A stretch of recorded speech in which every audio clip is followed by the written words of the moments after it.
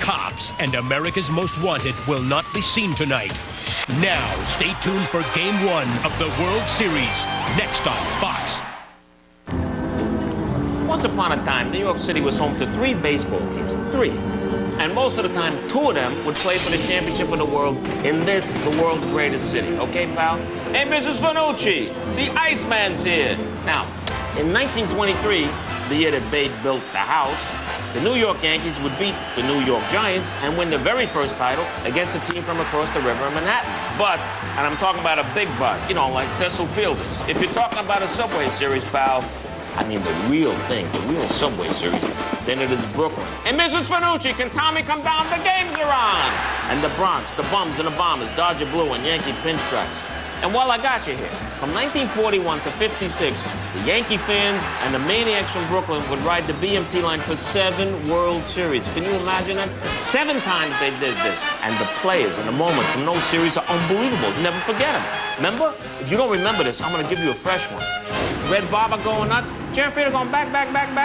He makes a one-handed catch against the bullpen. Whoa, doctor. Joe D kicking the dirt. Jackie stealing home. I knew that I was in there. Yogi was a little upset about it. A little upset. I think he was out. I knew he was out. To this day, he goes nuts. The Yankees beat him every time, except 55. But, you know, we had a headache or something. The Bums of Brooklyn finally became Lords. Yeah, the Lords of Flatbush. Get it? Hey, Mom, I'm just talking to some people here. You take it out. The players, man. Pee-wee and the Scooter. Mickey and the Duke. Whitey and Nuke. And the last series in 56, Don Larson, baby. Perfect. Forget about it. I thought it was boring because, you know, like nothing happened. But now, 44 long years later, the World Series will once again be a Subway Series. But these days, it ain't those guys that I talked about. You got new heroes. You got Mike and Derek. Bernie and Fonzie, Bobby and Joe. As the amazing Mets and the legendary Yankees, they're gonna fight for the right to call New York their own. Who you picking? Forget about it. I don't even wanna know. West side, east side, uptown, downtown. Hey, taxi! I gotta get to the game. Jersey to upstate. Well, Jersey don't really count. From Queens to the Bronx. It's time to choose your sides, and you better choose wisely, pal. Otherwise, I'll give you a fresh one. Because let's face it, it is either New York or it's New York. It's unbelievable. Either way, we win. And Mrs. Fanucci, can Tommy come down and beat somebody up? Hey, who wants to travel down the track to time? So we're coming into the stop. Mets and the Yankees playing for the pride of New York and for the championship of the world, ma. Forget about it. Hey, what do I got to eat? How about that? It's the E-Trade World Series pregame show, brought to you by E-Trade. It's your money. We are here met at baseball's Armageddon. The separate routes the teams have taken reflect the differences of the moment of the elite Yankees and the blue-collar Mets. They also reflect the differences of history, the behemoths of many ages, from the house that Ruth built, versus the offspring of perpetual underdogs who played in green cathedrals long gone called the Polo Grounds at Ebbets Field. 2 teams, 1 World Series, all in one place. So rare is this that even before 1953, when 5 cities were home to a total of 11 teams, this has only happened twice outside of New York. But here this is the 15th Subway Series, the first since 1956, and thus history is renewed. You have never seen anything like it. Keep your hands inside the roller coaster and revel in the ride. From Yankee Stadium in New York, it is Game 1 of the 2000 World Series and the E-Trade pregame show. Joe Buck, Tim McCarver, and Bob Brenly standing by for the play-by-play, and alongside Steve Lyons, I'm Keith Olbermann. There are 56,000 14-year-olds here tonight. Every Yankee fan, every Met fan grew up or has been growing up with the dream that someday his heroes would bludgeon those bums from the other league. Mix in the fear that those heroes could themselves get bludgeoned and the fact that the crowd for each game will be a cheek-by-jowl mix of the warring tribes. And even if you hate New York, you can't miss this. And as if we needed more, Steve Lyons, we may have the most even matchup in a series in 4 or 5 years at least. I think that's what is going to make this a great World Series, the fact that there's no clear-cut winner. And if you make predictions in this town, it's very difficult. But when both teams are in the World Series, you take your life in your own hands. I do expect the Mets to come out on top of this one. I think it'll go 6 or 7 games. And the reason is because I think the Mets starting pitching and their bullpen is better than the Yankees right now. And it seems to be a team of destiny for the Mets. There's a feeling that there should be a change of the guard in baseball. And right now, the Mets are playing the best baseball than they've played all year. Now, we've been here all week, and the excitement has been building and building. And in about 20 minutes from now, it's ready to blow up. they say, and no place that I'd rather be. Where else can you do 500,000 things all at 2:45? This week on the floor of the New York Stock Exchange, it's not about Bears and Bulls. It's about Yankees and Mets. If the Yankees win, what's the market going to do? Rally. Well, take them. One whip both trades at 5.21, 20 bit over to 22, so. And the Mets? Big rally. Yeah. We don't know. We haven't seen it in 14 years. We don't know what the Mets are. Oh, look at him. He's a hater. He's a Met hater. So, where can I get one of those hats? You just sitting here like this, everybody that walks by, you just say, Mets in 5. Mets in 5. Mets in 5. I got a gun. Mets in 5. You want the pulse of the city? You talk to the Con Ed guys. What do you got? Figures I'd come out and hang out with you guys, standing around as usual, getting paid a ton of money, not doing anything. Who's going to win this series? Is it Mets? Yankees. I don't care what these guys think. I think I just look good in this uni, don't I?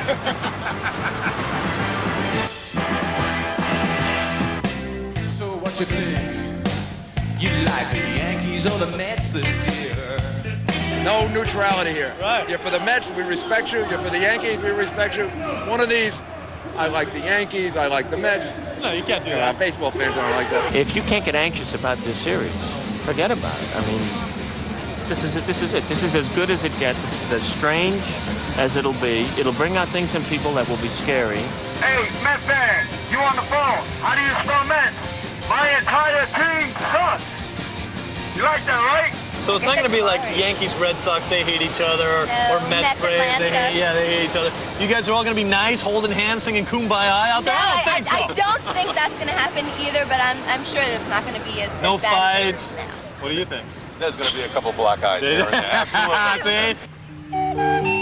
7 million stories in the naked city, and sooner or later, I hear them all. How you doing, man? Good, man. What's up with yourself? That's cool. You know, it's a little wacky in town, you know, with that, what is it, what do they call it? Subway series, Subway, man. yeah, How can you baseball. forget this? You're a New Yorker or what? No, man, I'm from Pakistan. No wonder. Whose name's on your back? Fianza, Of course. So well, pretty girl for a pretty boy. Now, is that a brand new Met hat? No, You've had that for a while. since the World Series in '86. That's an 86 Met hat? World Series hat. Look at that. See? That's all right. Whoa, sorry. Oh, no. Oh, come on. Watch what you're doing, Sorry. please. Sorry about that. No big deal. I missed you. What? I missed you. Be quiet. What's the big deal? You know, the Yankees have won 12 straight World Series games. I don't anticipate that happening in this World Series. And if they lose some games, it goes back and forth. I just expect the intensity of the crowd, the people outside the game, to that get bigger and bigger as we go. I'm sorry. I'm so befuddled. That was you driving the cab last night. Yours. It got me lost. By the way, you can look at it this way if you hate New York. No matter what happens, every night you'll have a New York loser. The managers of both clubs are children of this area, if not the city itself. Joe Torre of the Yankees grew up in Brooklyn. Bobby Valentine in Stamford, Connecticut, Yankee country. He was a Yankee fan. And a little while ago, I got to commune with both of them. Joe, during the regular season, you said that the Mets-Yankees games were probably being made too much of. Are these being made too much of? No. In fact, when I made the statement and we went to these interview rooms, and Bobby could tell you that, this is the mid-season stuff. I said, you know, after this series, somebody should be getting a trophy. Well, now we're in that series where somebody gets a trophy. With everything that's going on, Bobby, is that one of the reasons that you've started Al Leiter tonight because of his World Series experience? And perhaps if there's anybody out here who can absorb some of this and say, I've been there already, he's the guy? Well, maybe not here, but I think the last 5 days of absorbing it in our city, I think that, one, he could appreciate it and enjoy it, and two, I think he could handle it. Dream come true for you, Joe? Being here right now against the Mets? No question. I mean, anytime you get to go to a World Series, it's a dream come true, and it never gets old, Keith. Bobby, especially because it's the Yankees? A big dream. For me, it's a big dream. With the Yankees, makes it a special dream. Last question. Joe, could you have ever foreseen that these would be the outcomes when you made a roster decision in March of 1979 with the New York Mets involving changing infielders? Oh, boy. I had two things, two people I had to release that were very tough. Bobby Valentine and Ed Kranepool. But no, I never dreamed that, 20 years later we'd be sitting here and in this wonderful setting. The beauty of baseball, Bobby, the man who released you, and you're facing him in the World Series as a manager. He holds a grudge, too. I couldn't be happier or more honored. As we are, gentlemen. Thank you. Thank you, Keith. Joe Torre cut Bobby Valentine. These managers are vital as any player in the series, Steve, as evidenced by the lineup changes and the choices. They are adjusters, or as we natives of New York would call them, nudges. And you talked about all the 14-year-olds in the stands. Count those two guys in, too. And I've learned over the years never to question Joe Torre's roster moves. From Shane Spencer a few years ago to Jose Vizcaino tonight. Vizcaino in the lineup, Soho out of it. And as you pointed out, Soho may be one of the best players on this Yankee team since they acquired him. As far as the Mets are concerned, it's Leiter instead of Hampton. It was Hampton's normal day to start, but he was the only guy who threw 2 games in the division or the league championship series. So why not give him an extra day rest? Let Leiter start, the one guy who has the postseason experience, to give this team a little bit of relaxation. We'll see if it works. 2 men in uniform tonight have been to a Subway Series game before. Yankee coach Don Zimmer was the second baseman for the Dodgers when they finally beat the Yanks in '55. He also attended the first 2 games of the 1947 Dodgers-Yanks series as a 16-year-old. And using tickets given to him by his brother Frank, then the first baseman of the Braves, 16-year-old Joe Torre sat in the upper deck here on October 8th, 1956, when Don Larson threw his perfect game against Brooklyn. Well, I'm 16 years old. I remember going into the principal's office and getting permission to leave St. Francis Prep. I have tickets. Can I go? I was sitting in the 3rd deck between third base and left field. And I remember rooting for the Dodgers because I was a National League fan. And I think I became a Yankees fan about the 5th or 6th inning when I saw what was happening. It was exciting.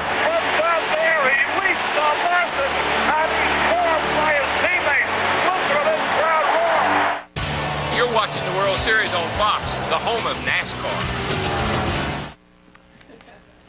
They're the Southland's one and only duty dudes. No job too big or too small for them. I'm Jeff Michael. See how they're literally cleaning up tonight on Fox 11 News at 10. In a test to determine how well luxury sedans protect drivers, the Insurance Institute for Highway Safety recently named the BMW 328i the best pick in its class. But BMW believes that in a contest to protect lives, there should be no winners. And certainly no losers. Because at BMW, we're as interested in saving lives as we are in selling cars. I send pigeons, you know, to communicate with friends, and family, co-workers. Some people think I do this for a hobby or for fun. Nope. I do this because my wife spends all day on the internet and we can't use our phone. Use the phone and the web at the same time. Another reason to get DSL. All now for a free modem and free self-installation kit.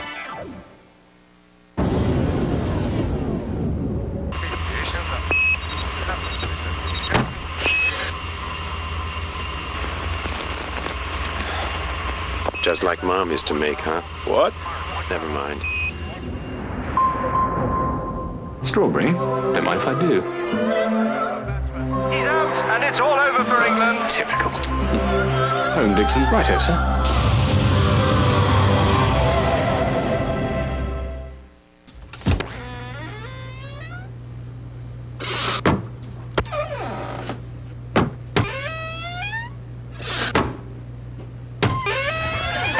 Need new cabinets? Get some at the IKEA Heart of the Home event.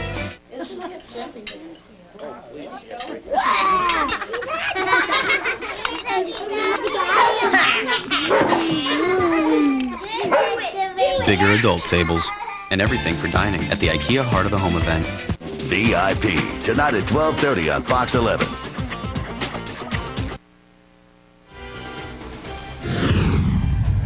Welcome back to the E-Trade World Series pregame show.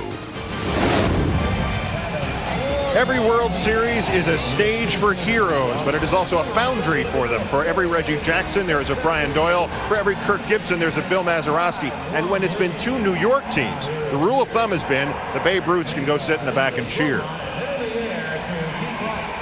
They are not all Mickey Mantle and Duke Snider or Lou Gehrig and King Carl Hubble. In fact, most of them have been more like Bubba Trammell and Chris Turner. Consider possibly the greatest game in World Series history, October 3rd, 1947. Though he has walked 10 men, Yankee starter Bill Bevins is no-hitting the Dodgers with 2 out in the ninth.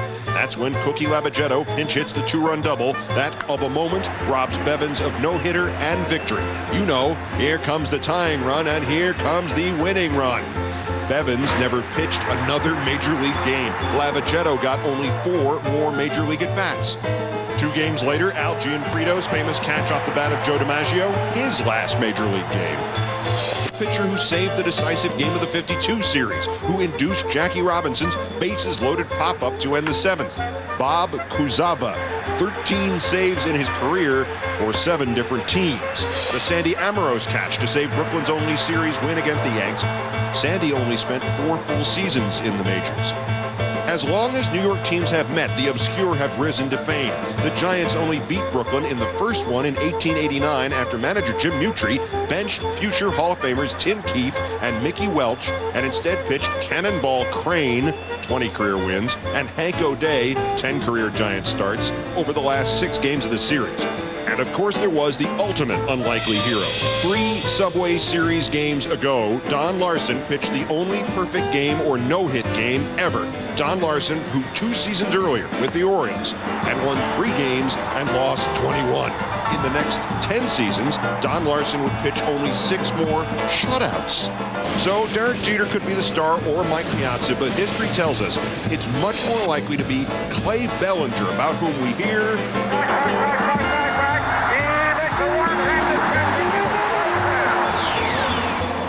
Steve, back to tonight's starting pitchers. Al Leiter told us on Monday he thought he would be starting this game. Is he a good choice? I think he's a great choice. Both of the left-handers are a great choice against this Yankee lineup because at times they've had trouble scoring runs.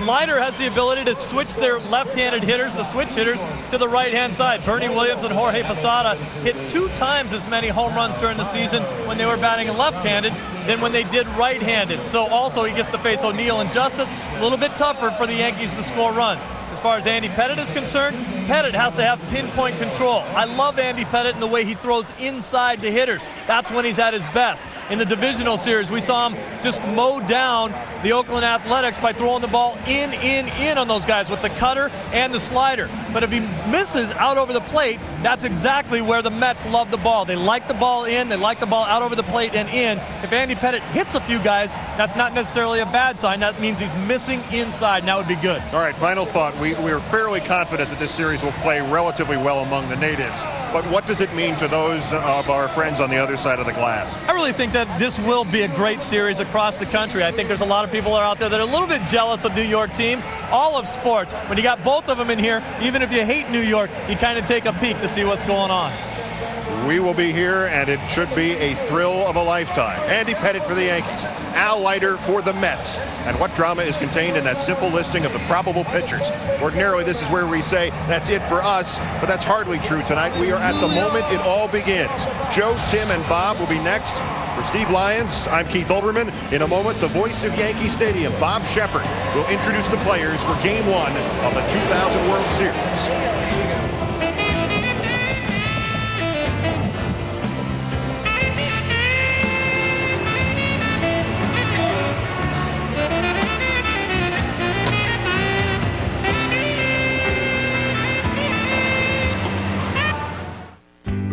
At Gene Enterprises, we've harnessed the power of the human gene so you can say goodbye to your allergies forever with new Nozula. Nozula may cause the following symptoms: itchy rashes, full body hair loss, projectile vomiting, gigantic eyeball, the condition known as hot dog fingers, children born with the head of a golden retriever, seeing the dead, bone liquefaction, possession by the Prince of Darkness, tail growth, elderly pregnancy, back pain. E-Trade. It's your money. This is an ordinary cell phone. This is Nextel, and it's going to change the way you do business thanks to Direct Connect, its digital two-way radio feature. Frank? Not yet. It ensures instant contact. Bridget? Got it. Cost a fraction of cellular. It just passed. And it makes other cell phones... Ready now. Obsolete. Direct Connect from Nextel. How business gets done. Buy a Nextel Internet-ready phone starting at $99.99 and get an identical phone free. In our family, men lose their hair early. Thank you. By the time we hit 30, we don't have to invest much in combs. So I started using Rogaine when I was like 28 at the first sign of fallout. Before I looked like I needed it, because I knew I would. So here I am. I've been using Rogaine for about 2 years now, right at the source of the problem, and I don't see any difference. And that's the idea. You keep the hair you have. Look, I love my dad. I'm just not in a rush to look like him. Simple, safe, smart. Rogaine. It's stronger than heredity. Tired of constant demands for new technology? Luckily, CDW, your direct solutions provider, can custom configure solutions from 50,000 top-name products. Like the HP Color LaserJet 4500. With the exceptional color quality and reliability of Hewlett-Packard Solutions, CDW makes technology easy, so you're free to enjoy the rest of your day. HP and CDW, the smart call for business. Terry, great interview with Orlando Pace. By the way, I said we'd babysit his daughter right after the show. Great! I love kids. Nice going, Bradshaw. Uh-oh. Pucker up. Ooh. Terry, you are so dead. It's a Fox NFL Sunday doubleheader tomorrow at noon Eastern, 9 Pacific. And now, ladies and gentlemen, to introduce the players and the starting lineups for Game 1 of the 2000 World Series, it is my great honor to give you, in his 50th year as the voice of Yankee Stadium, Mr. Bob Shepard. Attention, please. Ladies and gentlemen. Yankees win. Yankees win. Now the stage is set for the Subway Series between the Yankees and Mets.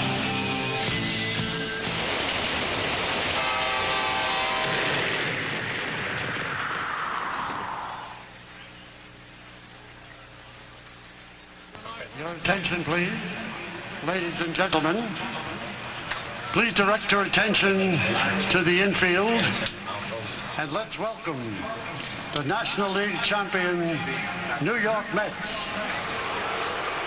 First, the trainers, coaches, and reserves.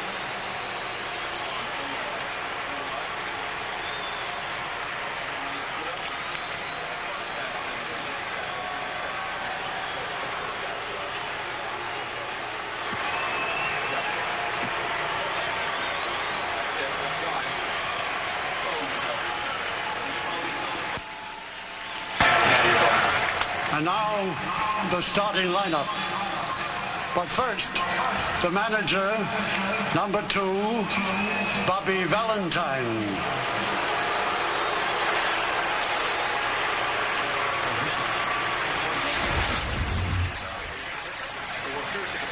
Leading off, number 6, right fielder, Timo Perez.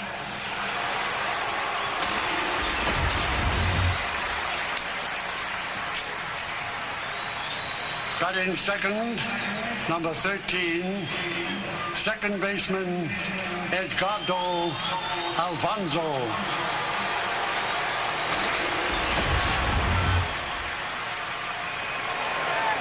Batting third, number 31, designated hitter, Mike Piazza.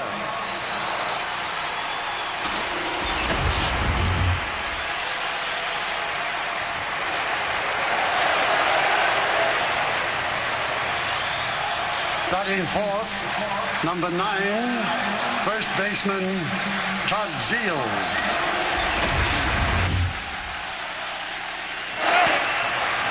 Batting fifth, number 4, third baseman, Robin Ventura.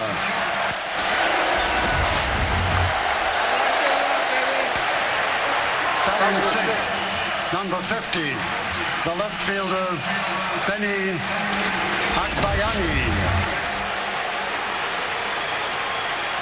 Batting seventh, number 44, the center fielder, Jay Payton.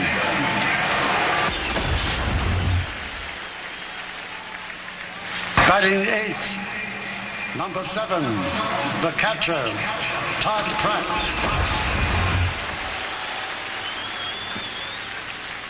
Batting ninth, number 17, the shortstop, Mike Bordick.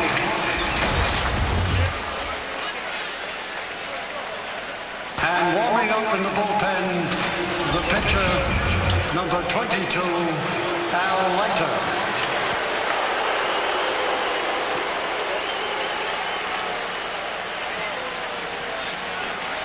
And now, ladies and gentlemen, your 2000 American League.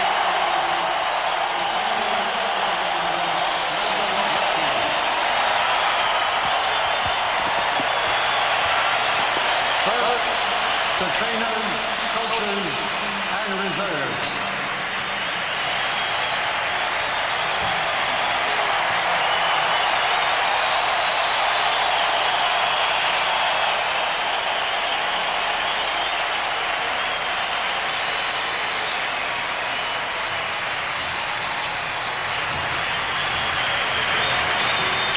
And now the starting lineup.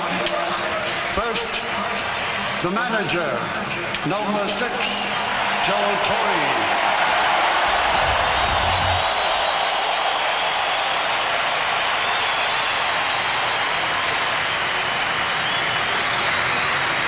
Leading off, number 11, the designated hitter, Chuck Notlock.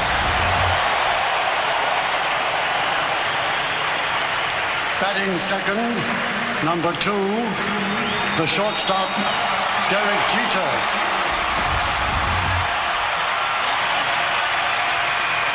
Batting third, number 28, the left fielder, David Justice.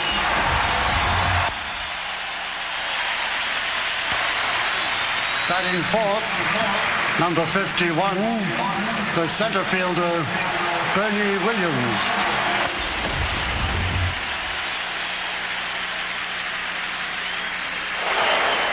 Batting fifth, number 24, the first baseman, Tino Martinez.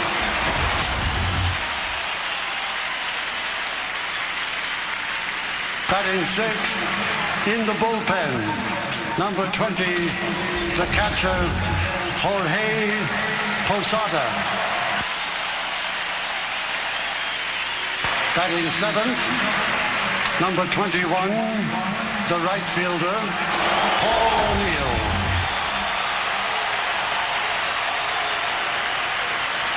Batting eighth, number 18, the third baseman, Scott Brocious. Batting ninth, number 13, the second baseman, Jose Vizcaino. And warming up in the bullpen, the pitcher, number 46, Andy Pettitte.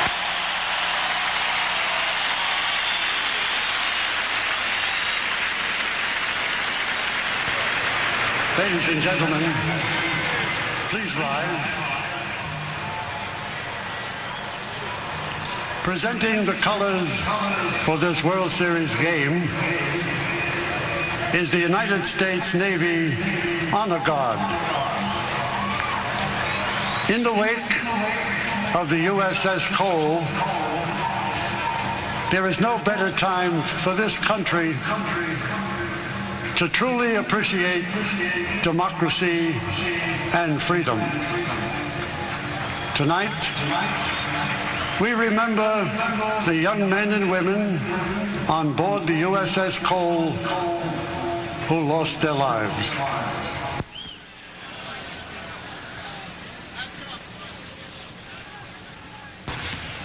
Ladies and gentlemen, at the conclusion of our anthem, Challenger, USA's living symbol of freedom, a non-releasable bald eagle cared for by the American Legal Foundation, will soar to the pitcher's mound from center field. And now please direct your attention to the microphone behind home plate. And let's welcome New York's own Billy Joel as he sings our national anthem.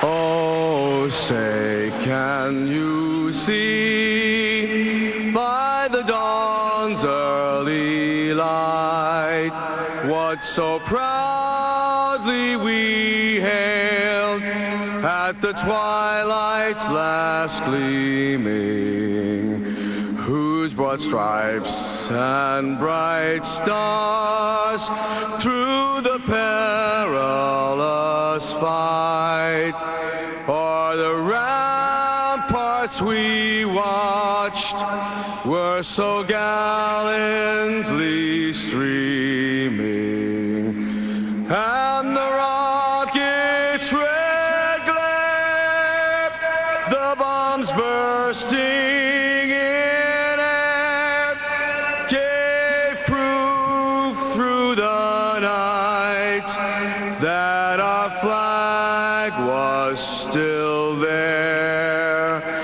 Oh, say does that star-spangled banner yet wave o'er the land of the free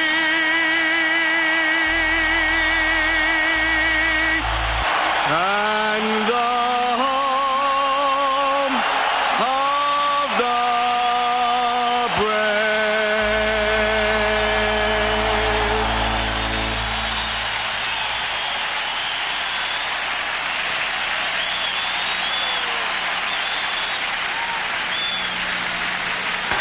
Ladies and gentlemen, for tonight's ceremonial first pitch, we recreate one of baseball's greatest moments, the perfect game from Game 5 of the 1956 World Series 44 years ago. Please direct your attention now to the pitcher's mound, and let's welcome Yogi Berra and Don Larson.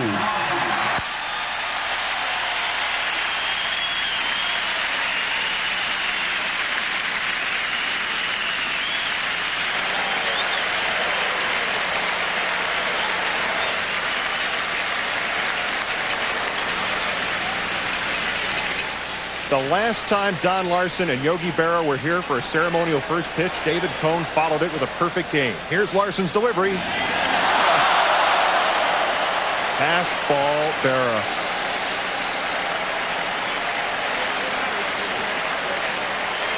With the first ceremonial pitch of the 2000 World Series, the festivities are about to begin. In a moment, Joe Buck, Tim McCarver, Bob Brenly in the 2000 World Series after these messages. Visual, and you have the lead on the right. I got the lead on the right. Sights on. Left 9 now. Coming home. You got the airspeed on me. Visual. Oh, there you are. Darn, I was hoping you wouldn't see me. Yeah, it's my turn to gun track. Let's do that one again. Okay? Just in case you didn't catch the number the first time. No matter what your business, if you need to move it, clean it, cater it, build it up, or tear it down, you can use labor-ready temporary labor. Just call 1-800-24-LABOR or order online at laborready.com and you'll get all the help you need. You can find good help these days. Labor Ready. Dependable temporary labor.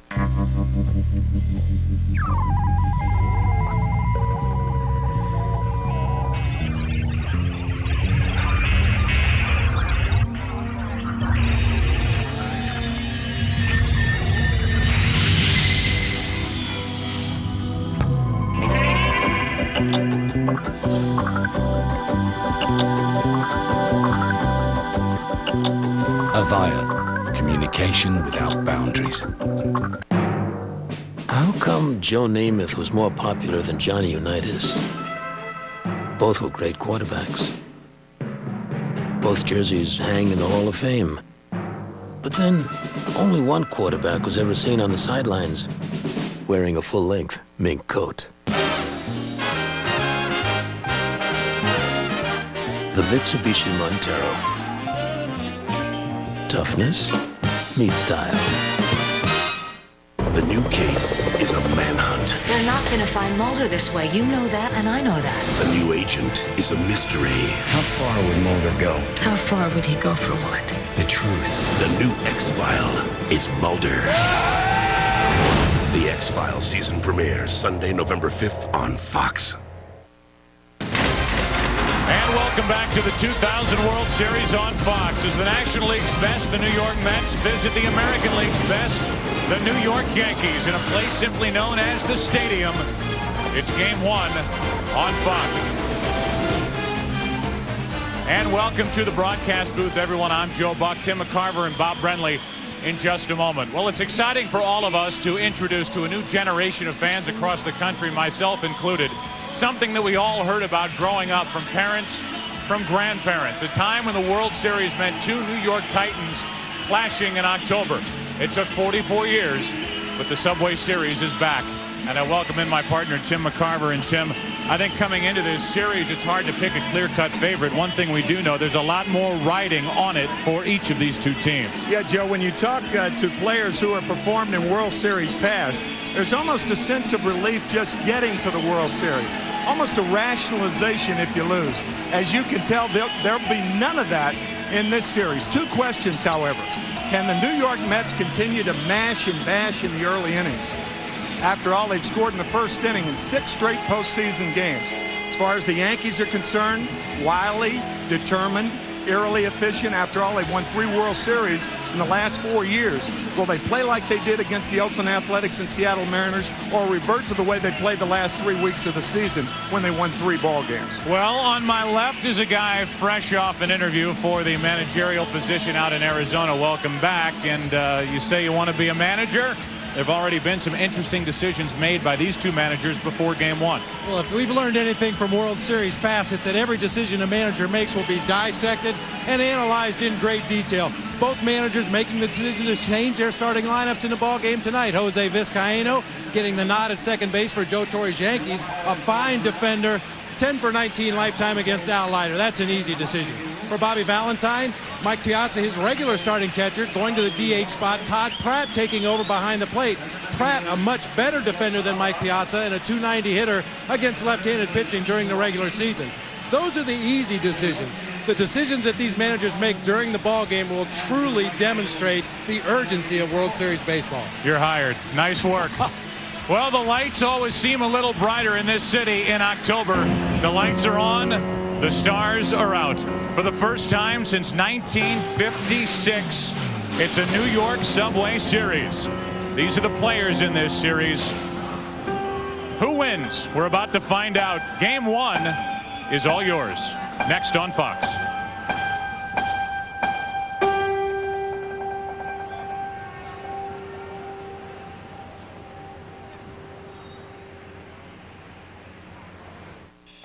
William, you're my only living relative.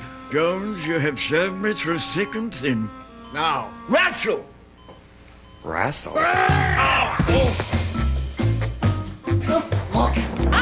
E-Trade's online sign-up makes it easy to open a brokerage account. Apply now and you could be investing in 5 minutes. It's easy. Apply online for a $75 bonus.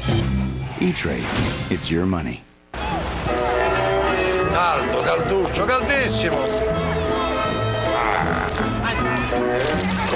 Aspetta,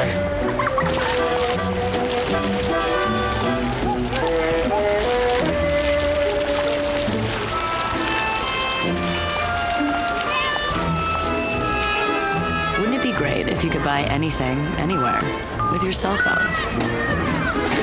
Wireless e-business, coming from IBM. CD, $15. Baseball tickets, Two, please. $60. Abstract painting, $3,000. Express checkout on the web, priceless. The MasterCard e-wallet. Online checkout is now 1 click away. There are some things money can't buy. For everything else, there's MasterCard. Get one at MasterCard.com. What is the value of victory? What makes success so sweet? At At American General, we help over 12 million people every day live the lives they've imagined. With retirement services, life insurance, consumer loans, and whether they have big dreams or little dreams, the real victory is seeing their dreams come true. American General Financial Group. Live the life you've imagined. The World Series on Fox is brought to you by American General Financial Group. Live the life you've imagined. By the remarkable power of Duracell Ultra. More power, more life.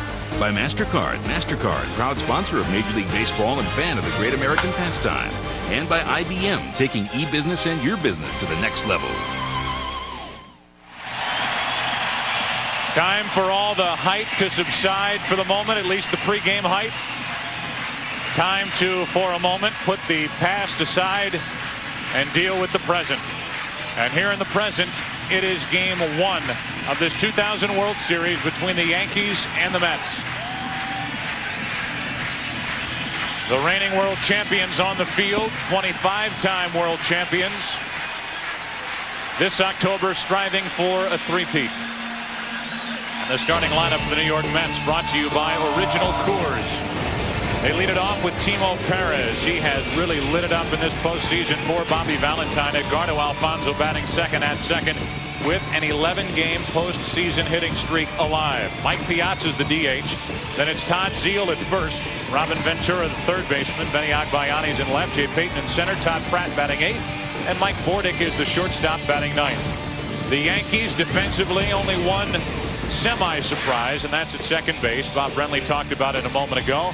Jose Vizcaíno, his first start in this postseason, and one of the main reasons why, if not the reason why, he is 10 out of 19 lifetime against Al Leiter, the pitcher for the Mets.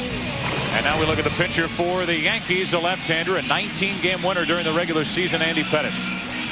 Interesting when you compare the two left-handers starting tonight, the zaniness, happy-go-lucky style of Al Leiter against the concentrated, determined look of Andy Pettitte. He'll be staring into your living room all night. He's 53-21 lifetime here at Yankee Stadium. And a scouting report, he's improved against left-handers. He'll run the two-seamer inside to the two left-handers starting in the Mets lineup tonight. Working faster from the windup and between pitches, a tip that he got from his father in midseason. His father said, "You've always been working fast. Speed it up a little bit." And he's no longer cutter crazy, not running that cutter inside to right-handed batters, but the two-seamer away to right-handers to lure the ground ball in double play situations. Joe Torre telling us before the game that he loves the way Andy Pettitte is starting to prepare for these postseason games. And he is trying to ascend to the top of this rotation. You know, they had David Wells here, who was a clear-cut #1 in the postseason. This year it's been Clemens, it's been Pettitte, it's Pettitte tonight. And while you talk about his good numbers lifetime here at Yankee Stadium, you should know that his numbers aren't good in World Series starts here at Yankee Stadium. He's 0-1 with an 18 ERA. The broadcast also available in Spanish by utilizing the SAP button on your television. A fitting announcement with Perez and Alfonzo, the first two hitters for the New York Mets. Timo Perez will lead it off. It took him a while to get here. He's only 23 years old, but he started with the Hiroshima Carp in Japan. He played in their baseball academy in the Dominican. Went to Port St. Lucie, where the Mets train in spring training. Hit .357 at AAA Norfolk. And then coming to the Mets, he had only 49 at-bats during the regular season before he was added to the postseason roster. He had a strong division series, taking over when Derek Bell went down with the high ankle sprain.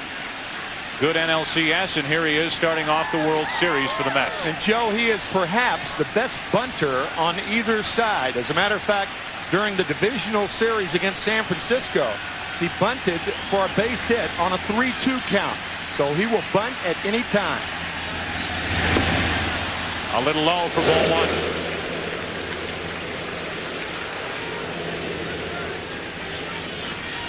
Perez, Alfonzo, and Piazza here in the first inning for the Mets.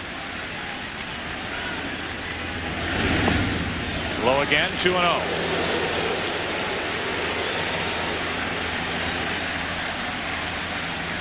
You know, Tim, you mentioned Perez's ability to bunt. It's important not only that the corner infielders charge if he shows bunt, but also the middle infielders. He's very adept at that slug bunt where he squares around as if to drop down a bunt down the lines, and then he'll slap the ball at the middle infielders and just try to outrun the throw to first base. He did that once against the Cardinals in the LCS. 3 in a row out of the strike zone from Andy Pettitte. Can he guide one for strike one?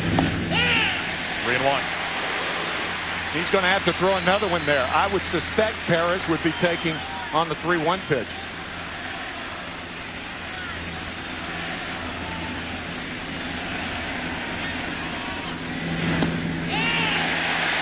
Full count.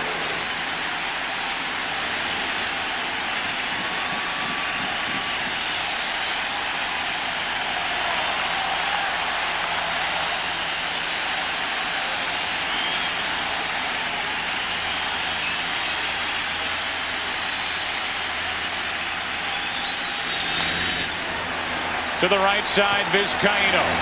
One away. Pettitte coming back from a 3-0 count to take care of Perez.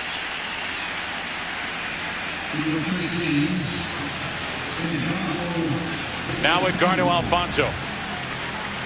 The numbers during the regular season: 25 home runs, 94 runs batted in. First time All-Star.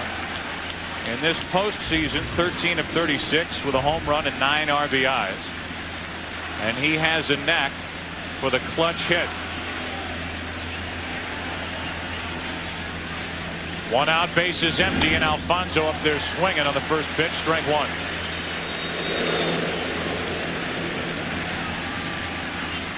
The DH, Mike Piazza, next. The Yankees have won 12 consecutive World Series games, dating back to 1996. Alfonzo trying to go the other way, fouls at strike two. It's interesting that Alfonzo will do that on balls above the waist. He has a tendency to hit the ball to right field. His pull pitch is the ball down in the strike zone. You can see the pitch right up there.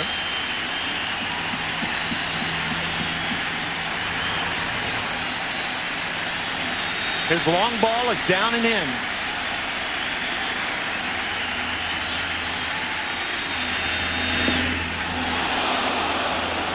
One and two.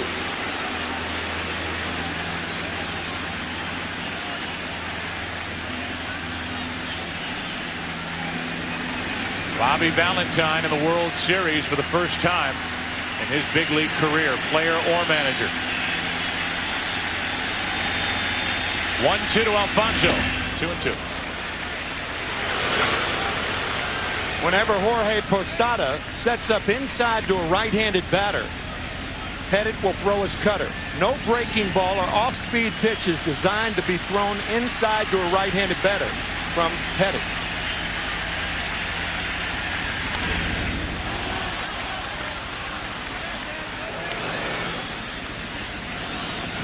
The count remains 2-2, and the 26-year-old second baseman from Venezuela.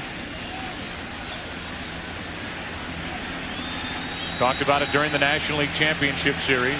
The Latin American influence in big league baseball these days, and lately so many good young Venezuelan players at the big league level. This guy one of the best as he fouls another back off to the right, and it stays 2-2. Some talk at the end of the season about whether Edgardo Alfonzo was the best player in New York on both sides of the ball. Hitting, defense, terrific defensive player, or is it Derek Jeter? That argument will go on and on and on, depending on whether you're a Yankee fan or a Met fan. Again, the 2-2 from Pettitte, and again a foul ball off the bat of Alfonzo. Toasts of the town from 1997 through this season. The numbers are comparable. RBIs, the advantage to Alfonzo. The runs to the advantage of Derek Jeter. And these two are front and center now, head to head in this World Series. Again, a 2-2 pitch. With 1 out, nobody on, first inning. Into right field, carrying O'Neill, 2 out.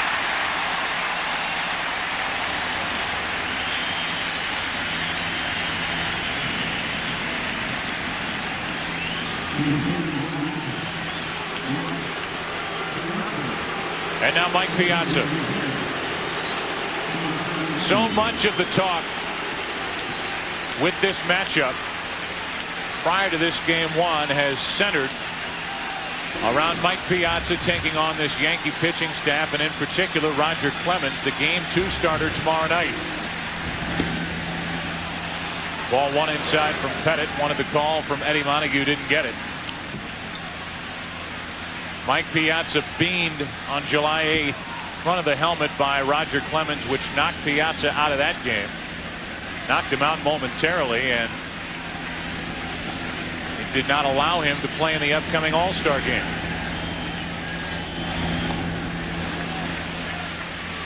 Two 2-0. You've heard of 57-foot curveballs.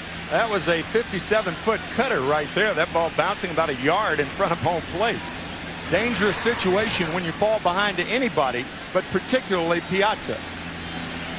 Sometimes what happens is a pitcher will grip the ball too tightly when he throws a pitch like that. 2 balls, no strikes, 2 out, nobody on here in the first half inning. 2-1. Saw those numbers for Piazza, his career numbers against the Yankees, that action in interleague play. One of the reasons that Clemens came up and in on him. Within those numbers, success against Roger Clemens specifically. 2 balls and a strike. 3-1 from Pettitte.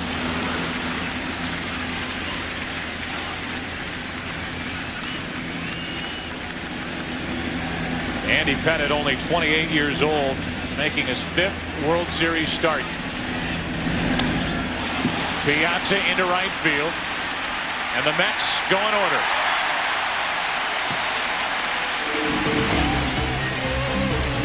One half inning complete. Game 1, 2000 World Series. Leiter to work, no score.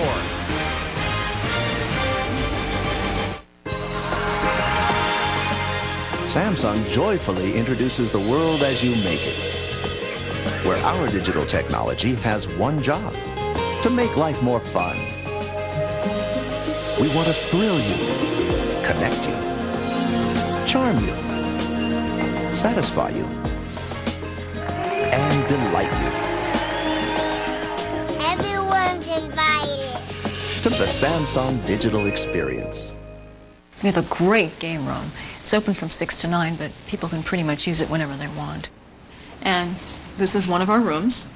As you can see, all of them have a nice view over to the courtyard. Is your father staying with you now? No. Oh, he's not. So this is home then, huh? I just want to make sure he's well looked after. I mean, this could be his last move.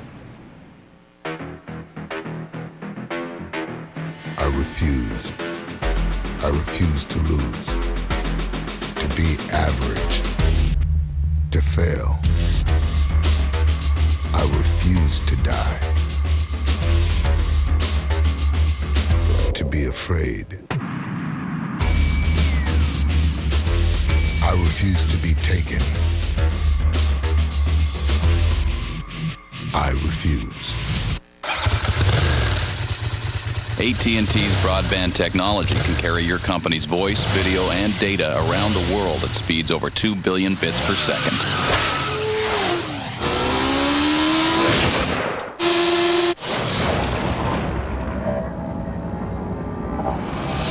Buckle up.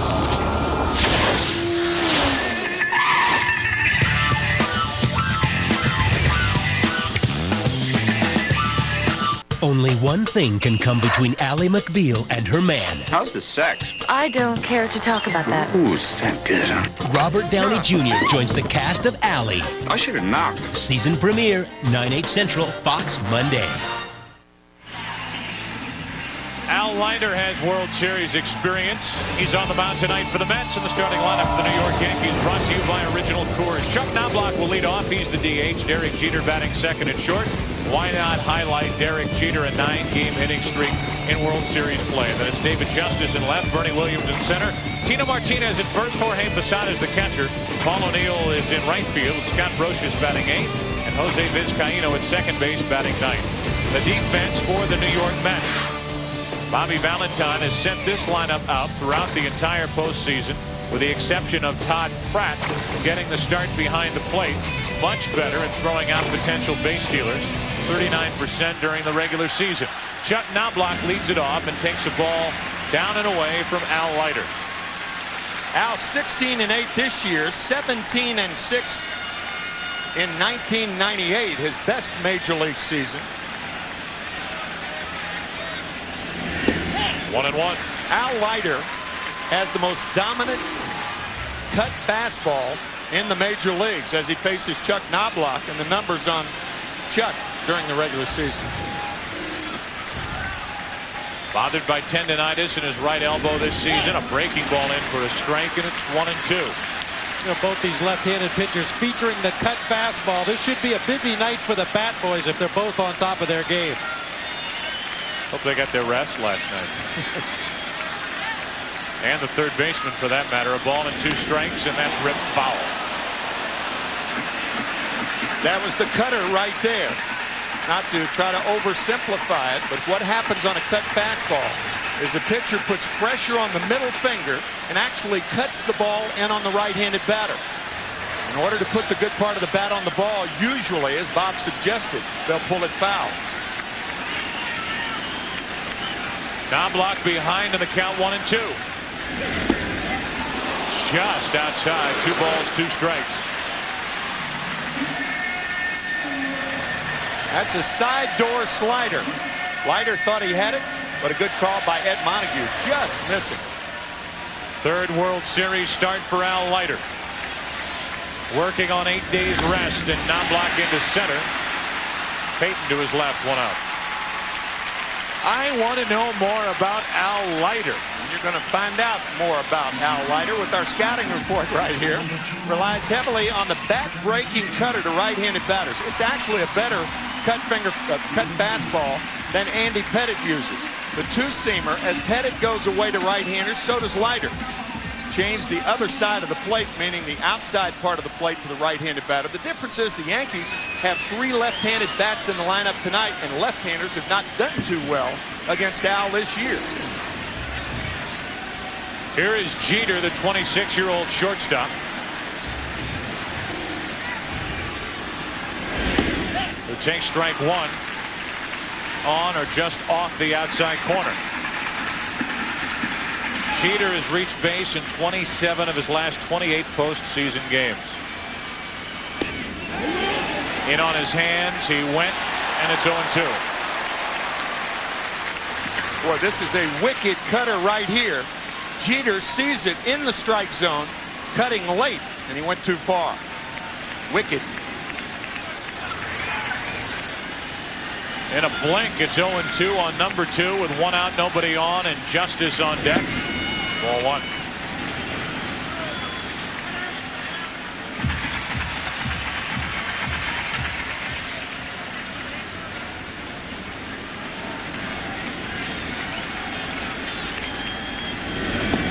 Two out.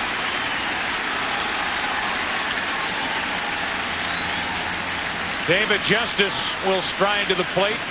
His trot around the bases. A big reason why the Yankees are in the World Series. To talk specifically, the Game 6 3-run home run to put the Yankees on top in that game for good.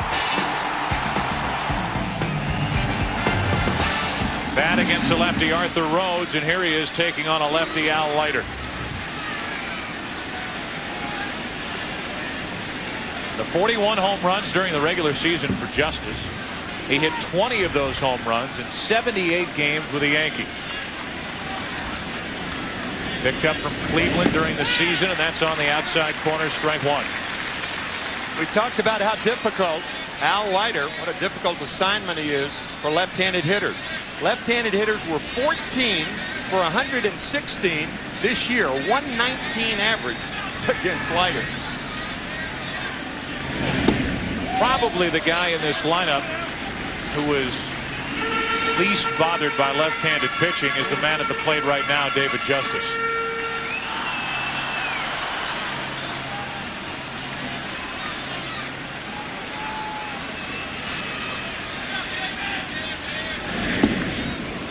2-1. Joe, I don't know, but after that 0-1 pitch, it was a close pitch.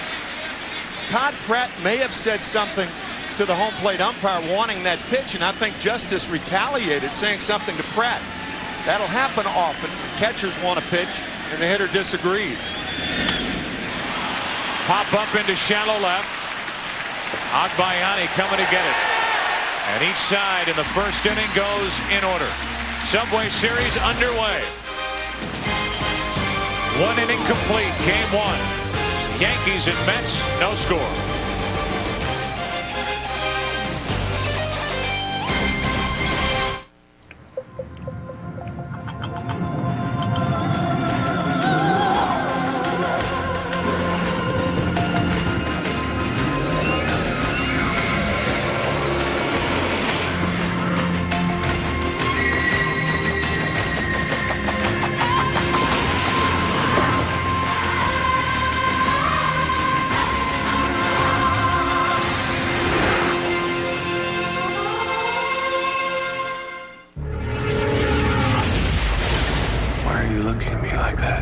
Because it seems you are the only survivor of this train wreck. And 2, you don't have a scratch on you. I've come to believe a rather unbelievable possibility. I hope you can keep an open mind. Are you ready for the truth? Unbreakable, rated PG-13. Coming this Thanksgiving. Tired of constant demands for new technology? Luckily, CDW, your direct solutions provider, can custom configure solutions from 50,000 top-name products. Like the HP Color LaserJet 4500. With the exceptional color quality and reliability of Hewlett-Packard Solutions, CDW makes technology easy, so you're free to enjoy the rest of your day. HP and CDW, the smart call for business.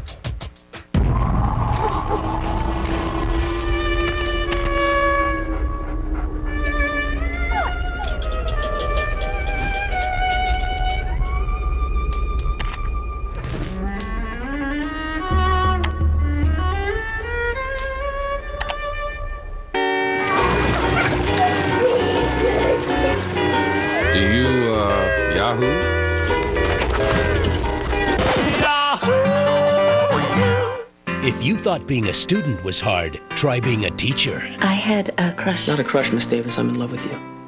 See why USA Today calls Boston Public the Monday show to watch. I feel so clueless as to how to do this job. Just follow the teacher's manual. I do. Hey, kidding. Boston Public premieres at 8/7 Central, Fox Monday. Andy Pettitte, a perfect first inning, and now here in the second, Zeal, Ventura, and Agbayani. Todd Zeal standing in. 34-year-old first baseman for the Mets.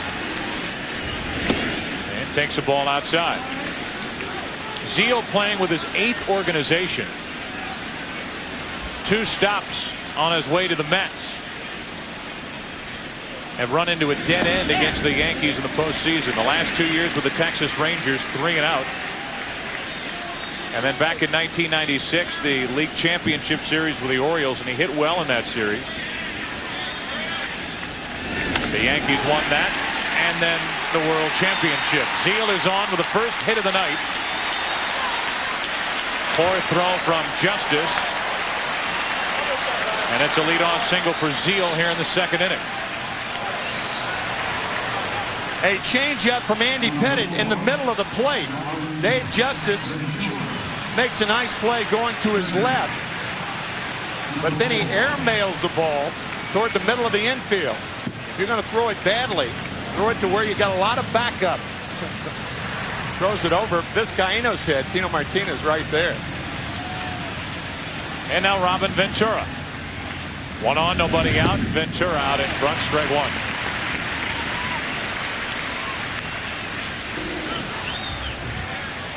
During the regular season, 24 home runs, one of which was against this left-hander Pettitte back in June. That's the only home run a left-handed batter hit against Andy all year.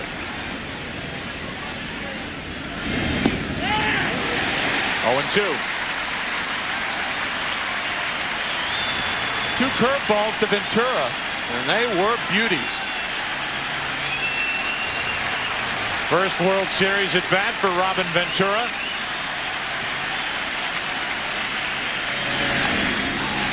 And he stays alive.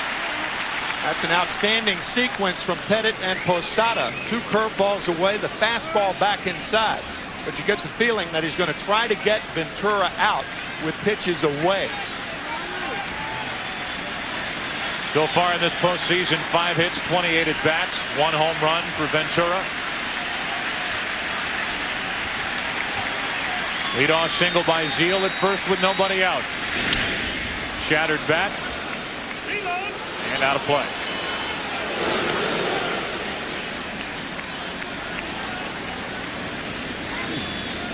Well, the Subway Series and here in New York, memories that will last a lifetime for these young fans. If you want to take the subway to these 2 ballparks, you can take the 4 to Yankee Stadium, or you can take the 7 train to Willets Point.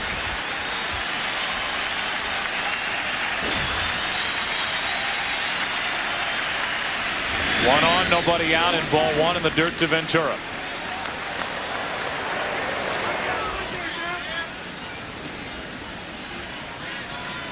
Very intricate map, would you say? Us Midwesterners look at this thing and just start to sweat. I'm going to end up where? With what? With who? Can also take the B and D lines to Yankee Stadium.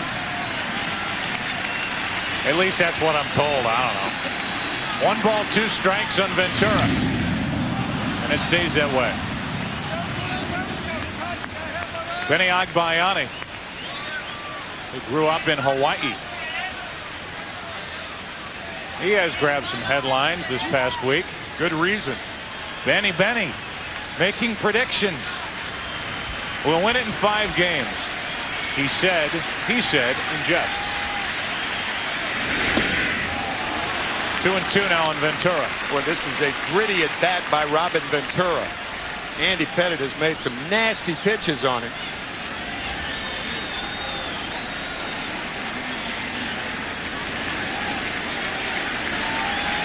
It's already cost Ventura 1 bat.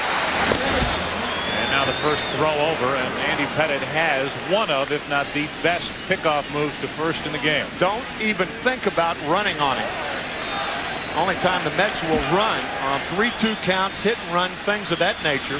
42 pickoffs. He has nailed runners, the most in the majors the last 5 years. Ventura strikes out, 1 away.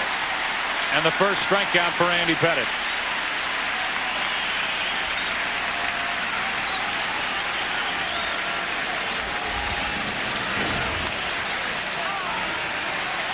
The Yankee dugout before batting practice today. On the wall, Benny Agbayani saying we'll win it in 5 on the cover of the New York Post. But that's not the only place it was picked up. You name it, every media outlet has been talking about it here in New York. 1 on, 1 out. And a strike on the inside corner.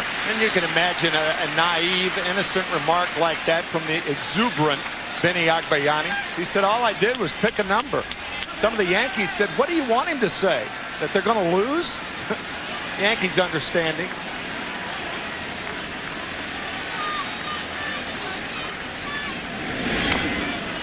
To the left side and foul.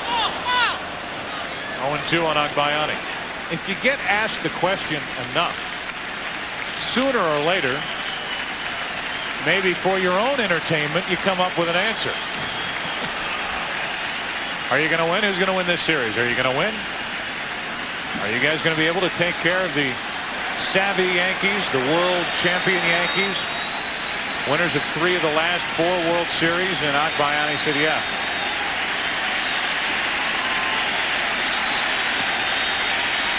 The 0-2.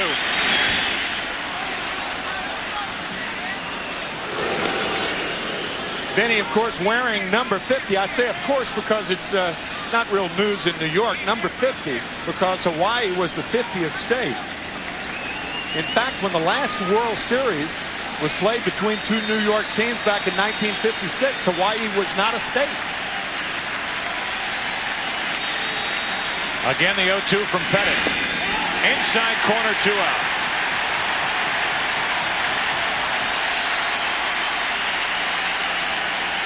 Andy Pettitte has made tough pitches on Robin Ventura and Benny Agbayanu, staying away from the middle of the plate. That last slider cutting the corner. Perfect. And now the 27-year-old rookie, Jay Payton. 2 right elbow operations, 1 left shoulder operation. He missed 1997 entirely, didn't play. He almost caught Zeal napping over at first.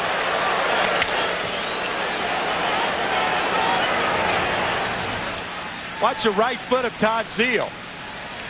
Fortunately for Todd, he used that foot on which to push off to get back to first base. Well, the franchise leader in the stolen base department is the first base coach for the Mets, Mookie Wilson.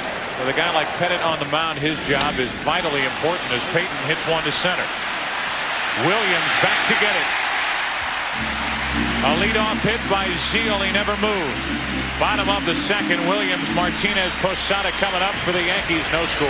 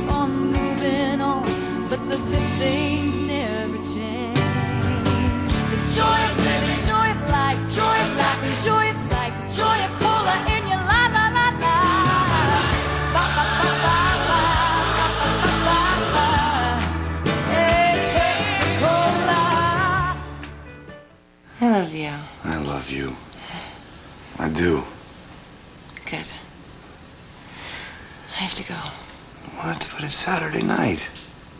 I promised the sitter I'd have her home before midnight. I'm sorry. God, I wish you could stay. Me too. I want you to stay. Look, let's get married.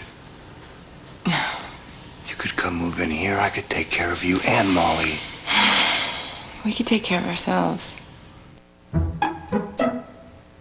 Looking for your home planet, Terry? Very funny, Howard. Actually, I'm tracking a satellite in geosynchronous orbit 22,000 miles above us. It's sending a digital signal to my cool little RCA Direct TV dish. Wow. But you don't have to know all that. Just the RCA experts at Radio Shack. Good. Now for a limited time, buy an RCA Direct TV system for $99.99 and get free Radio Shack standard installation when you sign up for Total Choice Programming. The RCA Digital Entertainment Center, only at Radio Shack. The World Series on Fox is brought to you by Subway. Take a Subway to the series. Subway, eat fresh. Up above here in the Bronx.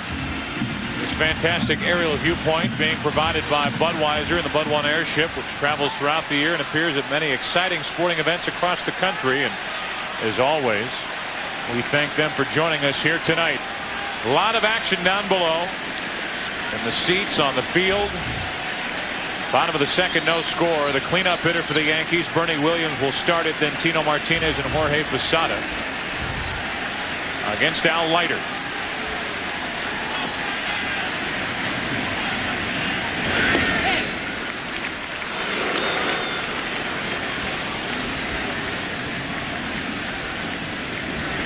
Williams 15 out of 43 in this postseason, has 12 postseason home runs.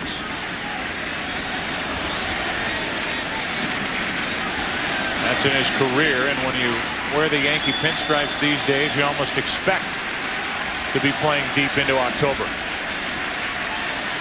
No balls, 1 strike. 1-1.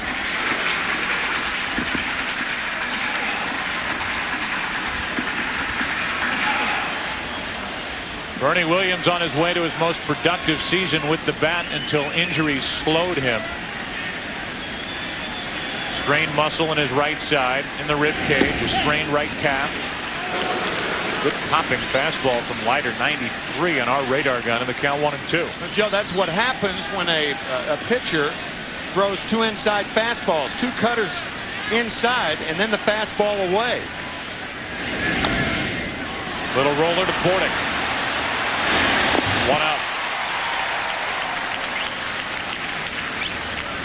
See, the cutting fastball inside makes you so conscious of that pitch that you're weaker on a ball that you would normally be strong on. Bernie usually handles that pitch very well, but he's so conscious of that pitch inside that he grounds feebly to Mike Pettitte. Both Leiter and Pettitte very, very sharp in the early going.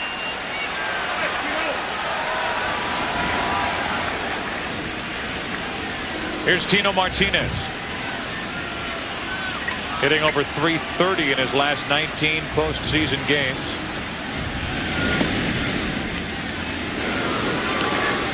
Ball 1 from Leiter. Least productive year in Yankee pinstripes for Tino Martinez this season. 16 home runs, 91 RBIs. 2-0.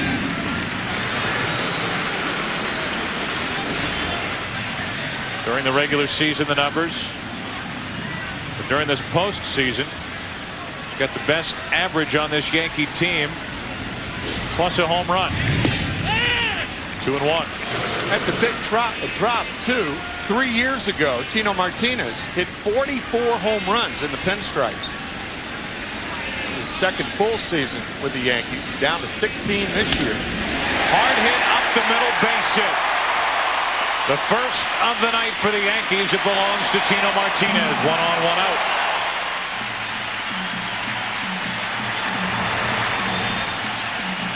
Fastball up around the letters and rifled by the diving Alfonso. So the Yankees get a man on.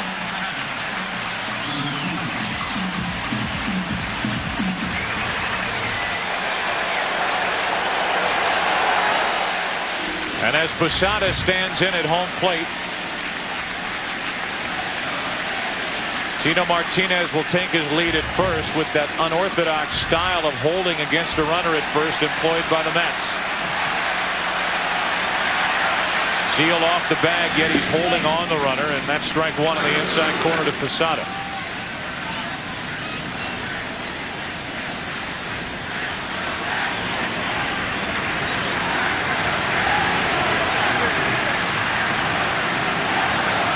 Posada 28 home runs during the regular season.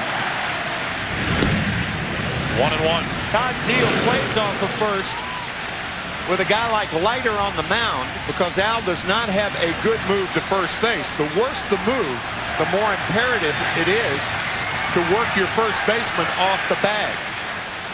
The jockeying back and forth, going back to the bag.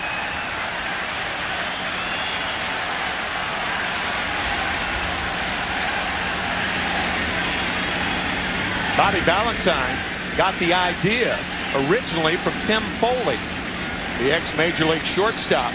He's the first one that mentioned it to Bobby. He liked it and has employed it in the Mets defense.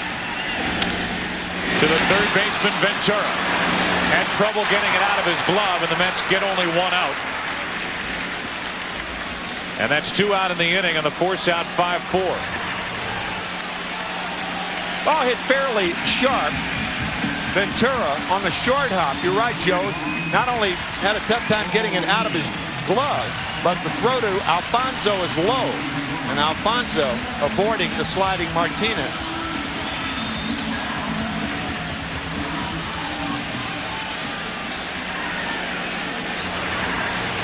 So a runner at first, 2 out for Paul O'Neill. O'Neill without a contract beyond this season with these Yankees.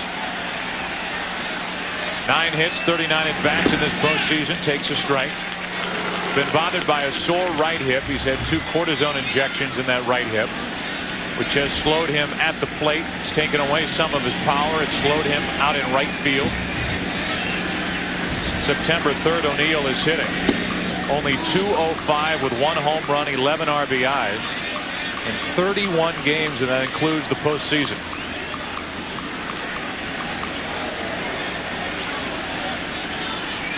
Paul is more apt to hit the ball to left field. The Mets are almost straight away, but you almost want to play him like a right-handed pull hitter in this situation. Leiter throwing hard, throwing away. O'Neill, who hit .346 against left-handers this year, goes to left field more against left-handed pitching than he does right-handers.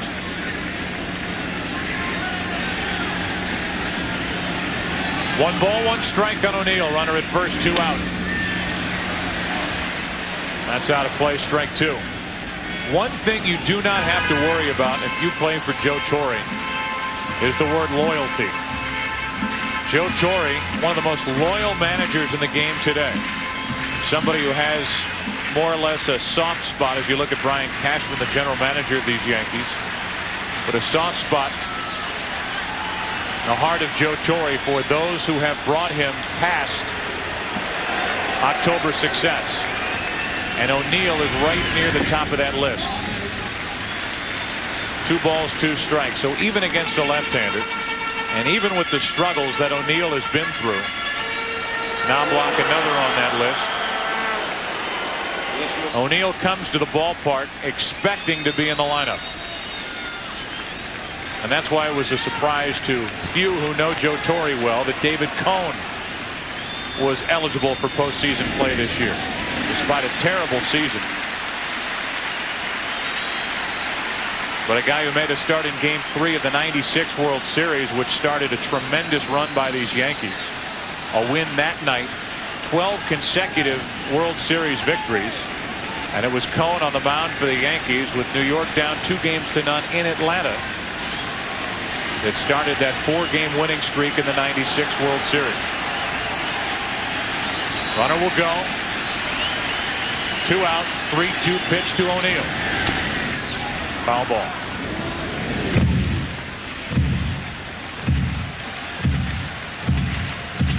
This is similar to late inning situations when you hear about the no doubles defense. With the runner at first running, if you're an outfielder, you want to play a step or 2 or 3 deeper than you normally would to try to prevent a double, allowing Posada to score.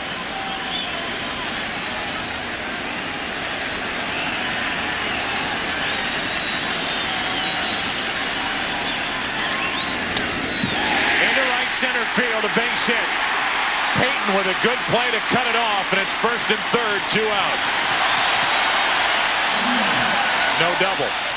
That's why you employ a deeper outfield defense with the runner on first running on a 3-2 count. Jay Peyton perhaps gets to this ball if he were in normal depth, but Paul O'Neill striking for the second hit in this inning. Sharp line drive up the middle.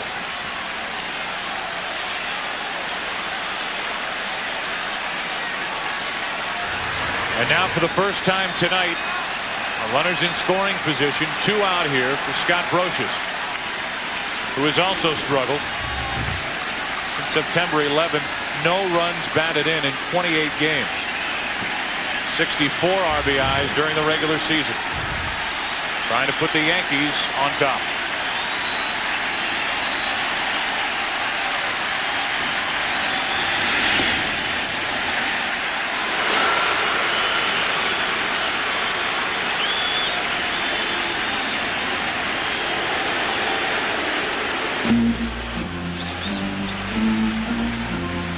Todd Pratt out to the mound to talk to Al Leiter.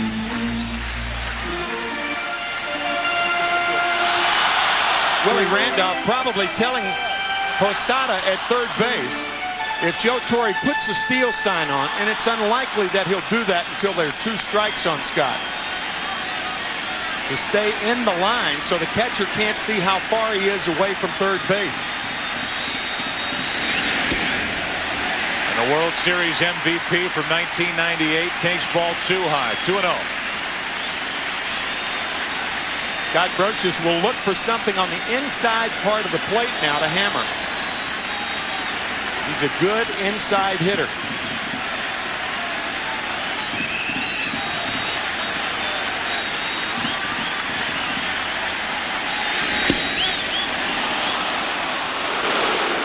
2-1.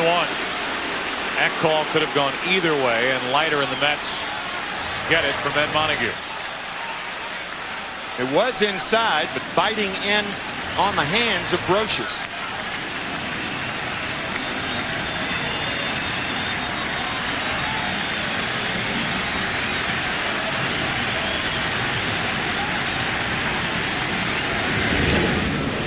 Two and two.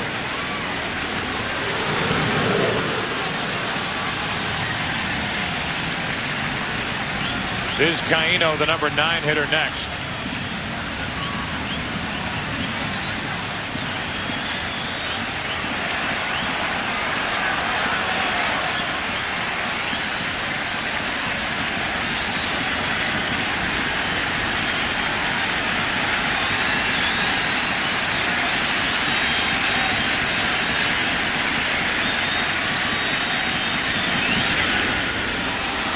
A squirter to first. Picked up by Zeal. The collision. He hangs on. The inning is over. Al Leiter pitches around 2 singles here in the second. After 2, Game 1 of the World Series, no score. Back after this from your local Fox station.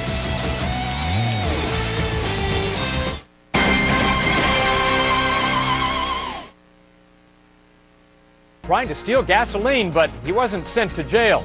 I'm Jeff Michael. Find out about one very humiliating punishment on Fox 11 News at 10.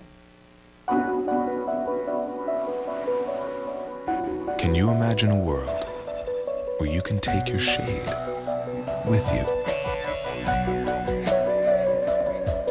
We can. An automatic rear sunshade. Just one of the many innovations you'll find within the sanctuary of the Infiniti i30. It's all the best thinking. Ready to fly? With more comfort. The best service. And of course, more space between seats.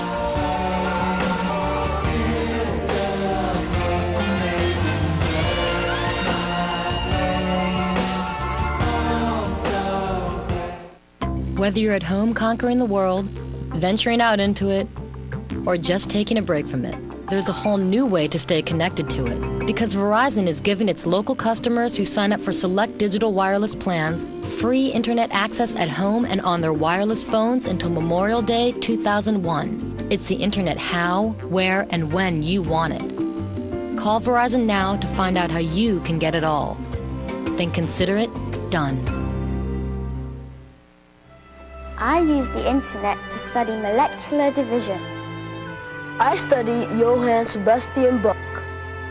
I study butterflies. As the first nationwide provider of high-speed internet access, COVAD is proud to help today's youth follow their dreams. I can't tell you what I was studying, but I am so grounded. Well, most of their dreams. COVAD, DSL is in our DNA. Jeff Michael, Susan Hirasuna. Weekends on Fox 11 News at 10. Wait a minute. This subway doesn't go to the Forum. Jack Nicholson from Neptune, New Jersey, just down the shore. John McEnroe, they're all out, man. This is a tough ticket. Went from Jack Nicholson to here's Johnny. Here's Todd. A strike over the outside corner to Todd Pratt.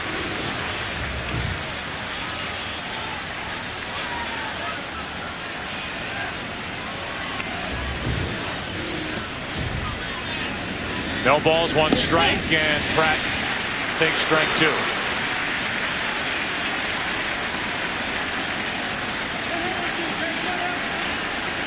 Andy Pettitte in the postseason. 6-2 on the road, 2-2 here at home with an ERA of 6.5. And as we mentioned, 0-1 in World Series action with an ERA of 18 as he grazed one off Pratt. Pratt's going to go down to first. The home plate umpire, Eddie Montague, never signaled that it hit him. But Pratt will trot down to first, and he's on to start the inning. This is the danger in carrying just 2 catchers. Mike Piazza the designated hitter on the night. If something happened to Pratt with the Mets carrying only 2 catchers, then they would have to have Piazza catch, and the pitcher would be inserted in Pratt's spot. Todd hit right below the left elbow. Andy Pettitte trying to come inside. He came inside. Pratt couldn't get out of the way. But the designated hitter being used in the American League. If you lose a catcher, then you're carrying only 2. And he's taken out of the ball game, then the pitcher hits in his spot. But Bobby Valentine has a couple of options in Todd Zeile, who came up as a catcher, Matt Franco, who has caught before, Joe McEwing has been an extra catcher with the Cardinals and now with the Mets. So there are options. Probably go to them in emergency situations, I would think. Might bunt here. A straight bunt. Swinging, and Bordick takes strike 1. Cookie Rojas through the signs over in that third base coaching box.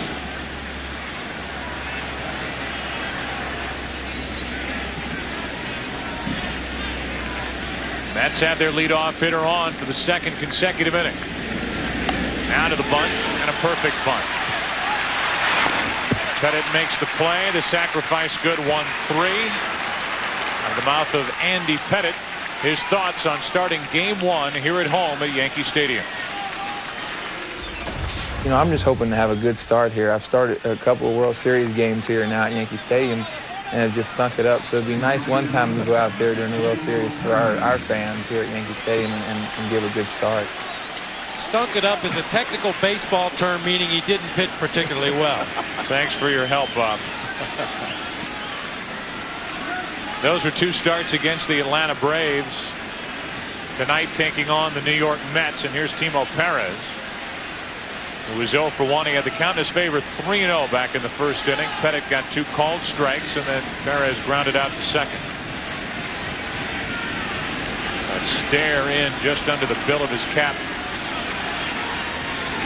And ball 1 up and in.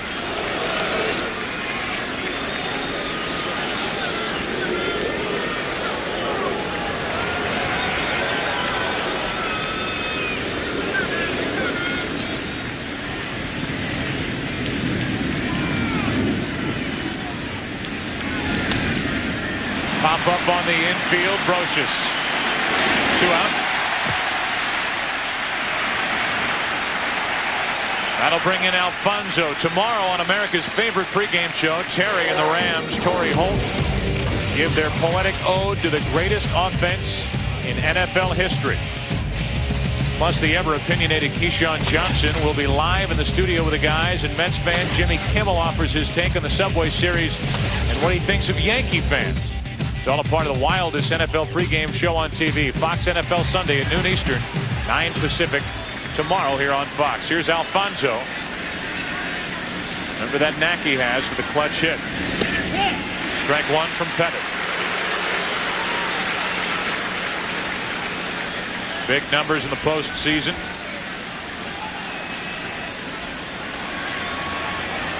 Brings with him an 11-game hitting streak. Postseason play dating back to last year's National League Championship Series.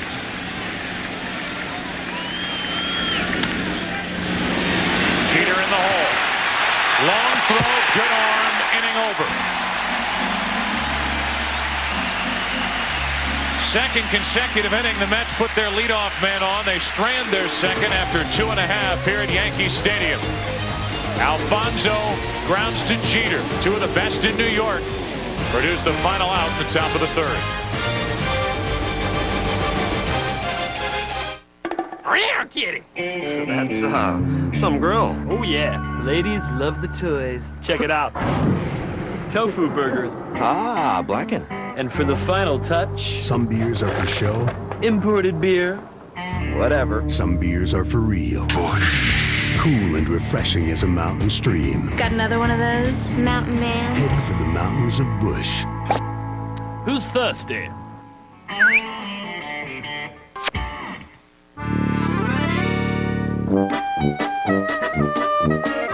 Cannonballs, $129 online.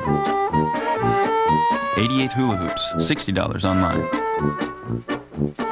Elephant shampoo, $42 online. Not having to pay for any weird charges that show up on your bill? Priceless.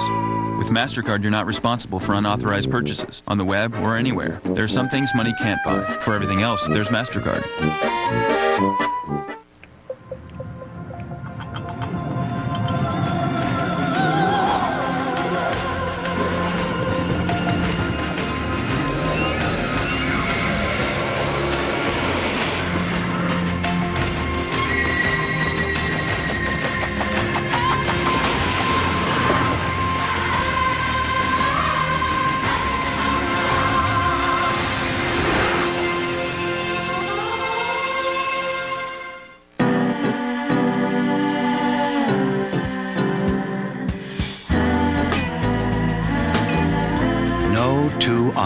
See the same world.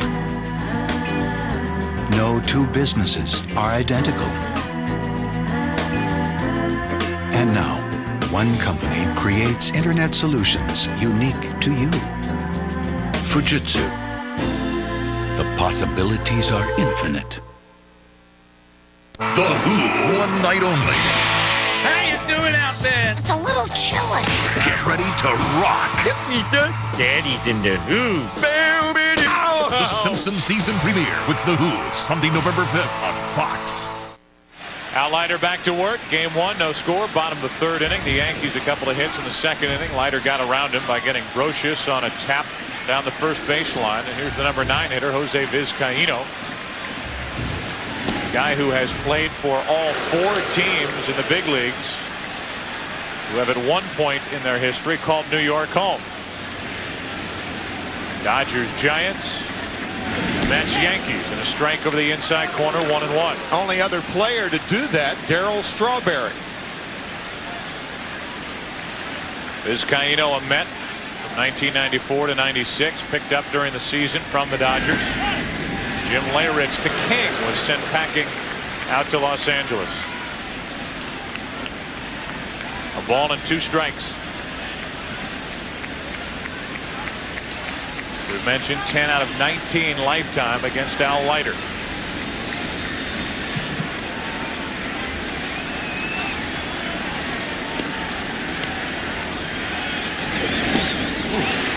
Nasty pitch with Tim grunting to my right. 1 out and the 2nd strikeout for Leiter. Bob and I were talking about it between innings, talking about how both pitchers tonight have that nasty cutter inside to the right-handed batters, and Bob bringing up a good point, saying Ed Montague is giving them that pitch too. Ed Montague's had a history of being a very good hitter's umpire, calling a small strike zone, forcing the pitcher to come down the heart of the plate before he'll call a strike, but giving both pitchers that inside corner in the game tonight. 1 out, non-block. Ball 1. Chuck Knobloch, who made only 24 starts at second base after the All-Star break. Throwing problems, both physical and mental. Bothered by tendonitis in his right elbow. He is scheduled, by the way, to play second base for these Yankees when Game 3 is played at Chase Stadium. He obviously can't use the DH. Joe Torre wants Knobloch in the lineup in the leadoff spot. So he will be in the field Game 3. 2 balls and a strike. You hear a lot of teams that have a rotation in pitchers. The Yankees have a rotation in second baseman. Vizcaíno tonight. Soho will play second base tomorrow night, and Knobloch on Tuesday.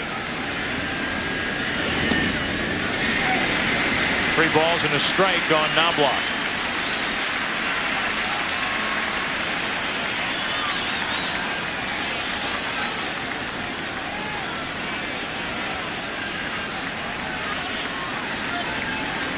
One out, base is empty, and a full count on Knobloch. That was a good shot of Derek Jeter. In my opinion, the Yankees' best chance of opening up against Al Leiter are with these two, the tandem of Knobloch and Jeter. You have the long ball threats, Bernie Williams, David Justice, O'Neill, Tino Martinez. A one-out walk. But this is a dangerous offensive tandem for the Yankees, Knobloch and Jeter.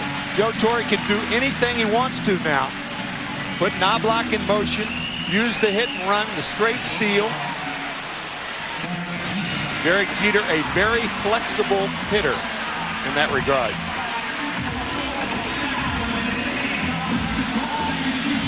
And now, as we touched on the subject last inning when Tino Martinez was the runner at first base, it is much more an issue now with Chuck Knobloch, the runner at first base, with the way the Mets hold against the base runner.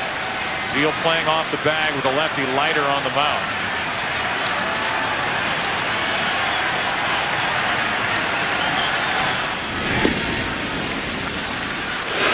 High delivery, a good fastball from Leiter, strike one. Joe Torre told us before the ball game that the Yankees were going to try to exploit the first base defense of the New York Mets. He didn't explain exactly how they're going to go about doing that, but the Yankees runners so far reacting much the same way that everybody does against this particular defense, going back to the bag as Zeal decoys them back. The one problem with that is a ground ball through the right side when the first baseman's going back. They've got him picked off. Caught stealing, 1-3-6. That play worked for the Mets against the Cardinals in Game 4, and it's worked against the Yankees right here. Notice how Zeal comes toward Leiter to make the play, and that clears that lane to where he can throw effectively to Bordick, and Knobloch an easy out at second.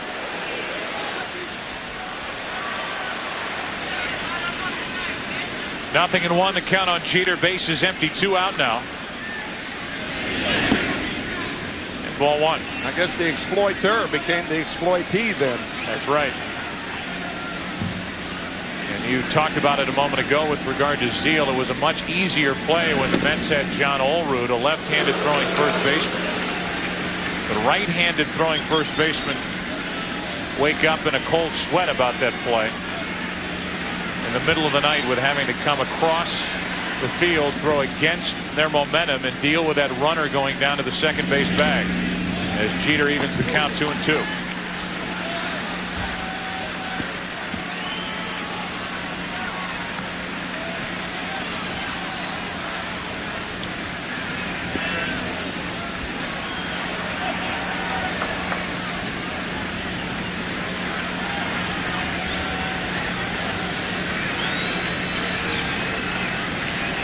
Two balls, 2 strikes, and Jeter hops out of there.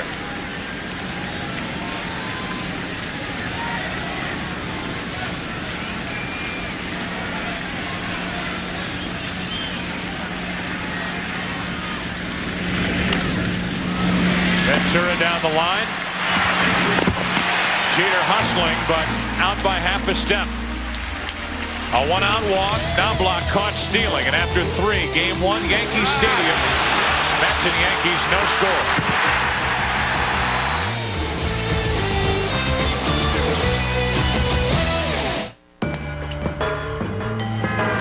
Online brokers have a game. It's called Who's Got the Cheapest Trade. So you spend time comparing prices instead of comparing resources. Judging how good the deal is rather than judging how good the information is. Investing isn't a game. You need to trade online with trusted advice and better information. Let's go. Sorry. Morgan Stanley, Dean Witter. Move your money. Get well connected.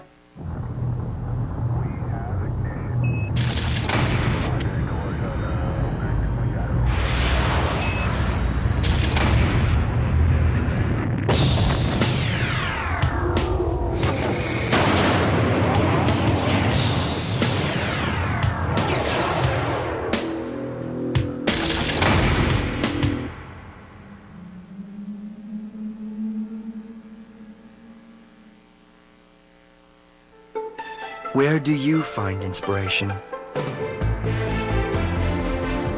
What if the things you do every day could be done with tools so instinctive, using them would be like riding a bike? If technology became your silent partner, imagine what you could imagine. We believe it's time to move beyond information technology to inspiration technology. Welcome to the new IT from Compaq.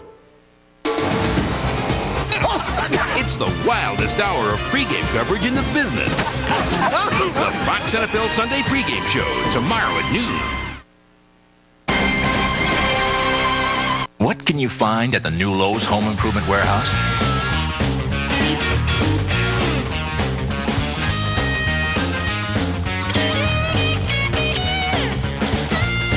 You won't just find aisles and aisles of home improvement supplies at a guaranteed low price. What you'll find is a better way to get all of your home improvement projects done. Lowe's, improving home improvement. Lowe's Home Improvement Warehouse, now with 2 locations in Long Beach. The Simpsons, weeknights at 6:30 and 7:30 on Fox 11.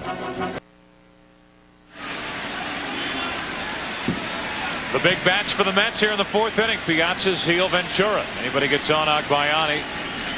No score, and Pettitte back to work. To the left of Jeter and through. The 3rd straight inning, the Mets have their leadoff man aboard. The DH, Mike Piazza, is 1 for 2. This is what we were talking about as you see the topspin on the ball with Mike Piazza. He is so strong, gets a lot of hits like that. But this is what we were talking about with Todd Zeal on at first base. Now block the runner. Watch how Zeal takes about 2 steps right toward Al Leiter, and that clears the path to allow him to make a good throw to boarding.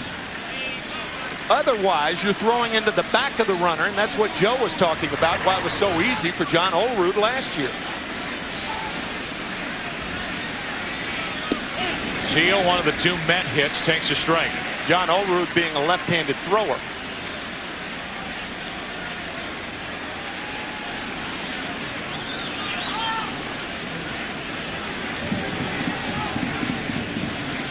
Career that started in the big leagues in 1989 with St. Louis for Zeal.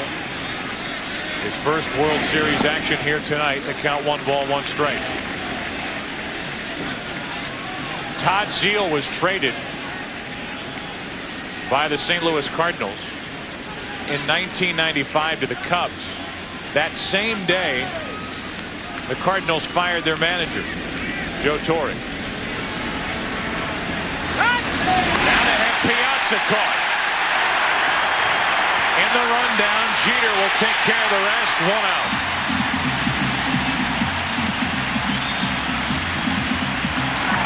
That's a no-no right there. I think the hit and run was on by Bobby Valentine.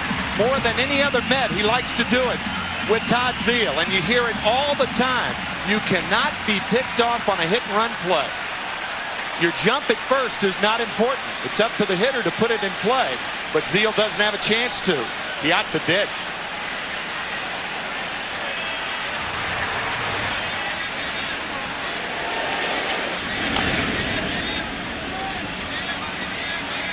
That's going to roll back fair. Zeal didn't run. 2 out.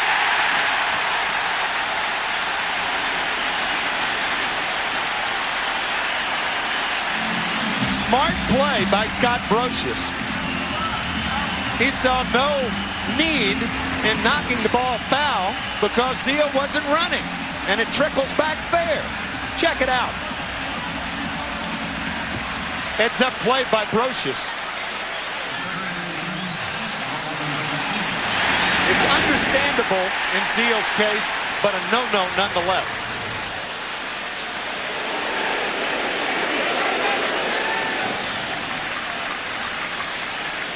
Two out, nobody on in Ventura.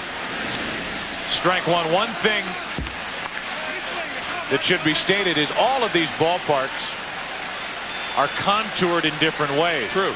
And these Yankees know how those baselines are contoured. In fact, we had a play similar to that in the National League Championship Series back at Shea Stadium. But the grounds crew can pretty much do what they want with the baselines. Meaning plays like that, they can leave the grass thick on the foul side. They could slope the dirt, either fair or foul. A lot of hitters when they go into ballparks, or catchers when they go into ballparks, will first thing roll a ball down the baseline to see how it rolls, fair or foul. Just like golfers on a putting green.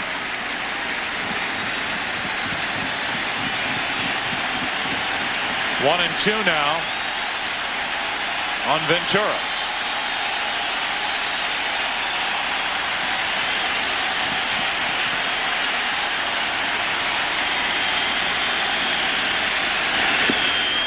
Two and two.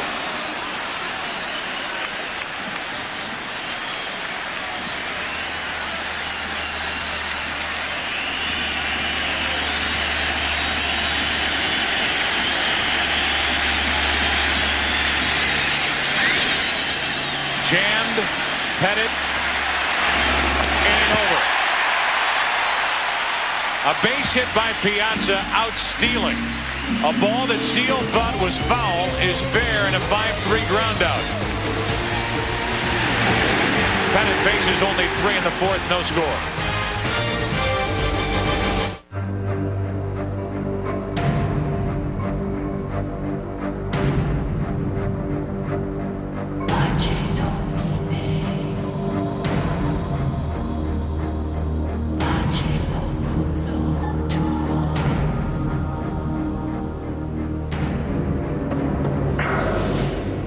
Is there an insurance company that believes the most important thing they cover is the risk you didn't think of? Without question, the St. Paul. Jensen, that's not getting it done! You gotta squeeze that hole! Jensen, this isn't college. It's time to show what you got. If I get beat this time, cold ones for everybody. Make it a Coors Light and you're on. I can taste it now. Done. Ready, Junior? Bring it on. Ready! Hold that. Rookie, meet the coach.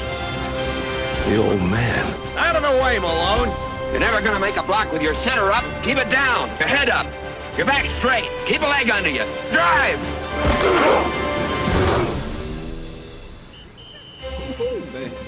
Don't forget my beer, Junior. Coors Light, frost brewed at the edge of freezing. Like I said, Coors Light for everybody. Jensen. No hard feelings. It's not exactly my feelings that hurt, sir.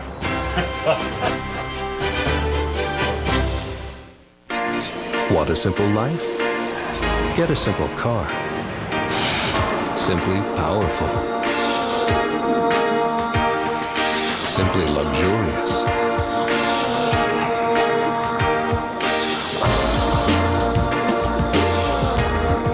Simply affordable.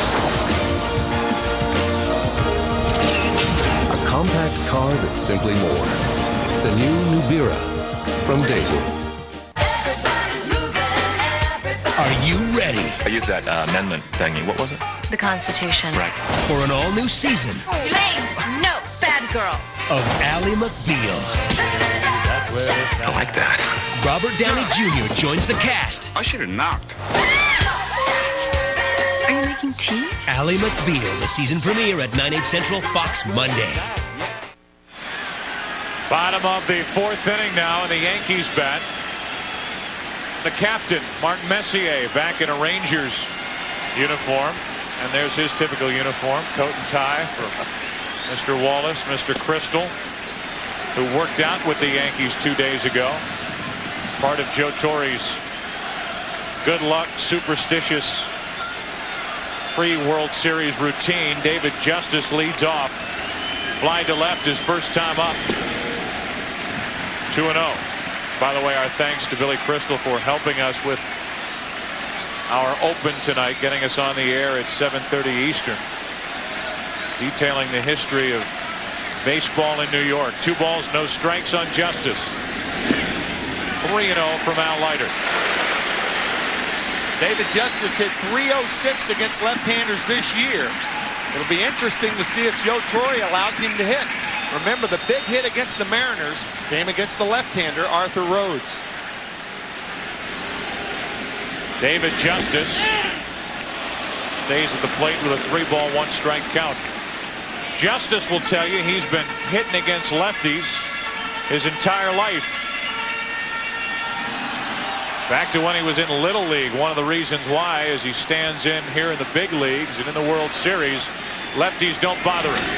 And he shoots one down the right field line, off the end of the bat, into the corner, and foul. Full count on Justice.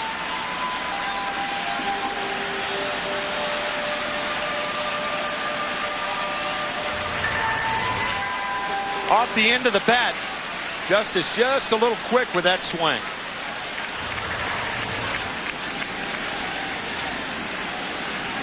So Leiter, who has struck out 2, allowed 2 Yankee hits, walked a man, brings home a 3-2. Well hit into right field, but again toward the end of the bat and near the track, it's Perez.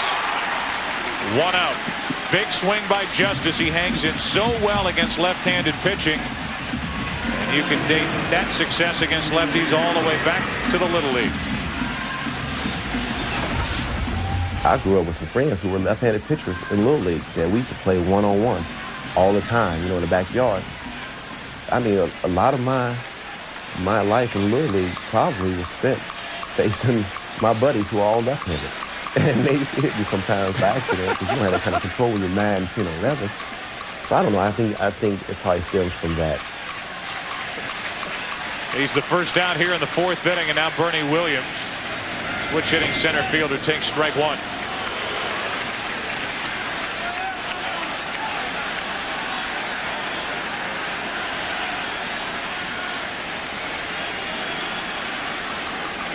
Bottom of the 4th inning of a scoreless game 1.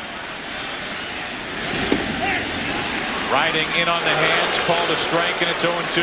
Boy, a biting, heavy cutter. It's interesting to note that to a right-handed batter, the ball cuts into the handle away from the barrel of the bat. To a left-hander,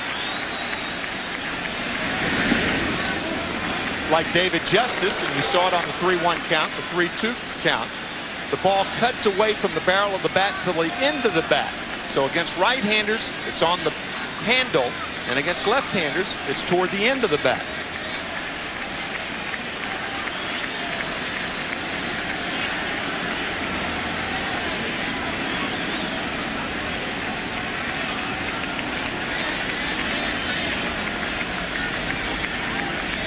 The 1-2 from Leiter. Still 1-2. Take a look at the St. Paul Company's trivia question. 3 players in World Series history have won multiple World Series MVP awards. Who are they?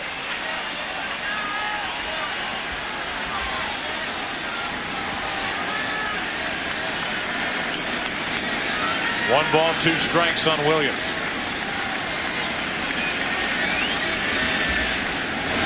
Two out. I hope you all had enough time to think and research. Got to be sharp with these trivia questions. Yes, you do. Come back with the answer in a hurry, aren't you? Come on. The St. Paul Company's trivia question. 3 players in World Series history. Well, there you go. Why am I reading the question? Yeah. There are the answers. Sandy Koufax, Bob Gibson, Reggie Jackson. Multiple World Series MVP awards. 2 out, nobody on. Tino Martinez, a bender in for strike 1. Would think you would have known Gibson. I didn't have a chance to think, Bob. Did you have a chance? I mean, no way to think that quickly. I could have guessed, but I'd have been way wrong. 1 ball, 1 strike on Tino Martinez, who singled back in the 2nd.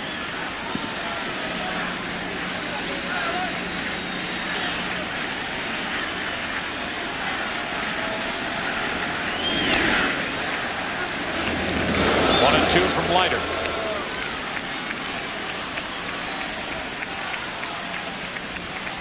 There are not a lot of balls that have been hit on the barrel of the bat tonight against either pitcher.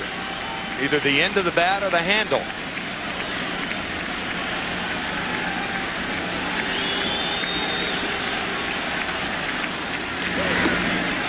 High heat. Martinez could not catch up. Back-to-back strikeouts for Leiter. 4 on the night.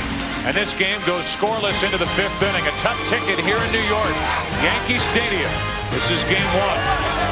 These folks here at the park, we're glad you're with us. 5th inning, no score.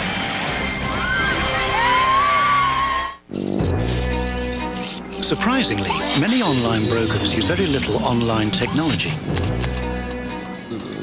They simply send your order to Wall Street, where it's processed the old way. Daytech Online, however, has created powerful technology that lays waste to the old guard.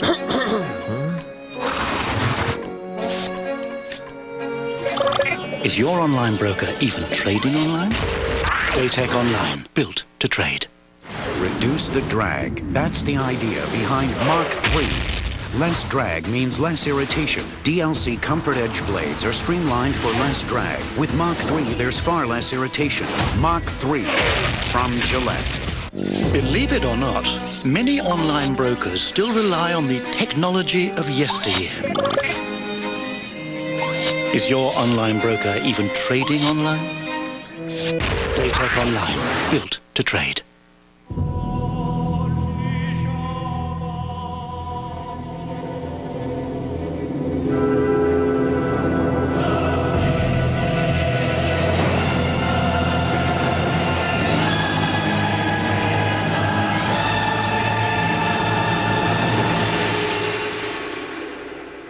Is there an insurance company with a 146-year history of proving that your trust is not misplaced? Without question, the St. Paul. How fast can your imagination come to life? In a heartbeat with the new Lexmark C52. True photographic print quality. Rated the #1 inkjet printer by PC World. Lexmark. Passion for printing ideas. With Datech Online, most trades are executed in mere seconds. In fact, Datech pledges to execute your marketable online order within 60 seconds or the commission's waived. Find out more at datech.com. Datech Online, built to trade. This fall, John Goodman is a normal guy with one little twist. If it isn't my gay homosexual son. Normal, Ohio premieres Wednesday, November 1st at 8:30, 7:30 Central on Fox. Hits are even at 2 apiece, no score. 5th inning. Agbayani, Peyton, and Pratt for the Mets against Andy Pettitte. Hard hit and pass broaches down the left field line. Agbayani will cruise towards second as Justice gets it back in too late. A leadoff double, and yet again, 4th inning in a row, the Mets have their leadoff man on. First extra base hit of the night. A curveball in the middle of the plate. Vinny Agbayani, a hacker, meaning he is a free swinger. And what is it? It's 3:31 in Hawaii right now. Televisions are on, the beaches, the restaurants, the cafes, all rooting for Vinny Agbayani. Their native son comes through here. Now an 11-game postseason hitting streak, and he's hit in all games played in this postseason. That dates back to a year ago. Runner at second, nobody out, and Peyton takes ball 1. He'll try to push the ball the other way to move Agbayani to third base, but it's very difficult to do that when a pitcher's throwing that cutter inside.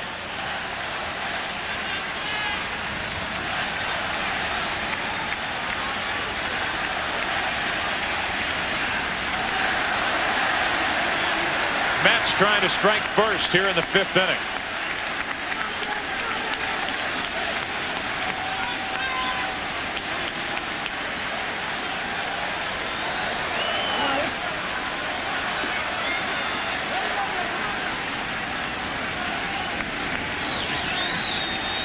Runner at second, nobody out. Peyton takes ball 2, 2-0.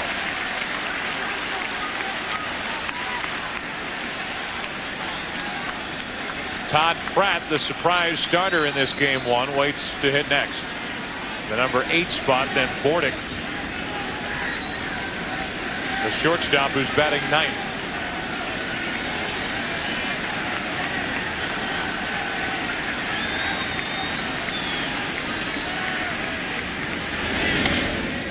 Peyton squirts it to the right side, foul, 2-1.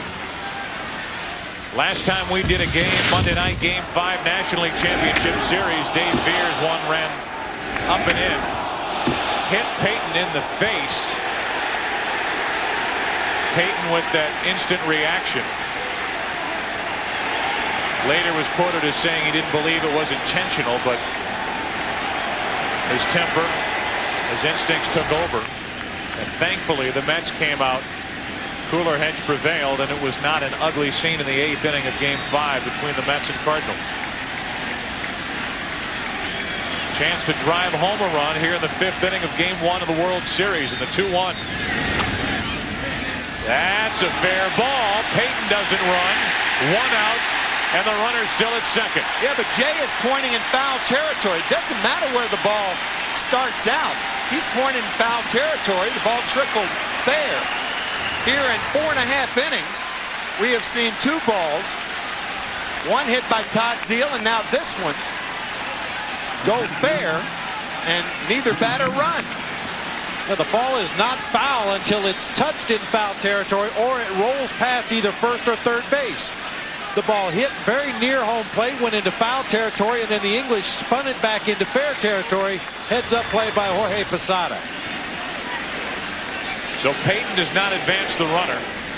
Runner at second, 1 out, and Todd Pratt strike 1. The importance of Peyton running that ball out, you might say, well, he'd have been out anyway, but at least you make Posada throw the ball to first base. He could overthrow first. Agbayani, if he gets a jump off a second, perhaps could have gone to third base, but at least you make him put the ball in play.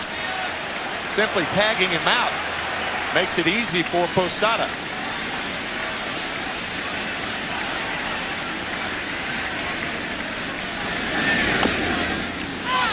That's a foul ball. That hit Pratt while he was in the batter's box and then stayed fair after hitting Pratt while in the box. Picked up by Brocious, but it's strike 2. It's Todd on the left shoe, right on the top of the foot. These have been 2 tough at bats for Pratt. He was hit by pitches last time up. Here's where the ball lands right here against Peyton. It lands behind home plate, and as Bob said, it trickles foul. Now it's fair. But by not having to make the throw, Agbayani with no chance to advance.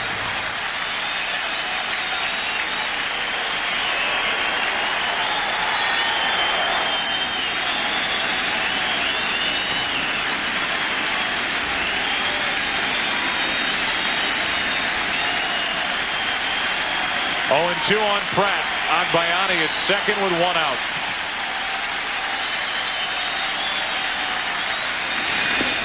Got him looking. 2 gone.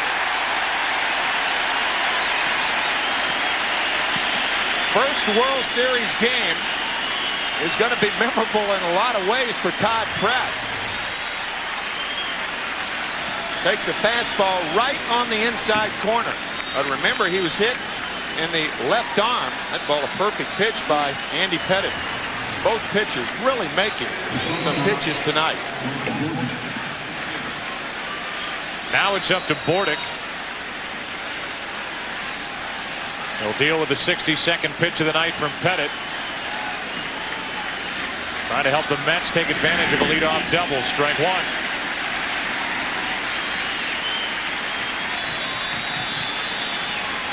They ask for a hit out of Bordick, who doesn't have a run batted in this postseason. There's only 3 out of 25.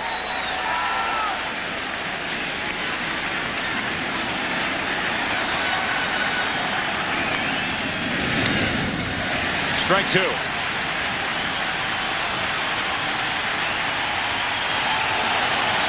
after the Mets fans celebrated a leadoff double by Agbayani, it's the Yankee fans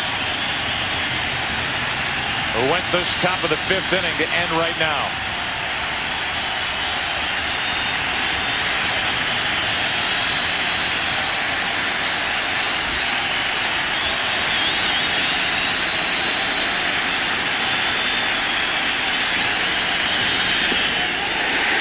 Struck him out. Leadoff double by Agbayani, wasted. A couple of Mets in this game not running. Zeile thinking the ball was foul, it rolled back fair. Peyton thinking his chopper was foul, it rolled back fair. No score, bottom of the 5th.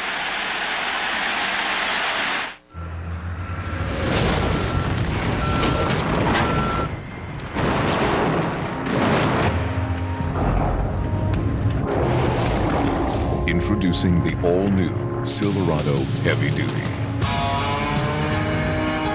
The most powerful heavy-duty pickup you can get. Silverado Heavy Duty. More truck, from Chevy.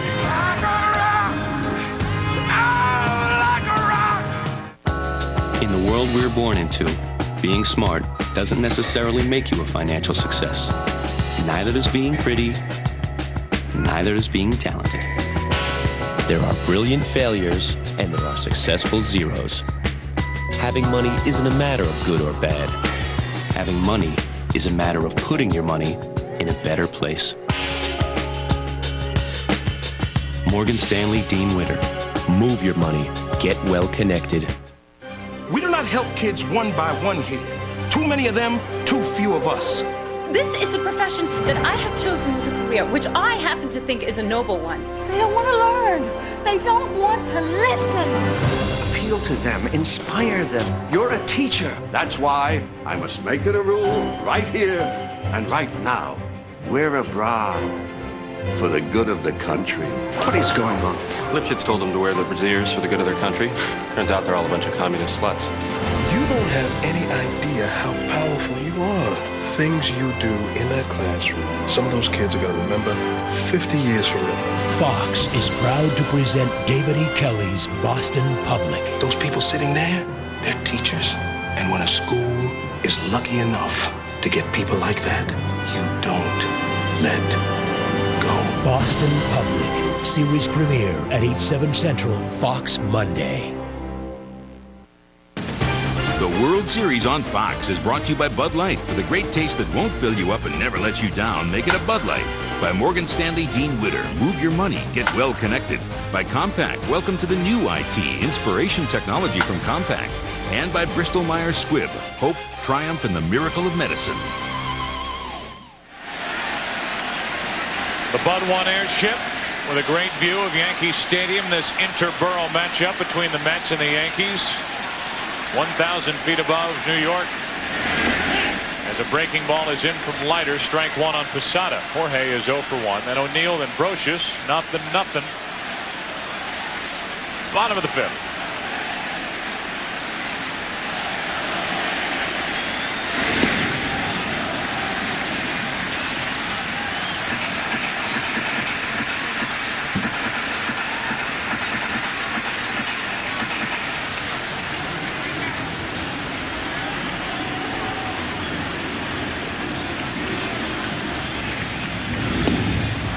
Strike two on Posada.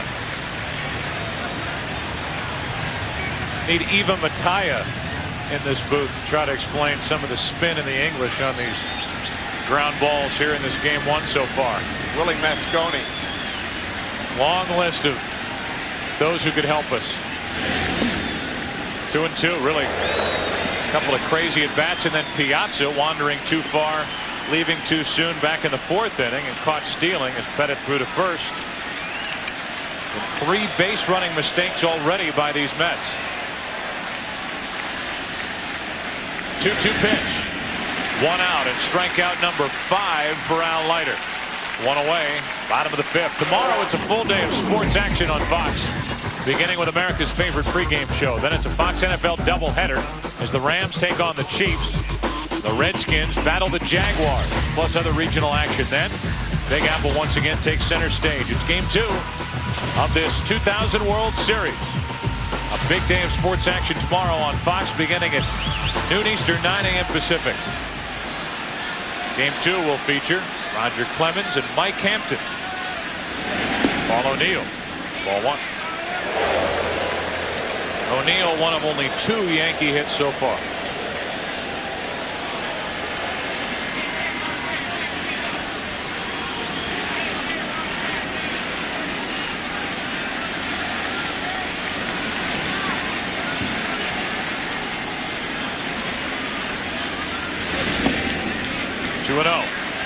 Al Leiter, who grew up a Mets fan, Toms River, New Jersey.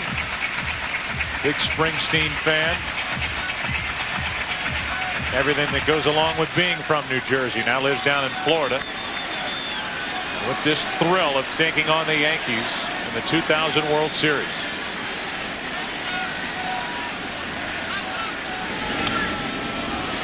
Two and one.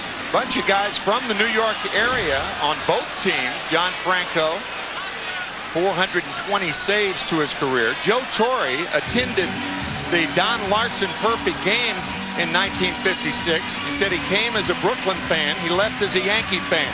Lee Mazzilli, the first base coach. Willie Randolph, the third base coach. And as Joe said, Al Leiter from Toms River, Bobby Valentine from Stamford, Connecticut, about 30 miles from here, and Dave Wallace, the pitching coach of the Mets, from Waterbury, Connecticut. Dave. 2 balls and a strike on O'Neill. Able to lay off 3-1.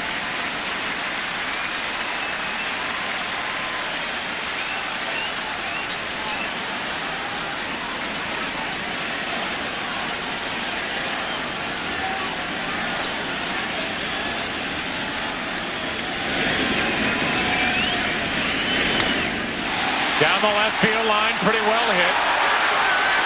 Agbayani on the track, 2 out.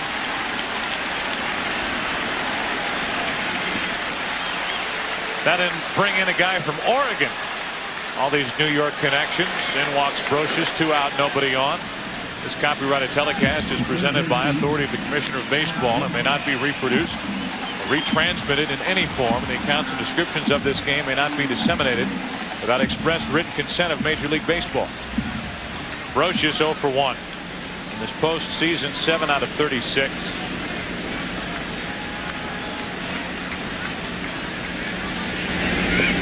A bouncer for ball 1. Talked about Don Larson throwing out the first pitch to Yogi Berra tonight.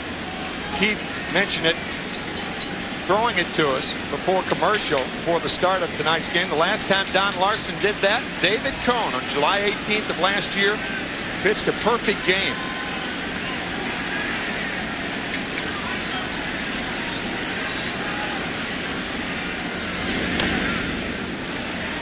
One ball, 1 strike. In case you missed it, Don Larson with the ceremonial first pitch. Yogi Berra couldn't handle it on the other end. I really think that was a cross-up. Yogi called for a slider. Don Larson threw a fastball. The battery from that Game 5 of the 1956 World Series. A World Series that went 7 games. Won by the Yankees over Brooklyn. David Cone watching from bullpen. He might get the ball in Game 4 of this series. That's strike 2, 2-2.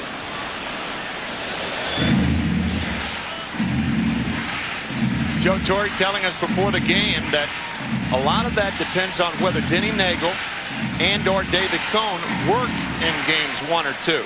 If Nagel works tonight or tomorrow night, Cone may start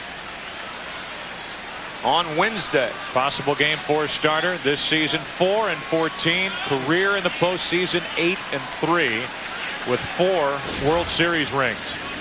2-2 pitch is a clunker on the infield. Porter takes care of it, and Leiter takes care of the Yankees in the 5th inning. So the 6th inning now, Yankee Stadium, Game 1, and still no score. I know what I saw. We will find him. The search begins. The X-Files season premiere, Sunday, November 5th on Fox.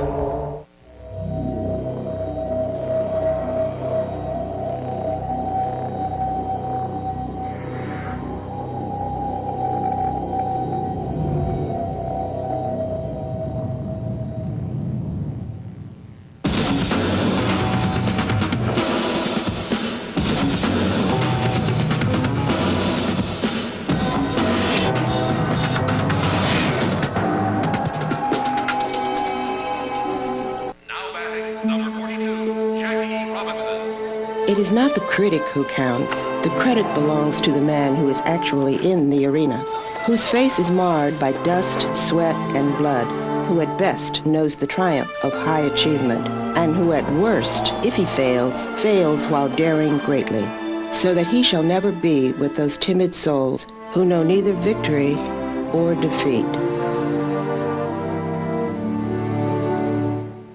My My kids would like me to have a station wagon.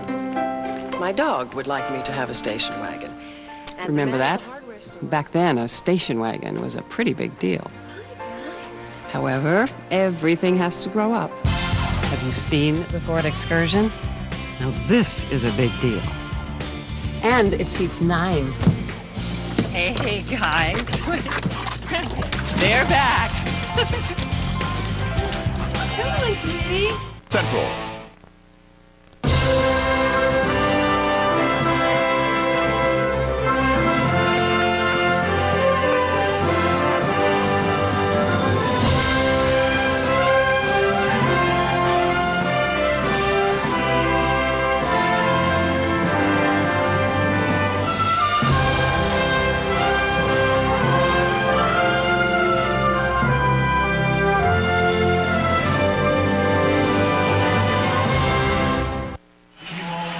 Pettitte back to the hill back in the 4th inning. He caught Piazza leaving too early. Here's what bench coach John Stern said to Piazza after that half inning was over. I've never seen a move like this guy. I've seen some guys with some good moves, but he's got the best. And already twice in this postseason.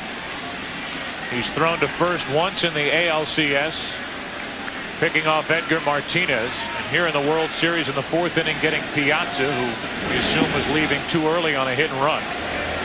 As Timo Perez leads it off here in the 6th inning, no score. Perez 0 for 2.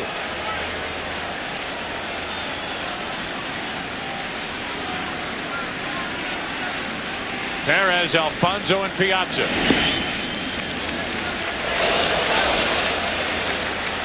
John Stern's a chance to catch a great Mets pitcher with a good move to first base, Jerry Koosman. Koosman, incidentally, was instrumental in helping Steve Carlton with a good move to first base in the late 70s. 2-1 on Perez.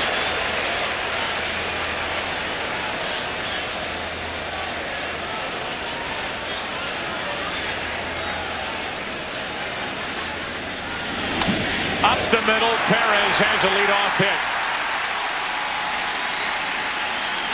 So now Perez will take his tentative lead off first base because of this.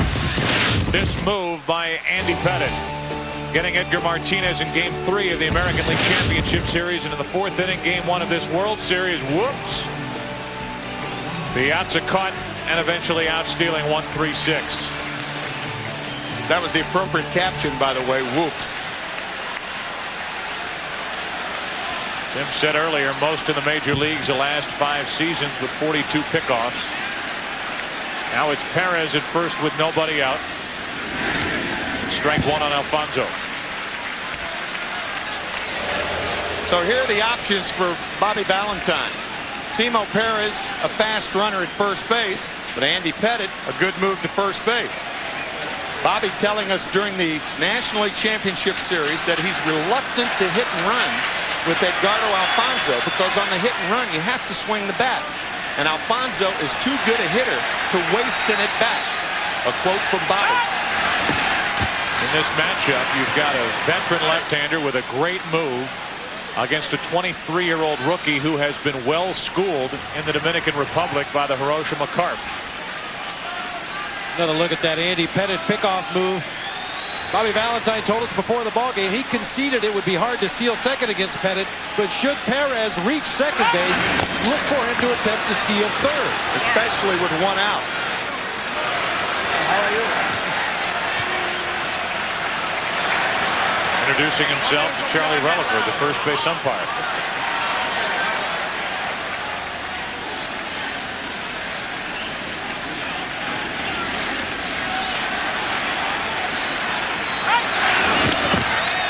Easier move for Perez to read there, and the count stays 0-1 on Alfonso. That was almost a balk move by Andy Pettitte, and interestingly, you'll see that move from Mike Hampton tomorrow night. It's a slide step move to first base.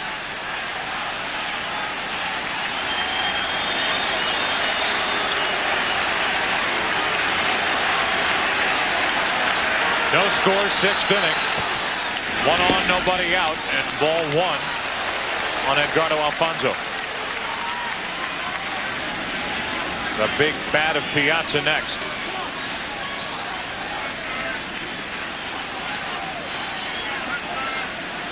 Alfonso's fly to right, grounded it deep short. Took a good play from Derek Jeter to retire him back in the third. High for ball 2.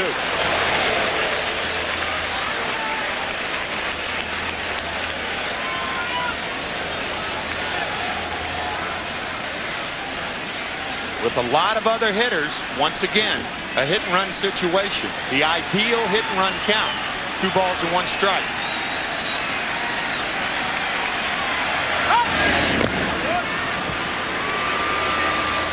And again, you can hear Mookie Wilson with that shout out of the first base coach's box as Pettitte makes his move over to first.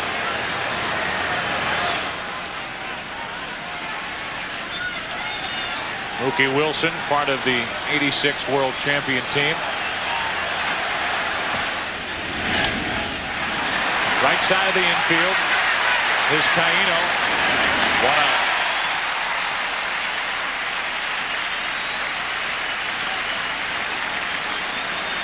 And now as Piazza walks in, his bench coach John Stearns cheers him. It's on your shoulders and carry us, baby.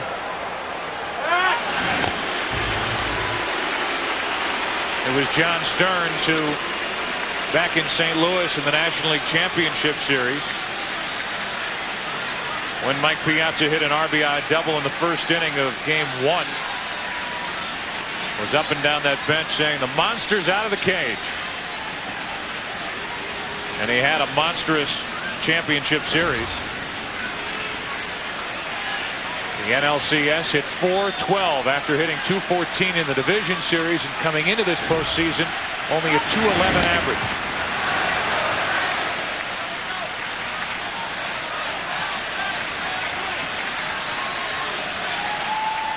Timo Perez is not going to run here, not with Piazza. It would be foolish to try.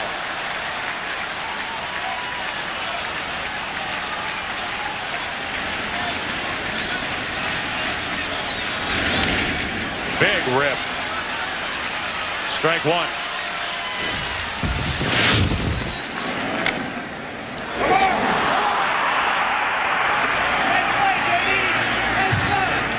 He's out. He's out of the cage. The monster's out of the cage. The monster is out. The monster is out of the cage. Let's go. The monster's out of the cage.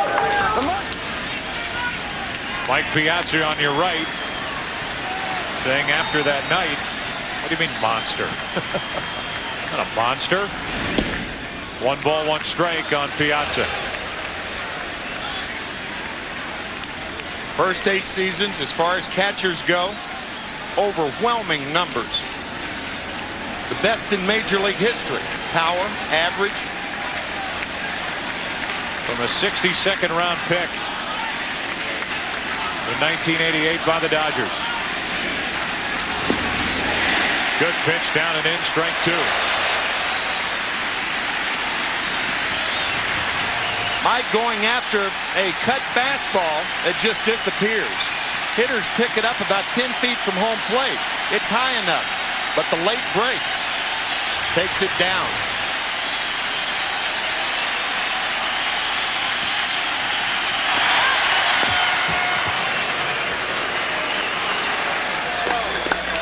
Let's go, Yankees!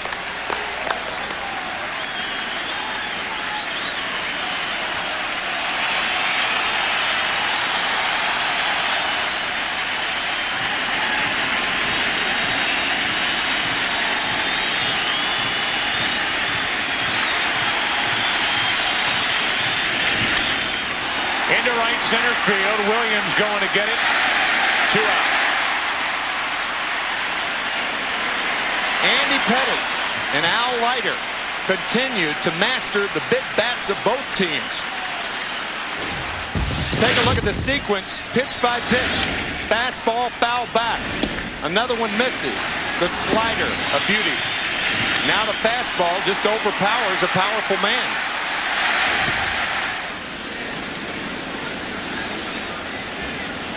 So 2 out. And it's Zeal.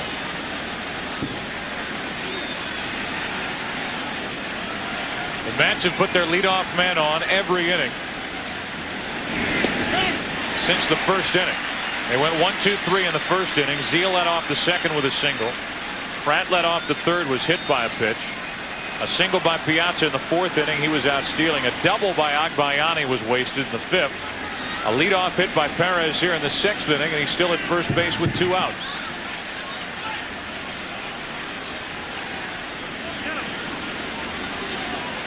Ten o'clock in the East, and we welcome you to Game 1 if you're just joining us.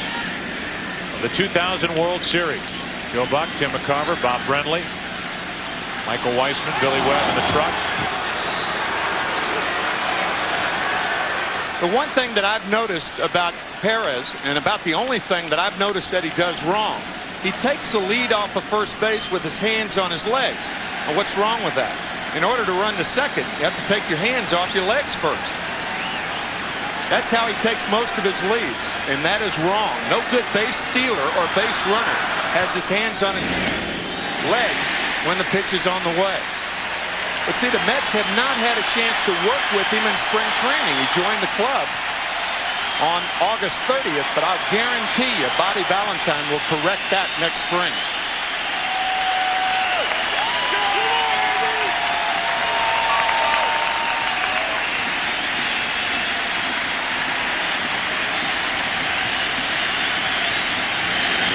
Zeal into left field, well hit. Track, wall, off the top of the wall. Into third is Perez. They bring him around. Throw to the plate by Jeter. Great throw. Inning over. Derek Jeter with a relay throw to end the inning.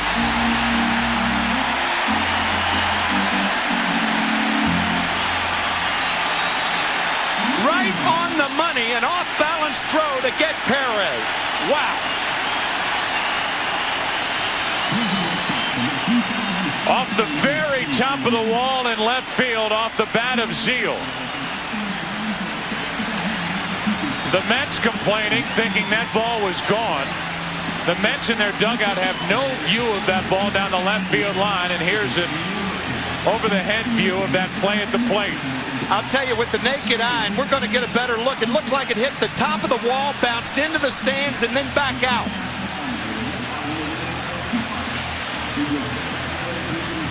But it didn't. Good call. Excellent call. Tim McClelland is the left field umpire. It appeared to hit the very top of the wall. It was deadened and dropped back into the field of play. That's excellent. A good call. Yes, sir. Perez not sure if it was gone or not. Out at the plate. Bottom of the sixth inning, still no score. American General Financial Group presents A Century to Remember.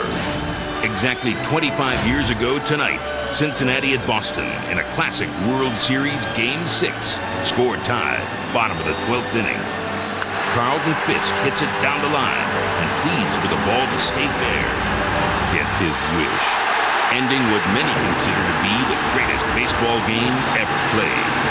American General Financial Group. Live the life you've imagined. Where does courage begin? In the body, the mind, or in the heart? At American General Financial Group, we're here to help the ones who never give up their dreams. With retirement services, investments, life insurance, and consumer loans. So courage is crowned with the greatest victory. To live and be well and be happy. American General Financial Group. Live the life you've imagined. Samsung joyfully introduces the world as you make it, where our digital technology has one job: to make life more fun. We want to thrill you, connect you, charm you, satisfy you, and delight you. Everyone's invited to the Samsung digital experience. Thank you. As you know, profits have been down. And with that being said, I'd like to announce my new CFO, Monsieur Chappie. Look at the people. Monsieur Chappie says that casual Fridays will now be tube top and foot pajama Fridays. Chappie likes, Monsieur Chappie likes. Wee wee, wee wee. E-Trade, it's your money. In a moment, we will detail yet another base running mistake tonight by the New York Mets. Vizcaíno, a leadoff base hit for the Yankees here in the 6th. Again, bench coach for the Mets, John Stearns.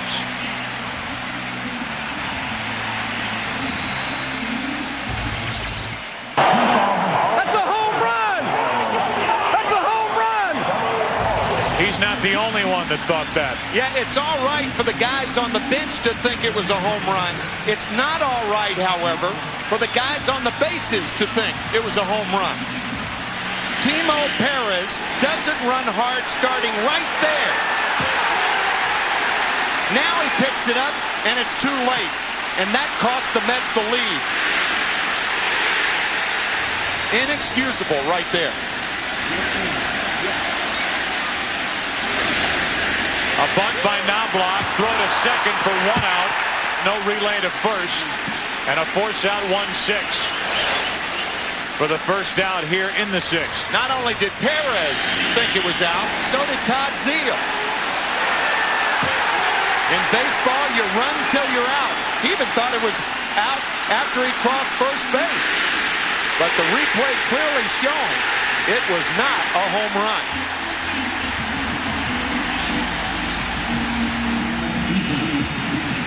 It has been a disaster for the Mets on the bases tonight. Embarrassing.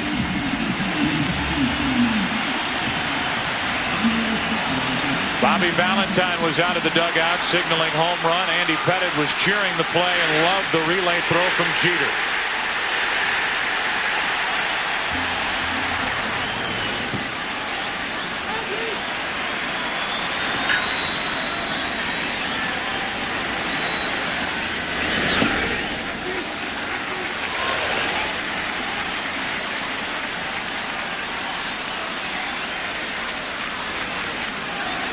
One of the characteristics of this Yankee team over the last 5 years, they have been very opportunistic. You make mistakes against them, and they strike. A check on Knobloch at first, who's there with 1 out after an unsuccessful bunt. Forced Vizcaíno at second. It's Jeter at the plate with a 1-0 count.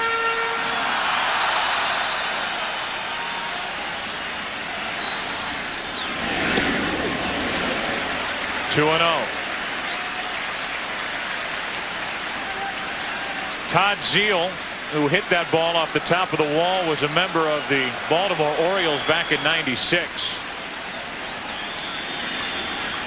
So he was on the short end of that umpire's call out in right field, the Richie Garcia call. There's another check is on Knobloch at first, with the infamous Jeffrey Mayer home run in right field. A ball hit by Jeter, who's at the plate now.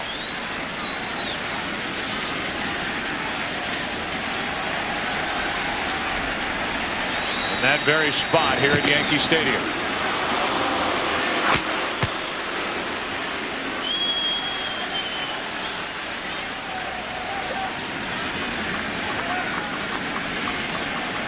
That can't be comfortable during the course of a night. Talk about a guy who doesn't like how long these games are running.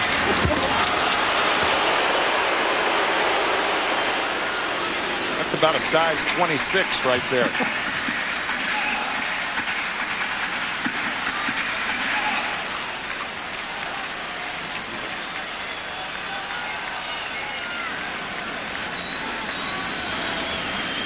Leiter with a count of 2-0 on Jeter.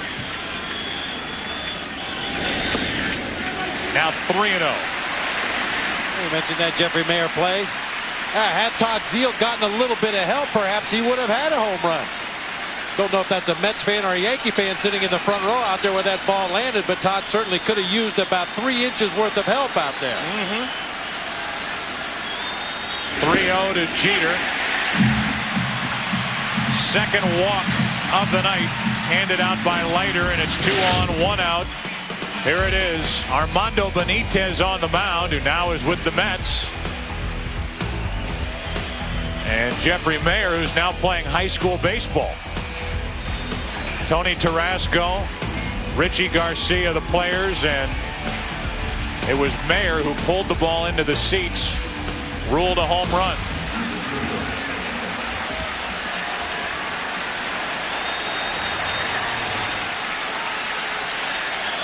This is the ball hit by Zeal off the top of the left field wall. Yankee hats in the front row. 2 on, 1 out, David Justice. Strike 1. Bob mentioned a couple of innings ago that Bobby Valentine and the Mets would try to exploit the Yankees by trying to steal third. Knobloch, more than any other Yankee, is the best at stealing third base.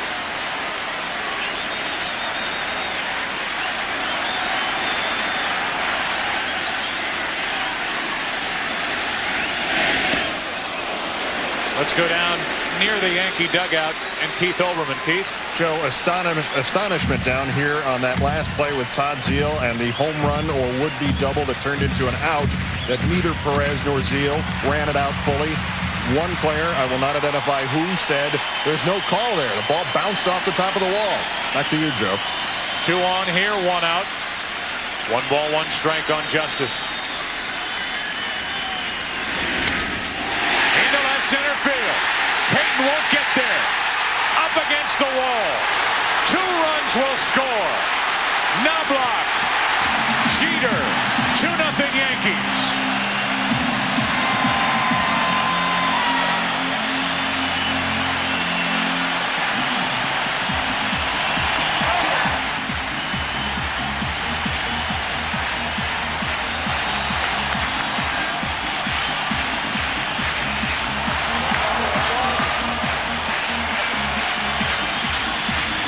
We talked about it earlier when he was 10, 11, 12 years old.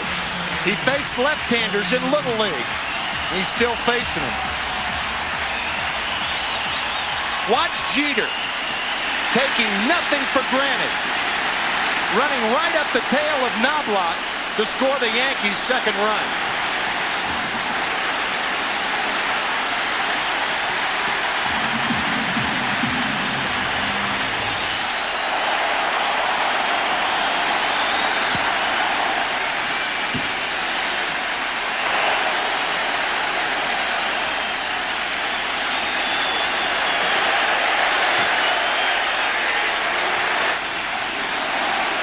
Once again, you do not give the Yankees this type of opening.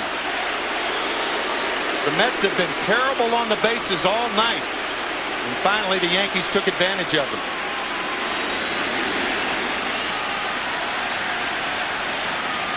'53 postseason RBIs for Justice, most all time, but again, that's with extra rounds and more chances. As opposed to those who won the pennant and went right into the World Series. The intentional pass to Williams, 2 on, 1 out. And Tino Martinez will be the hitter for the Yankees, 1 out of 2 tonight, as Turk Wendell gets loose for the Mets in their bullpen.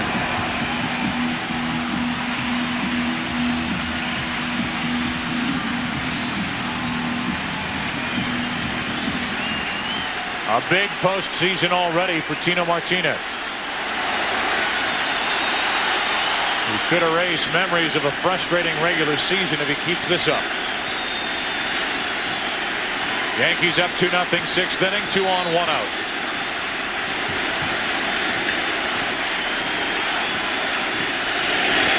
Strike 1 from Leiter.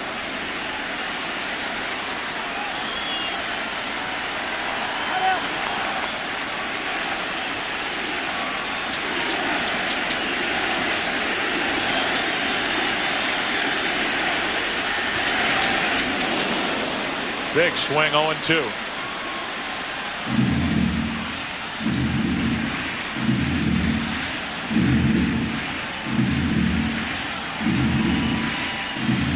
Al Leiter kept throwing that cutter. David Justice looking, it appeared, for the ball on that side of the plate. You can't protect both sides of the plate.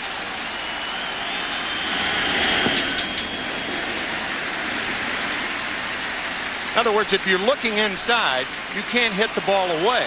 If you're looking outside, then you're vulnerable inside.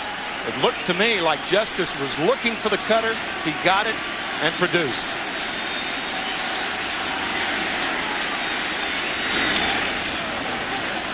Martinez fights it off, spoils it. Lee Mazzilli, the first base coach for the Yankees, talking moments ago to Bernie Williams. He can. We got to make sure he can run, okay? Don't let him tell you the ground ball, okay? You got to take him out. I got him now. All right? I won't say anything. You need to take. The 1-2 to Martinez, 2-2.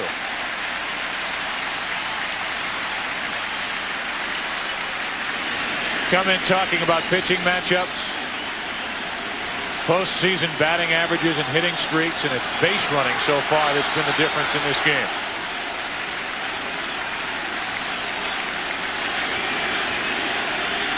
Two to Martinez. Check swing grounder. The runners will advance, and Zeal takes the out. Second and third, 2 out.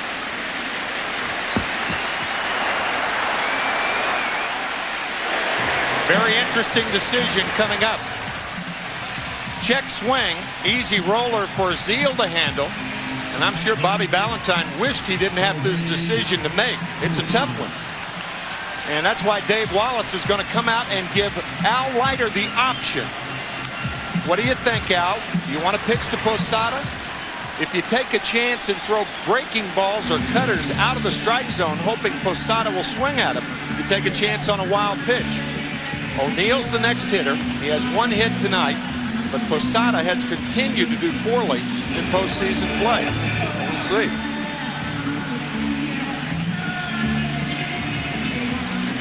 So second and third, 2 out. Posada will be the hitter. Will he have a chance to swing the bat? And while we have a moment, we remind you to look for the Gillette $1 Million Strike Zone Challenge.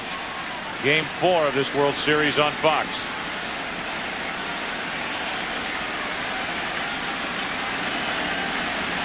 They'll pitch to Posada.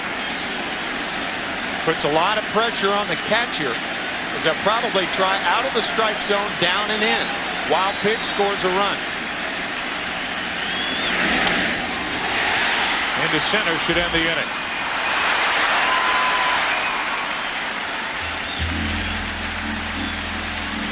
Base running the story here tonight.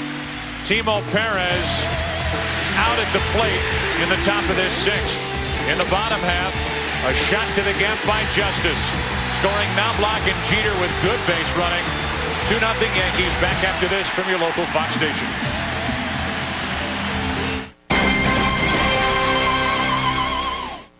Thousands line up to buy the hottest tickets in town as the Lotto jackpot grows to $85 million. I'm Susan Kirasuna. The winning numbers on Fox 11 News at 10. Let me guess. American, right? Yeah. Can I have a beer, please? Certainly, sir. Here we are. No, on the house. So, are you in England on business then? Yeah.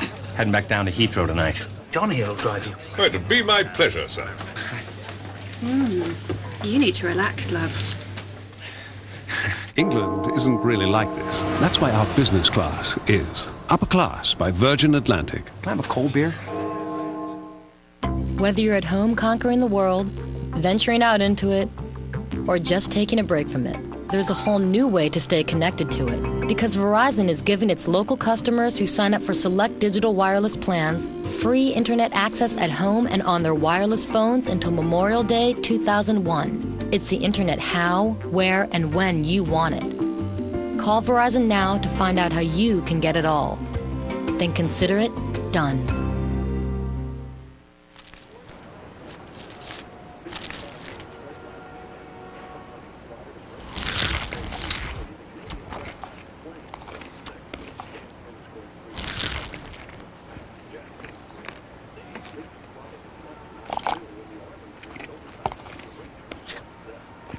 The spicy chicken sandwich. Don't bother me. I'm eating. Only 99 cents at Carl's Jr. It is not the critic who counts. The credit belongs to the man who is actually in the arena, whose face is marred by dust, sweat, and blood, who at best knows the triumph of high achievement, and who at worst, if he fails, fails while daring greatly, so that he shall never be with those timid souls who know neither victory or defeat. Jeff Michael, Susan Hirasuna. Weekends on Fox 11 News at 10. Jay Payton for the Mets against Andy Pettitte. 2-0 Yankees. And Ventura takes strike one. Robin 0 for 2 tonight with a strikeout. He's grounded back to Pettitte. Mets have had their chances tonight.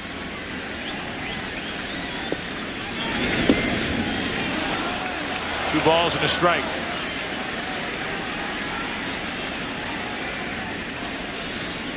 Last 5 innings, the Mets have put their leadoff man on.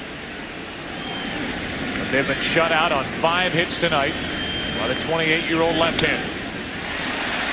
On the infield for Vizcaíno. 1 out.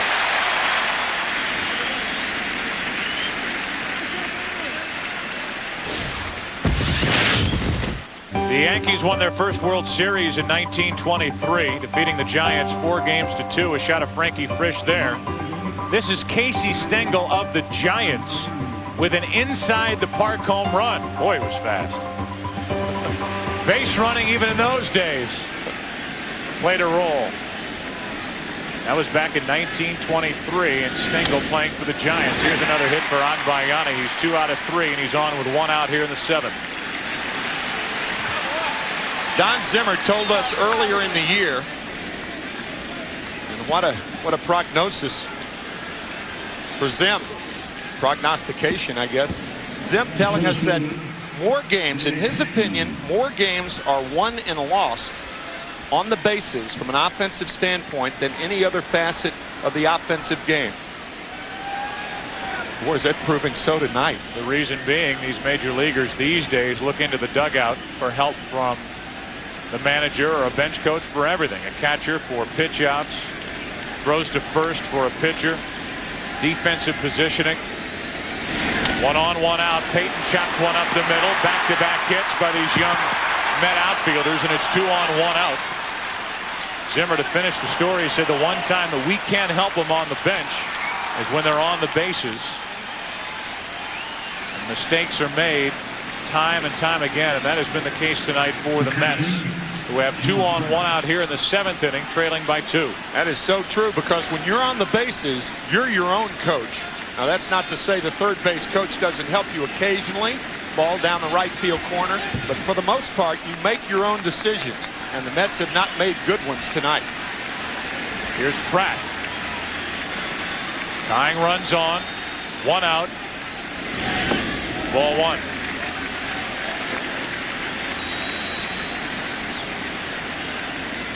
Action starts for the Yankees out in their bullpen as Pettitte again gets into trouble. Must be the 7th inning. Jeff Nelson, Mike Stanton getting loose. 2 balls, no strikes on Pratt.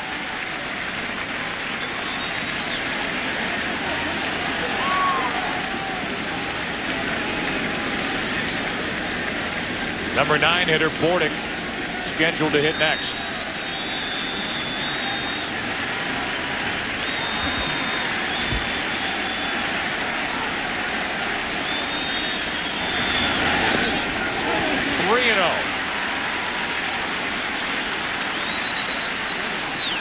And now the Mets fans here at Yankee Stadium a reason to cheer. 2 on, 1 out. 3 balls, no strikes on Pratt. He could be hitting here. Pettitte's certainly aware of that. Inside corner, 3-1. Sometimes the hitter is given the green light on a 3-0 count, and he gets a pitch, but it's not exactly where he wants it to be.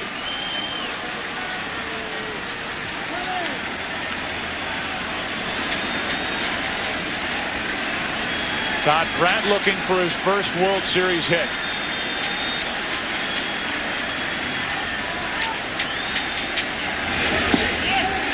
On the outside corner, full count. Mets trailing by 2. And Bobby Valentine, I would think, would send the runners here. Pratt struck out his last time up.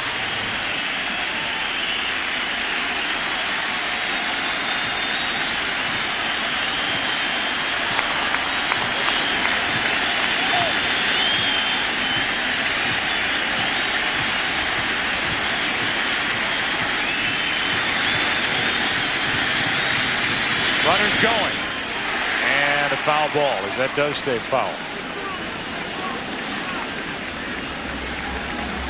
91 pitches on the night for Pettitte. This season through 75 pitches. Opponents at 256 against Pettitte. After the 75 pitch mark, 301. Working now in the 7th inning, protecting a 2-0 lead. 2 on, 1 out for the Mets.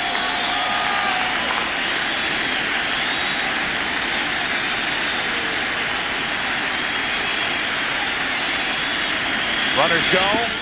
Bases loaded.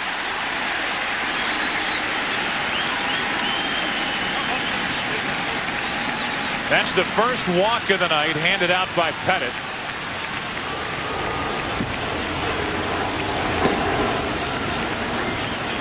The Mets are going to go to their bench while the bullpen is active for the Yankees. Instead of the number 9 hitter Bordick, who is 3 out of 26 this postseason with no RBIs, Bubba Trammell, who has had success in his history against Pettitte, will be announced as the pinch hitter. Joe Torre has the option of going to Jeff Nelson, the right-hander, warming for the Yankees. The one problem with Jeff Nelson, in the second half of the season, he was much wilder than he was the early part of the year. So I would imagine if Joe doesn't make the move here, that would be the reason for it. No place to put Bubba Trammell. Trammell 7 out of 18 with a home run in his history with Andy Pettitte. Bases loaded, 1 out. Ball 1. Not only is Trammell 7 for 18 lifetime against Pettitte, he's also drawn 5 base on balls, which shows he's got a pretty good eye and can lay off that cutter when it's not in the strike zone. Hitless in the postseason for the Mets.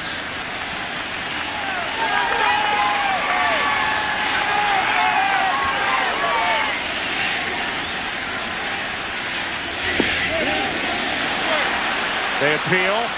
And the first base umpire, Charlie Relaford, calls strike 1 on Bubba Trammell. What a big call that could be in this game. Instead of 2-0, it's 1-1, and it did appear that Trammell went around.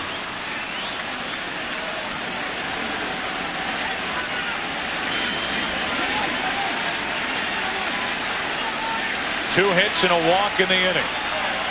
Still no runs for the Mets. Down by 2 in the 7th.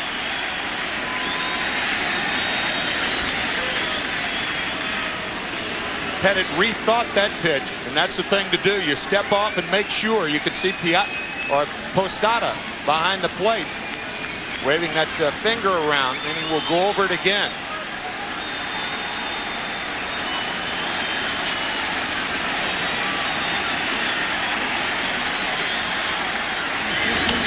Into left field, a base hit. Agbayani scores. Here comes Peyton. This game is tied.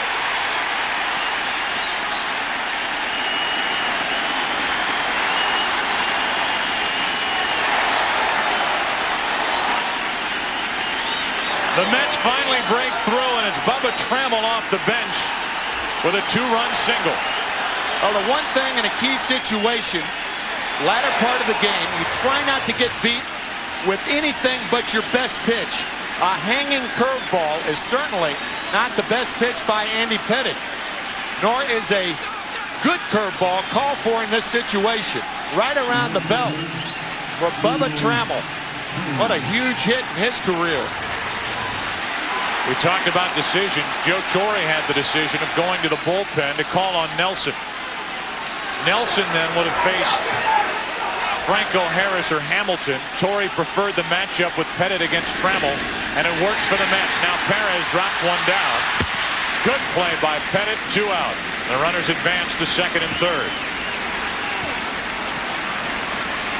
Andy Pettitte beat the Atlanta Braves in 1996 in Game 5. He made a great play with runners on at first and second. He won that game 1-0. Watch how he hops on this drag bunt from Perez. Barehands it and gets his man. Fine play by Pettitte.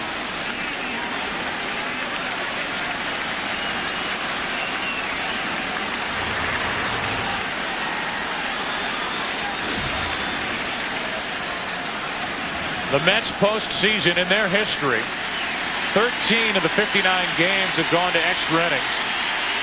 17 of their 36 postseason wins have come in their last at bat. Andy Pettitte is gone with Edgardo Alfonzo coming up. Jeff Nelson will come out of the Yankee bullpen in a tie game.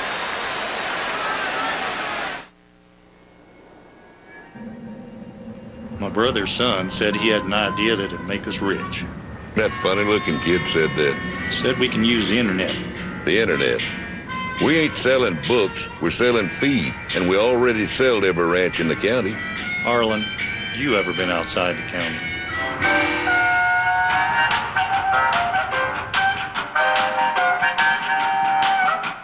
Well? Give me a minute, I'm thinking. Now for the first time ever, Toy Story and Toy Story 2. 2 DVDs at one special low price. Look at us! We're a complete set! It's a Toy Story 2-pack. Now on DVD. If you don't have one, get one. Dr. Scholl's next stop, the LA Marathon. 26.2 miles. I'm ready to go. We gave a group of runners our new Advantage Sport insoles. It's the only sport insole with the advanced Force Line energy return system. So how did it feel? This is the best that my feet have ever felt. Awesome! Woo! We've all heard about XO Communications with their broadband wireless licenses and fiber rings in every major U.S. city, and how they'll have more U.S. and European fiber backbone than the big three combined. Well, we still can't beat their technology, but we can beat their name.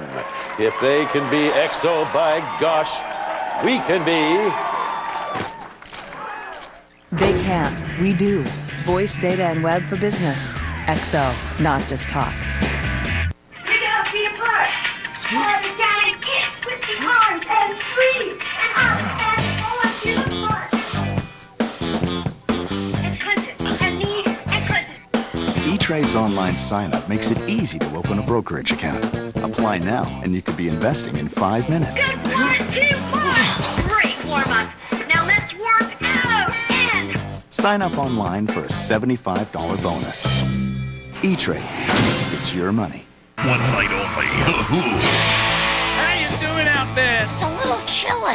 The Simpsons season premiere with The Who, Sunday, November 5th on Fox. Well, the Yankees dip into their bullpen. It's Jeff Nelson, 7th inning, a 2-2 game. Joe Buck, Tim McCarver, and Bob Brenly with you. Round 1 of this Subway Series, and well, we haven't decided much yet. We've seen a lot of action. We've seen some mistakes, but the young outfielders, Agbayani and Payton, with hits in this inning, and then a big hit off the bench by Bubba Trammell. Agbayani with a couple of hits tonight. Jay Payton with a hit and a huge hit by Trammell.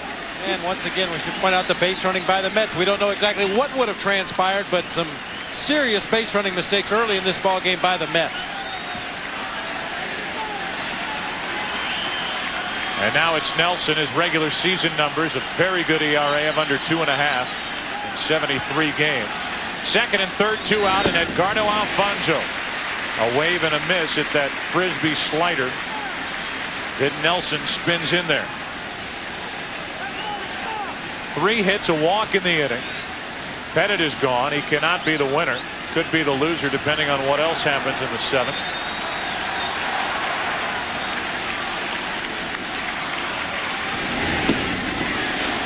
Just outside, a ball and a strike.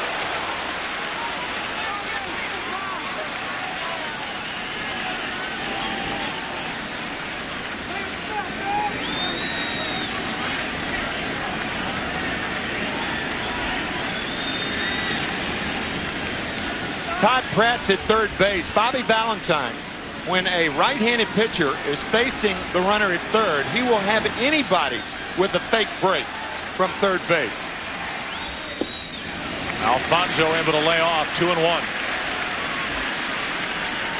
Nelson can certainly pick his poison. He's got Alfonso at the plate, Piazza on deck. First base open, 2 out. Edgardo hitless in this game.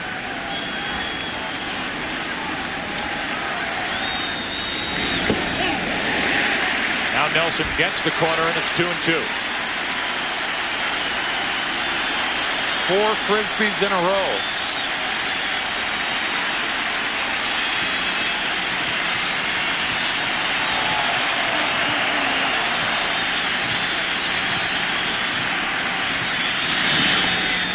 Slow roller, tough play. Brocious with a bare hand. Safe, and the Mets take the lead. Pratt scores, and it's 3-2 Mets in the 7th.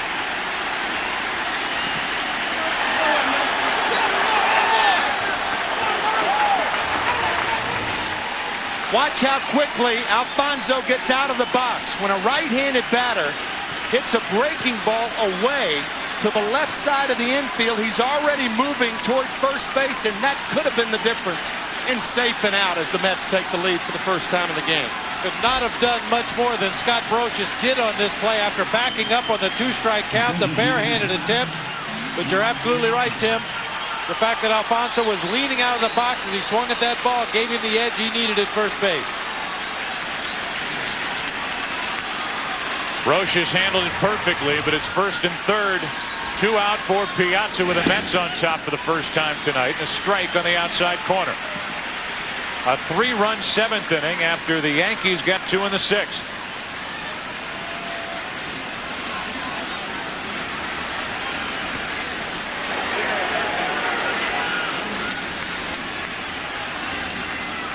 Step to third, look to first, and nobody moved.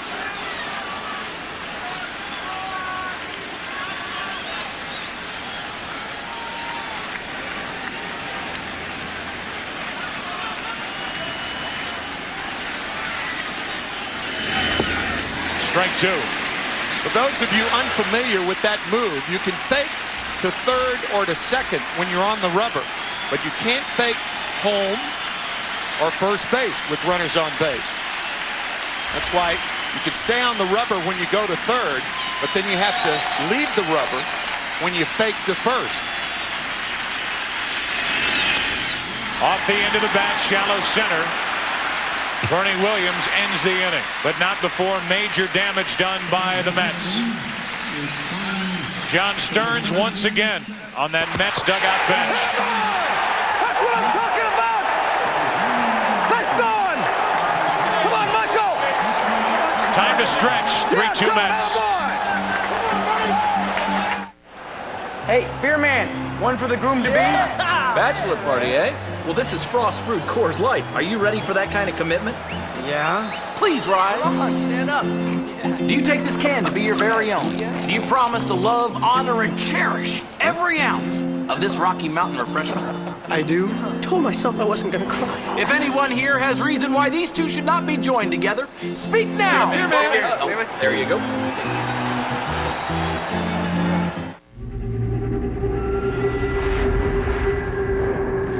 Introducing the all-new Chevy Tahoe.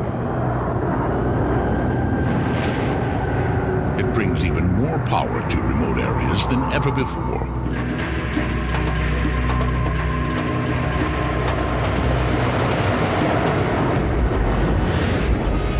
It's nowhere near anything.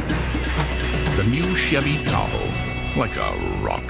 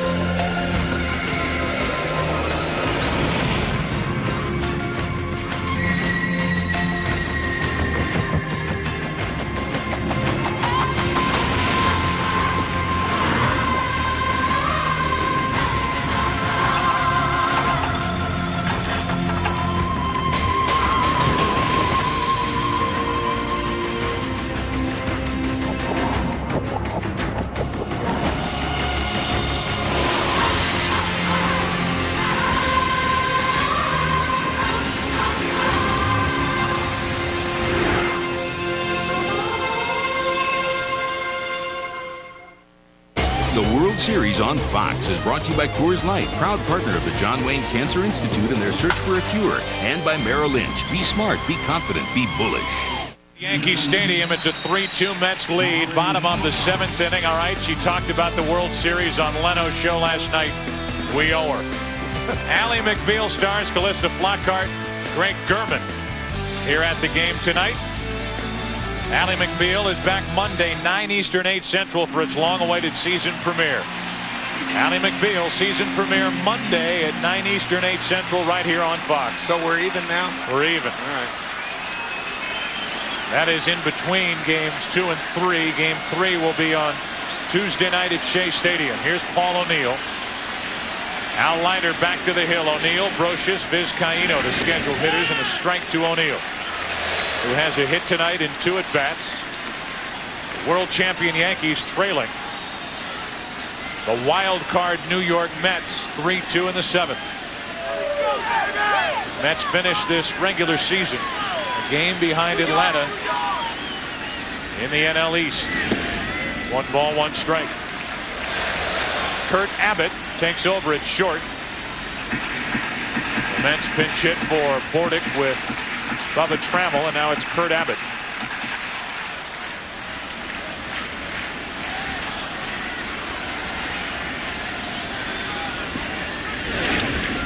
Strike 2. A couple of world champions with the Marlins in the lineup now for the Mets. Leiter on the mound, Abbott at short. Leiter started game 7 of that 1997 World Series against Cleveland. Went 6 innings, allowed 2 earned runs. Tonight, 6 innings, 2 earned runs.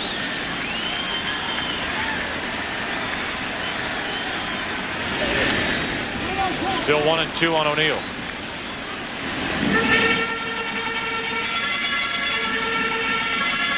So the Mets, who have 4 National League pennants tucked under their belts, taking on these Yankees, who have 37 American League pennants, trying to three-peat here in the year 2000. 25 world championships. The 1-2 is shot foul, a dangerous foul ball left side. These Mets talked about their confidence coming into this series. Of course, these two teams familiar with each other now with interleague play, something Joe Torre is not a fan of. The Yankees 11-7 against the Mets during interleague play, 4-2 this year.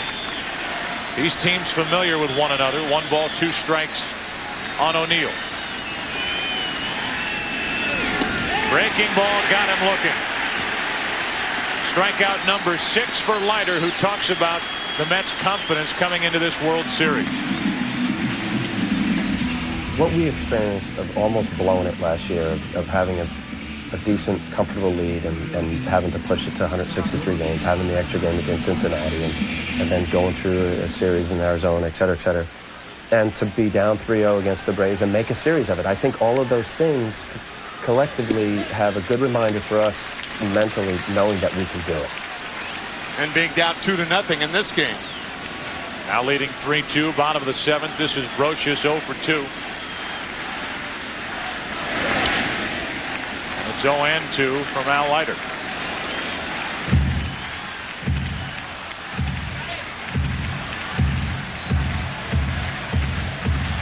First time in a World Series game for Bobby Valentine. Sent the right guy to the plate in the top of this 7th inning, calling on Bubba Trammell, who delivered with a 2-run single to tie it. Up the middle, base hit, Brocious, and the tying run is on for the Yankees.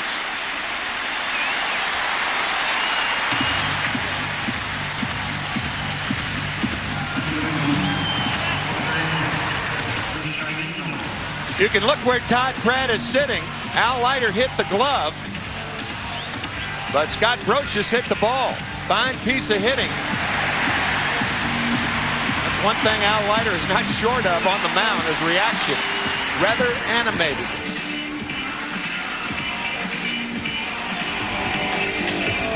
Well, Wendell gets up and starts to throw again. He was loosening last inning. And it's Vizcaíno with a right-handed batter, Knobloch on deck, then Jeter. Might be time for the Mets to start thinking about a right-hander coming out of their bullpen. And I think the Yankees have already thought about sending the runner if the count becomes favorable. Strike one on Vizcaíno. What we mean by a favorable count is if Vizcaíno gets ahead in the count. 2 balls and a strike, 3-1, 2-1.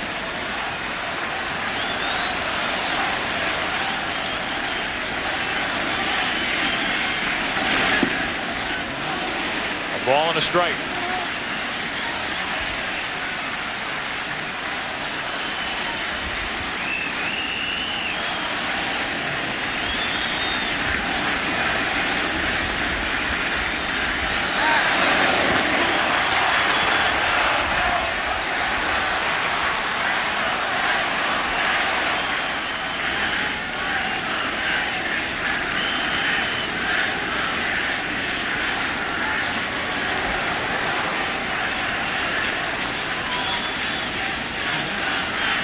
Tying run at first with 1 out. Drives Vizcaíno off the plate. 2 balls and a strike. Now the count's in Vizcaíno's favor.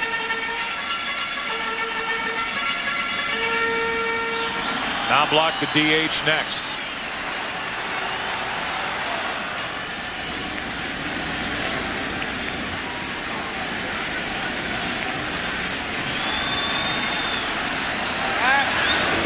Check on Brocious.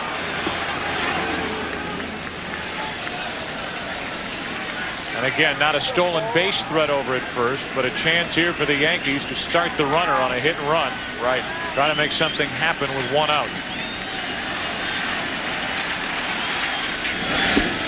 2-2 now on Vizcaíno. Fastball off the plate inside. Ties up Vizcaíno. That's the best place to jam hitters, right at the belt.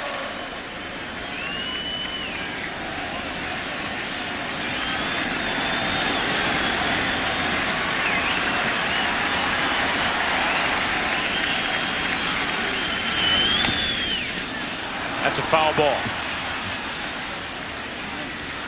That's an old catcher's trick. If the ball is foul, put your body in fair territory. Watch how Todd Pratt turns his back to first base. Trying to coax that ball fair.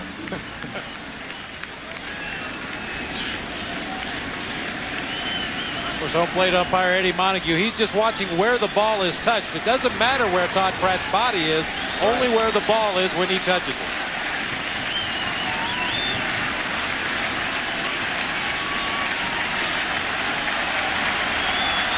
The 2-2 to Vizcaíno. Breaking ball. And it missed for ball 3. Wow, that was a close pitch.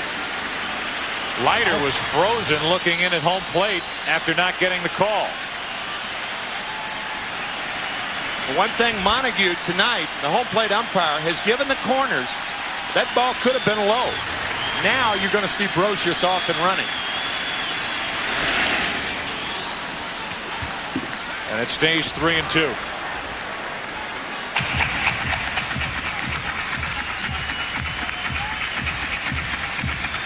Brocious went to his left, the left side of his uniform, wanting Willie Randolph to give the signs again. He missed it the first time, but usually that's a time that a third base coach will give the sign when the runner after a foul ball is going back to first base.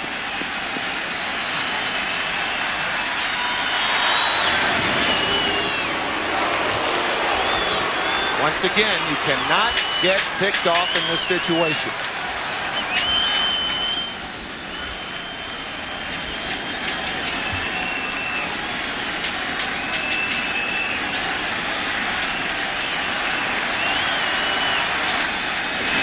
Runner goes, and that's to third.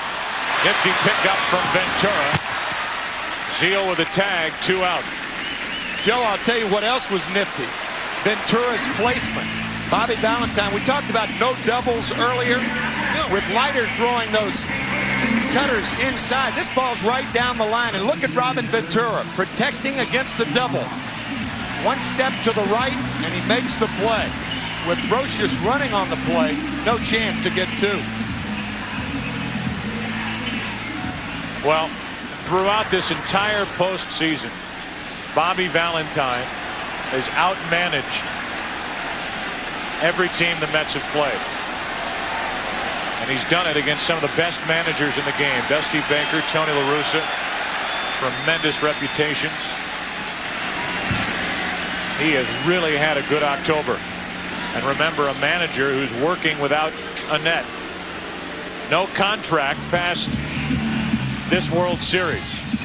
The Mets saying prior to the season that they would wait and see how the season unfolded. It's an old story here in New York, but across the country, you should know that Bobby Valentine might end up at a ballpark near you. Fred Wilpon, Nelson Doubleday electing to wait until the end of the season. Meanwhile, Bobby Valentine has guided the Mets to the World Series for the first time since 1986. And in doing so, Nelson Doubleday, Fred Wilpon, in doing so, Valentine has pulled the right string seemingly every time. Ball 1 on Knobloch. And if the Mets win the World Series, Bobby can pick his park. Steve Phillips, the general manager, also without a contract. He's been quoted as saying they want to get his contract done first, and then he'll deal with Bobby Valentine. Runner at second, the tying run, 2 out, 7th inning, 3-2 Mets, and a strike on the inside corner to Knobloch. In this postseason, 3 out of 6 with runners in scoring position. For the majority of the division series against Oakland, was on the bench, sulking a bit, not taking ground balls. He was a big factor in the Game 5 win out in Oakland for the Yankees. He's ahead on the count here, 2 balls and a strike, as again Joe Torre has gone back to him, figuring his lineup works best with Knobloch in the leadoff spot and Jeter batting second. In that Game 5 in Oakland, a game in which the Yankees scored 6 times in the first inning, Knobloch had 2 hits in 1 inning.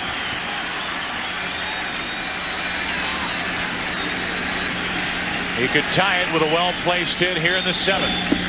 On the outside corner, it's 2-2. 1 strike inside, 1 strike outside, and the count even.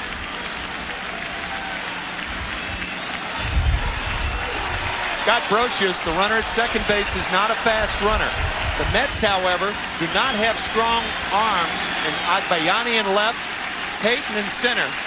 But in right field, look out. He can throw and he's quick. Timo Perez waiting, and the 2-2 to Knobloch.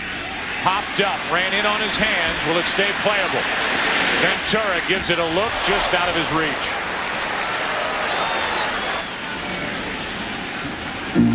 Al Leiter, who averaged 112 pitches per start during the regular season, is up to 124. 2 very good late inning bullpens matching up in this World Series. The Mets a little deeper with every spot in that bullpen, but the Yankees with that great equalizer and that Terminator and Mariano Rivera for the last outs.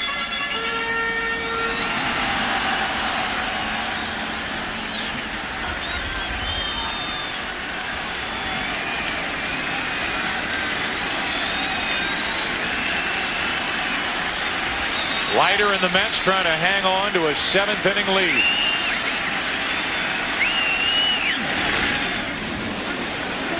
Defensive swing, but an effective one by Knobloch to stay alive.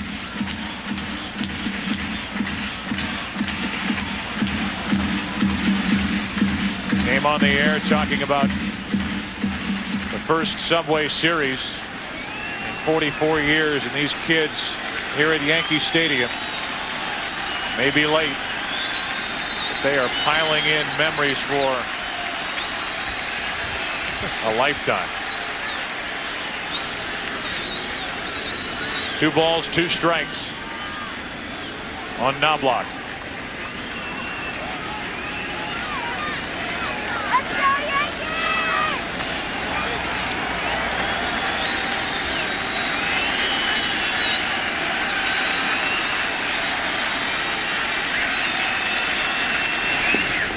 to end the inning. Leiter, who turns 35 on Monday, trying to celebrate early. He and the Mets lead 3-2 after 7. 54-yard field goal. 5 seconds left. Their season all comes down to this. Here's the snap.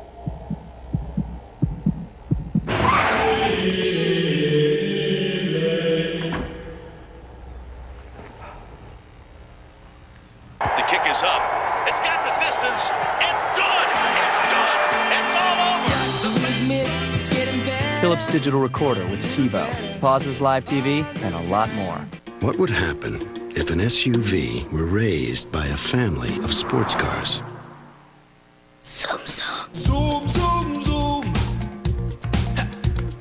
Zoom, zoom, zoom. Yeah, zoom, zoom, zoom, zoom. Zoom, zoom, zoom. Yeah, yeah, yeah. Zoom. Introducing the 200 horsepower Mazda Tribute. The SUV with the soul of a sports car.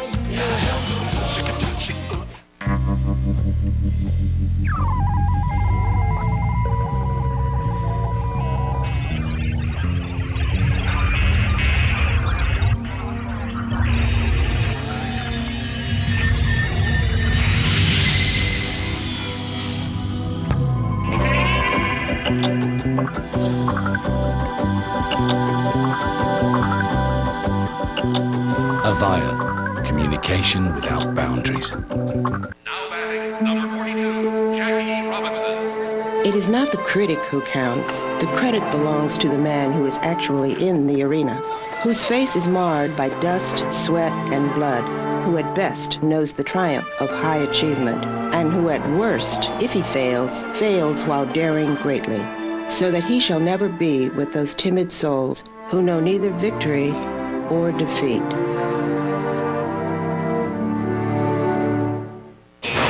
This fall, if you thought being a student was hard, try being a teacher. See why USA Today calls Boston Public the Monday show to watch. She gave my boy an F because he thought Lincoln was a log, Washington was a redskin, and Hamilton was what was Hamilton? A blender.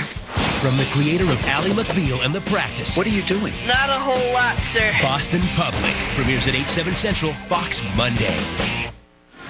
Todd Zeile will lead off at the top of the 8th inning for the Mets. He has been busy tonight.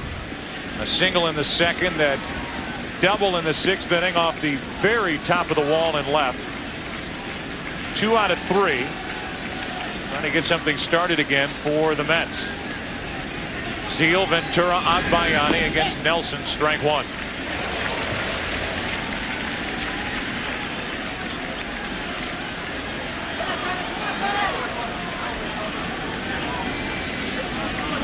Leiter maybe finished for the night. Getting handshakes, that's usually the sign. Pop up right side for Vizcaíno.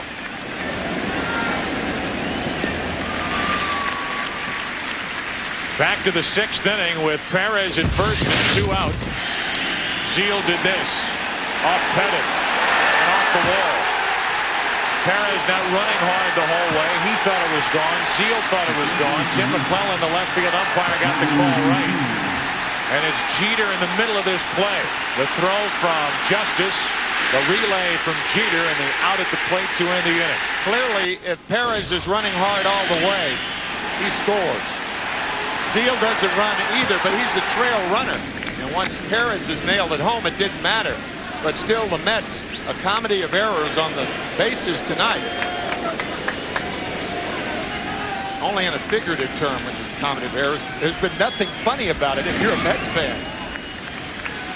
2-0 now on Ventura.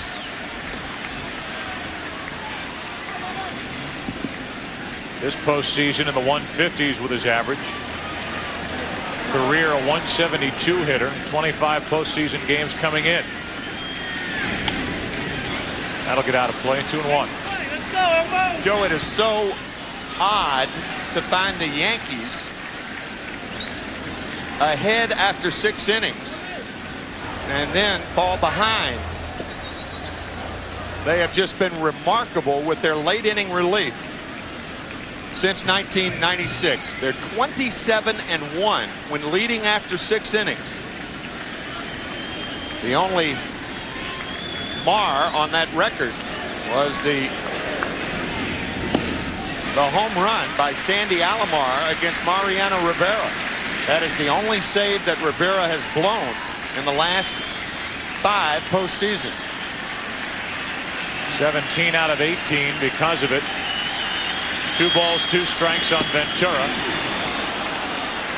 And now a full count. The Mets have Ventura up now, Agbayani next. The Yankees in the bottom of this 8th will have Jeter, Justice, and Williams.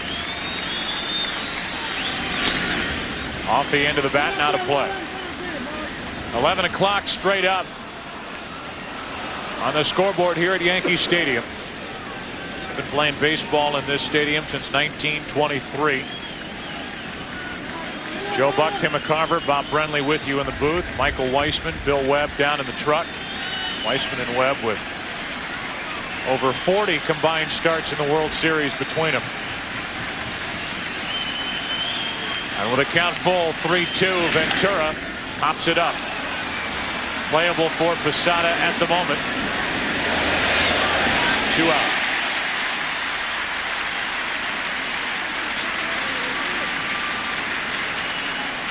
So with 2 out and nobody on, Agbayani will bat. Emmy Award-winning David E. Kelly, the creator of the practice, and Ally McBeal, brings you his newest series, Boston Public. Coming right at you Monday, 8 Eastern, 7 Central, followed by the season premiere of Ally McBeal right here on Fox. That's Monday night, while this series will take a rest. Yankee Stadium, Shea Stadium will be dark before Game 3 on Tuesday night. El Duque against Rick Reed at Shea Stadium. Tomorrow night, Roger Clemens and Mike Hampton. Good matchup. Game 2. Agbayani. Ball 1. Agbayani has hit in all 10 postseason games this year. 2 out of 3 tonight. His 1-out single started the 3-run rally in the 7th inning to put the Mets on top. Into right center field, well hit, slicing to O'Neill in the opposite way. Agbayani hits it to near the track, and the inning is over. The Mets go in order. We go to the bottom of the 8th. Jeter, Justice, Williams coming up for the Yankees, who trail by 1. We have a great game room. It's open from 6 to 9, but people can pretty much use it whenever they want. And this is one of our rooms. As you can see, all of them have a nice view over to the courtyard. Is your father staying with you now? No. Oh, he's not. So this is home then, huh? I just want to make sure he's well looked after. I mean, this could be his last move. Hello? Hello? Hello?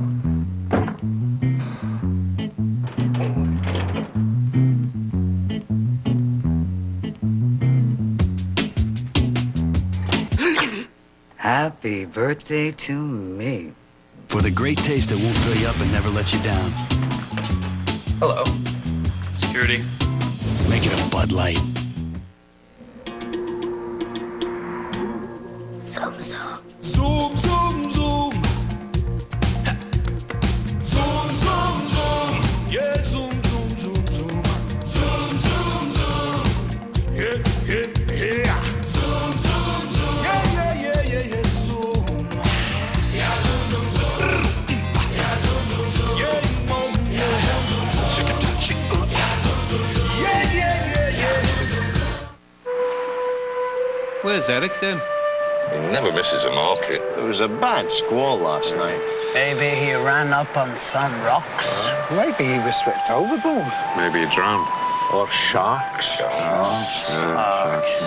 Maybe he already sold his catch online from the boat. Sharks. Wireless e-marketplaces from IBM. Now you can sell anything from anywhere. The World Series on Fox is brought to you by Radio Shack. You've got questions, we've got answers. by Gatorade Thirst Quencher. When the moment comes, will you have what it takes to finish? Gatorade, is it in you? By John Hancock, official sponsor of Major League Baseball. And by IBM, taking e-business and your business to the next level. Well, from above, Yankee Stadium here in the Bronx, this view courtesy of the Bud One airship, seen by millions. Its ongoing goodwill tour. Budweiser, the official beer of Major League Baseball. Down below, a pitching change and a defensive switch as Joe McEwing is in the game in left field. Benny Agbayani finished for the night. And on the mound in his 17th Major League season, first World Series appearance from Brooklyn, John Franco. Second in saves for his career, 420 saves, the most saves ever by a left-handed pitcher. Boy, if John's papa could be alive today to see a proud John Franco in the World Series for the first time. 29th player, 40 years of age or older, to appear in a series. His dad, a sanitation worker here in New York City, died behind the wheel several years ago. And that orange t-shirt that John Franco wears under his uniform top is in honor of his father at Reed's Department of Sanitation. On it. Well, he's on the mound for the Mets. Mariano Rivera gets loose for the Yankees in their bullpen. 2, 3, and 4 hitters for the Yankees, and Jeter showing bunt. Gets out of the way of ball one. Rick White, the right-hander, getting loose for the Mets here in the 8th inning.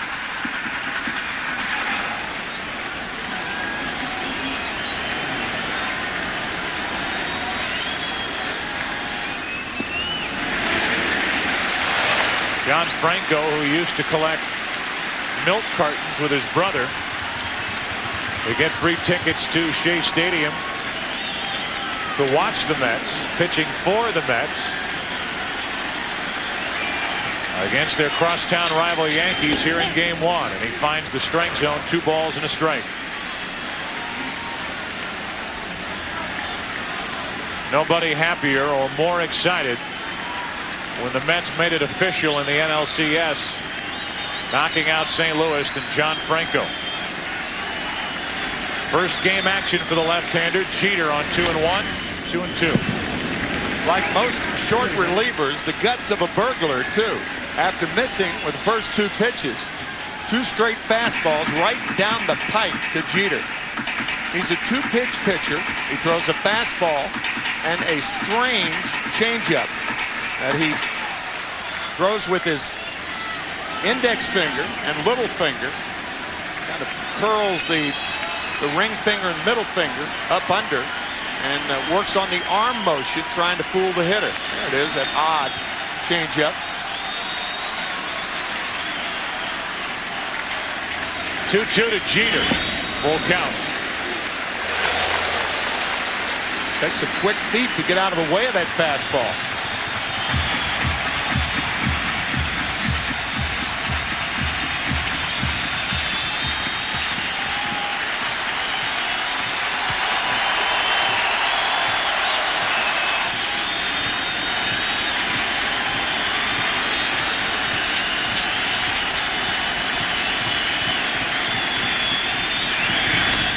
Jeter starts it with a hit.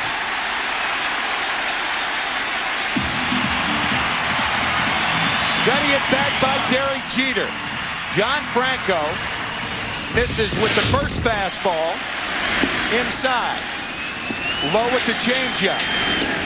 Fastball for a strike. Fastball fouled away. This one almost hits Jeter. And a fastball. Jeter gets his first hit of the ball game. And now is hit in 10 straight World Series games. Tying run is on to start the 8th, and David Justice, 1 out of 3, with a 2-run double back in the 6th inning, is up. And again dealing with a left-hander. Jeter peeking around Zeal at first.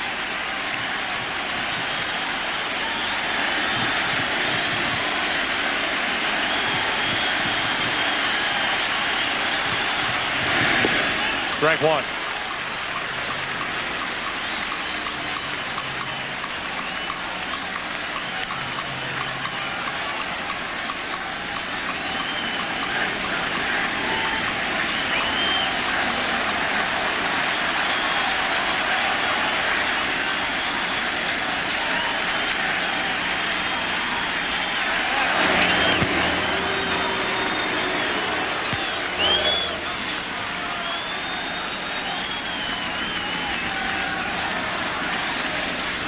Bubba Trammell, one of the heroes so far for the Mets. Tied it with a pinch hit single in the 7th. Mets lead 3-2 in the 8th. Strike 2 on Justice. 2 perfect pitches from Franco. And David Justice telling us before the workout yesterday that if a left-handed pitcher can make pitches on the outside corner at the knees, he's got me. And both of those pitches outside at the knees.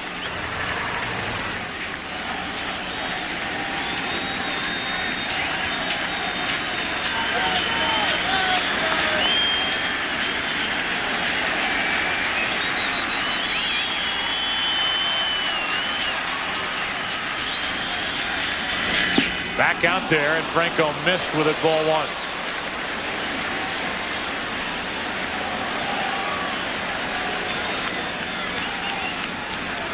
After 126 pitches, Al Leiter gives way to the Mets bullpen. Franco the first out of that bullpen, and there will be more. I do not think Franco will come inside the Justice. Probably go right back out there.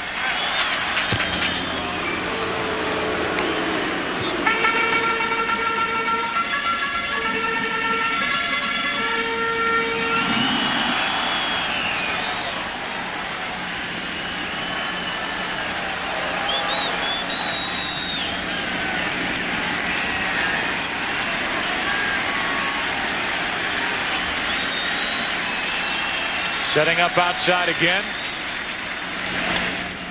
Justice reaching for it. Long run in for Peyton, 1 out.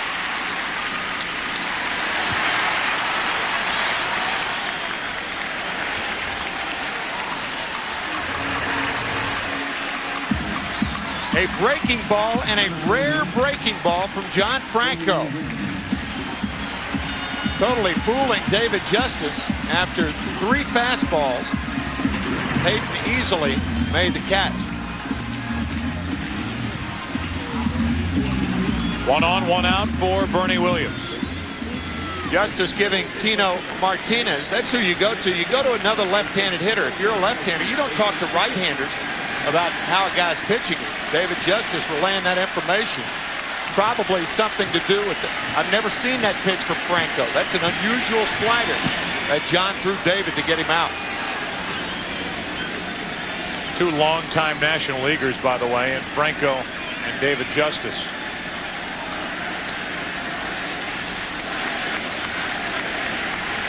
Bernie Williams now 0 for 2, and he's been intentionally walked tonight.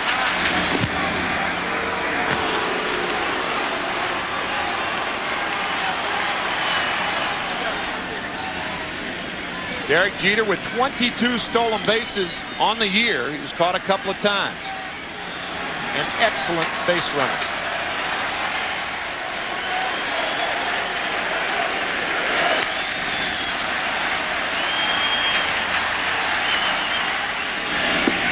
Inside corner, strike 1.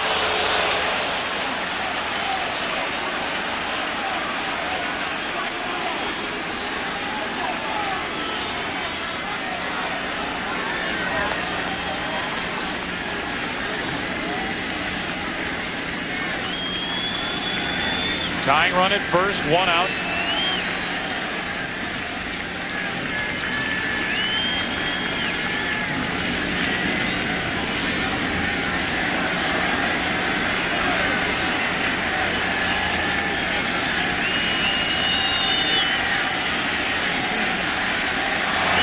And another check on Jeter.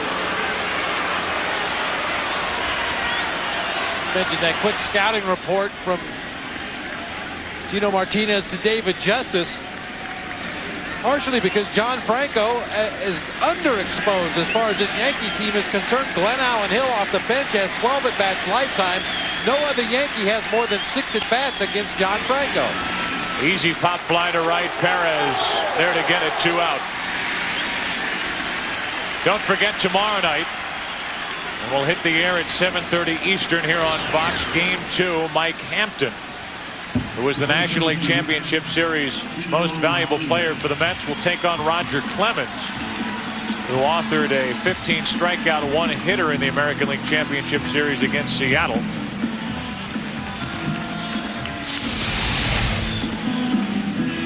And again, something, as we talked about earlier, that grabbed a lot of headlines around here coming into this Subway Series. The history between Roger Clemens and Mike Piazza, convening on July the 8th, being revisited time and time again by people like us, the print media. Joe Torre worrying about the ramifications of constantly harping on that. Clemens will be on the mound tomorrow night for the Yankees. Then if needed, will pitch again here at Yankee Stadium late in the series, but he will not have a bat in his hands. Step to the plate, take on these Mets pitchers in this 2000 World Series.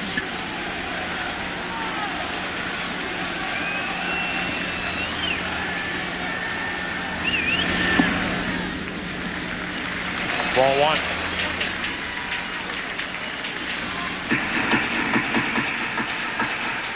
That's for tomorrow night. At this moment, it's a matchup of Franco and Martinez.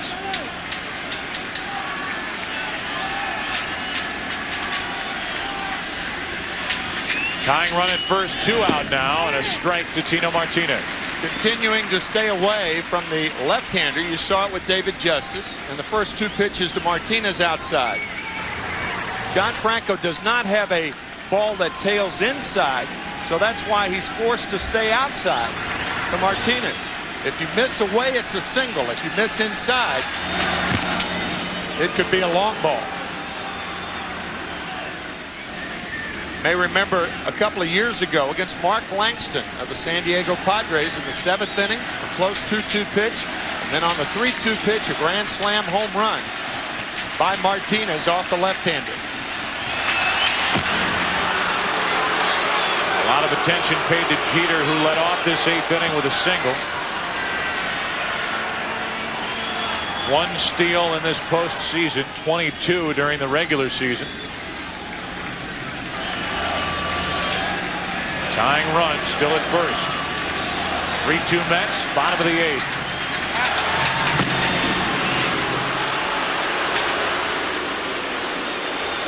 Talked about this in the League Championship Series. Jeter trying to get out far enough so he can peek around Todd Zeile to watch Franco's move. You don't want to be directly behind him.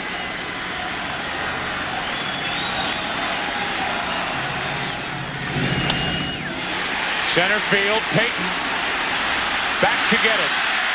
And John Franco gets around a leadoff single by Derek Jeter. He grew up a Mets fan. He gets through the 8th, 9th inning, game 1, 3-2 Mets.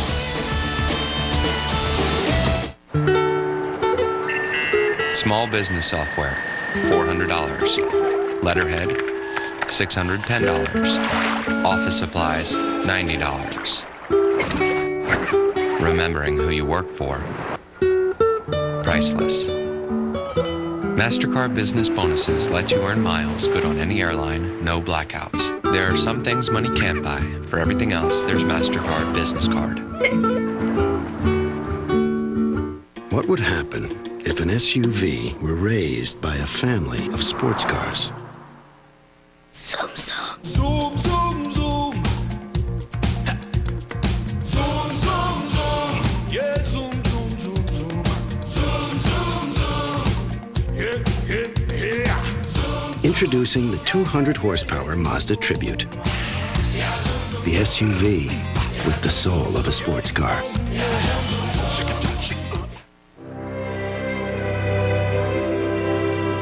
What is the value of victory? What makes success so sweet? At American General, we help over 12 million people every day live the lives they've imagined. With retirement services, life insurance, consumer loans, and whether they have big dreams or little dreams, the real victory is seeing their dreams come true. American General Financial Group. Live the life you've imagined. Running our own e-business suite, Oracle saved $1 billion in 1 year. How much will you save? Oracle. Software powers the internet.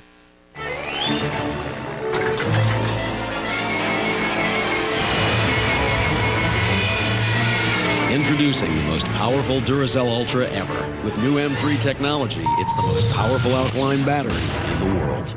Last season's smash hit comedy is back. Pass the lamp is a home run.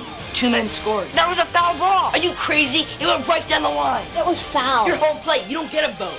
The Emmy Award-winning Malcolm in the Middle. Season premieres Sunday, November 5th on Fox.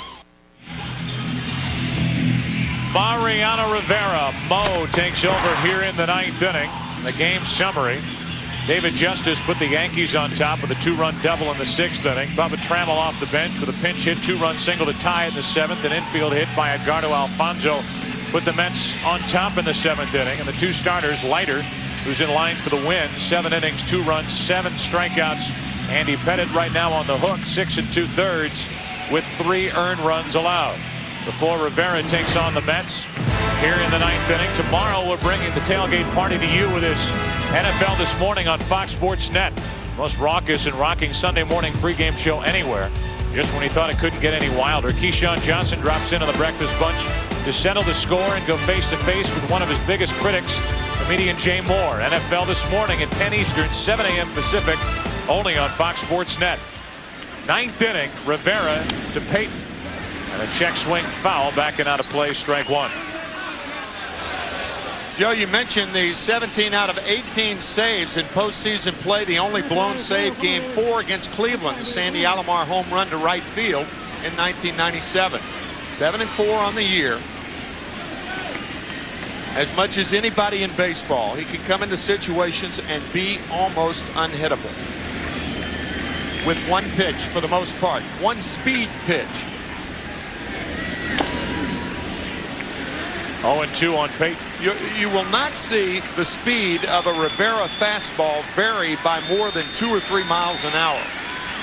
This year, in order to keep right-handers honest, diving out over the plate, he's developed a fastball that stays on the same plane inside to right-handers.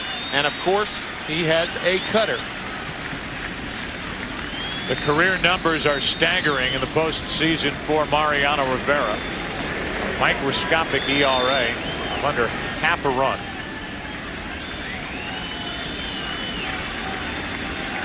Pitched 34 consecutive scoreless innings. That string was snapped in the ALCS Game 6.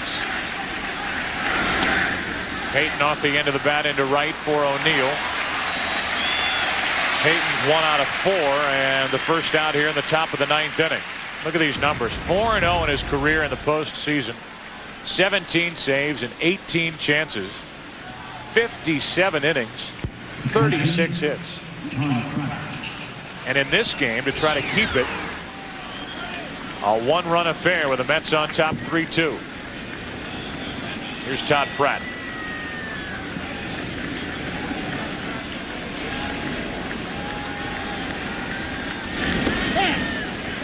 You expect to have a bad night behind the plate if you're a catcher. It really goes with the territory. Foul tips, nicks, balls on the feet, shoulders, thighs.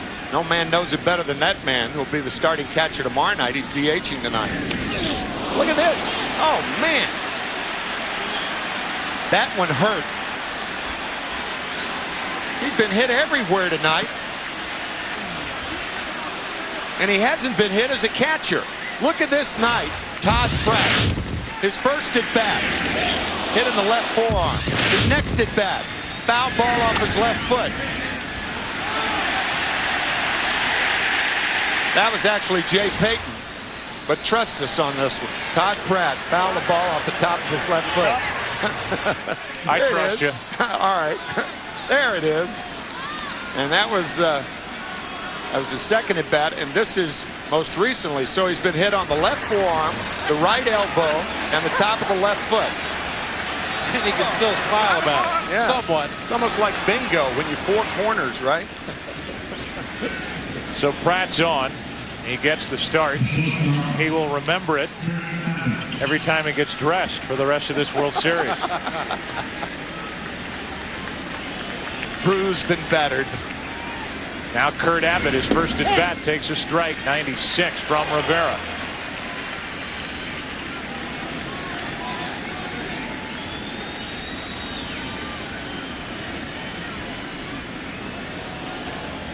John Franco is scoreless 8th, and Armando Benitez getting ready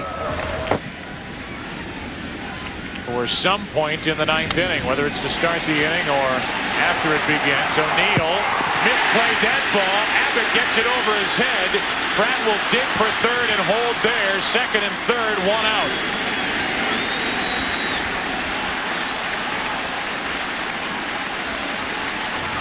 Once you see an outfielder turned around, then you know the ball's going to get the best of him.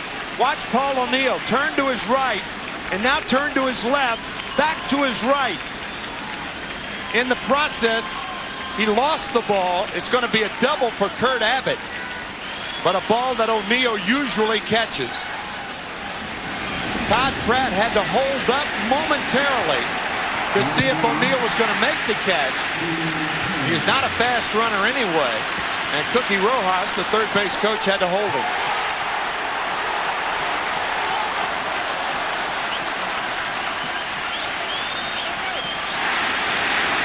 Franco and the rest of the Mets bench directing traffic like you would at LaGuardia with second and third, 1 out. The infield comes in for Perez. Mets look for insurance runs. Remember, Perez, we talked about it earlier, he's the best bunter on either team. He is not a guy who can drive a ball deep. Now, with that in mind, the possibility of a squeeze is present.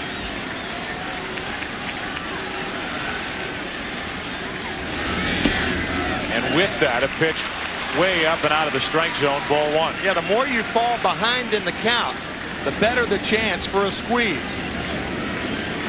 We've talked about how difficult Rivera is to hit. He's even tougher to bunt a ball on the ground.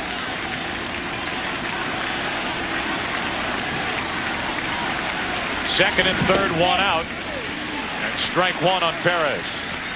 Well, we're used to seeing the infield drawn in situations like this, but I don't believe I've ever seen an infield drawn in as far as the Yankees are. All 4 infielders are in on the grass, respecting the bunting ability of Perez.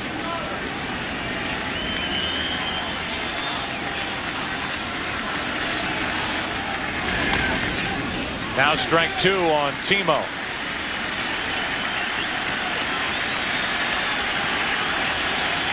Alfonso on deck and Piazza in the hole. The Yankees in a 3-2 hole here in the 9th inning. Mets trying to dig that hole a little deeper. Up and after it, it's still 1-2.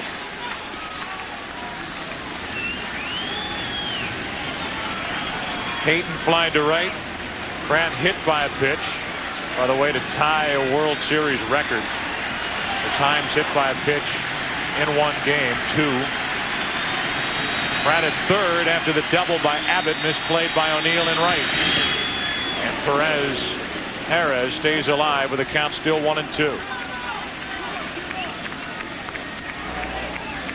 Timo Perez is listed as 5'9". He's more like 5'7". And the fastballs from Rivera have been about 5'5".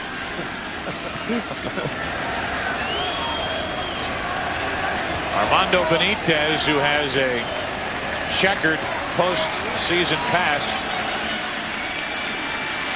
I know, hoping for a little more breathing room as he watches Perez bat with second and third, 1 out. Rivera trying to coax a pop-up right here.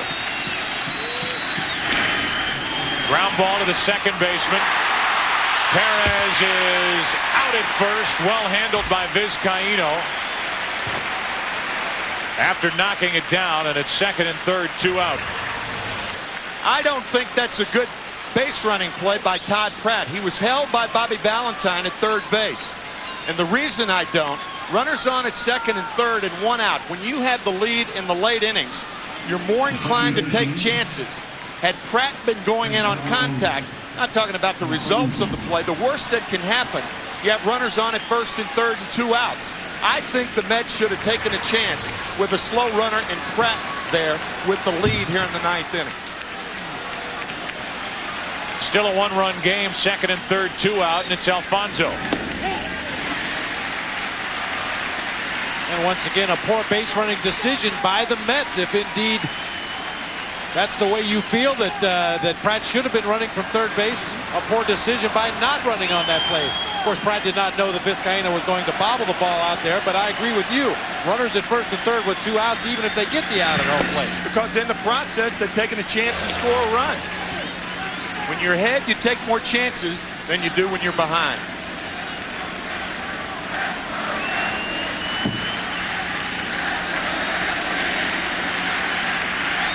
Six out of his last 8 with runners in scoring position.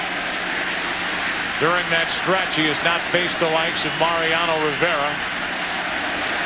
Alfonso put the Mets on top back in the 7th with an infield hit. And he's set up here at a ball and 2 strikes. This, by the way, constitutes a rally against Rivera. A hit batsman and a misplayed double in right.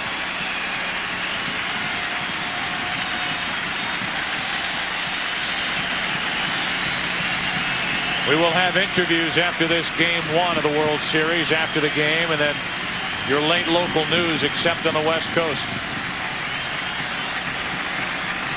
Round 1 of this Subway Series. Mets leading by a run, 9th inning. Second and third, 2 out.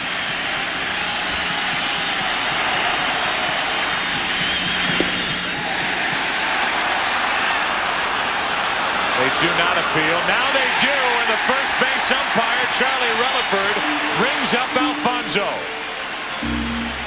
Ed Montague waited. Finally appealed down to first, and Relaford said that Alfonso offered it the pitch. So now we go to the bottom of the 9th. Game 1. Yankees' last chance. They trail by 1.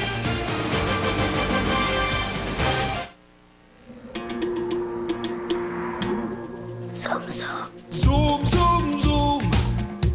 Ha. Zoom, zoom, zoom. Yeah, zoom, zoom, zoom, zoom. Zoom, zoom, zoom. Yeah. Zoom, zoom, zoom. Yeah. Zoom. Yeah, zoom, zoom, zoom. Yeah, zoom, zoom, zoom. Yeah.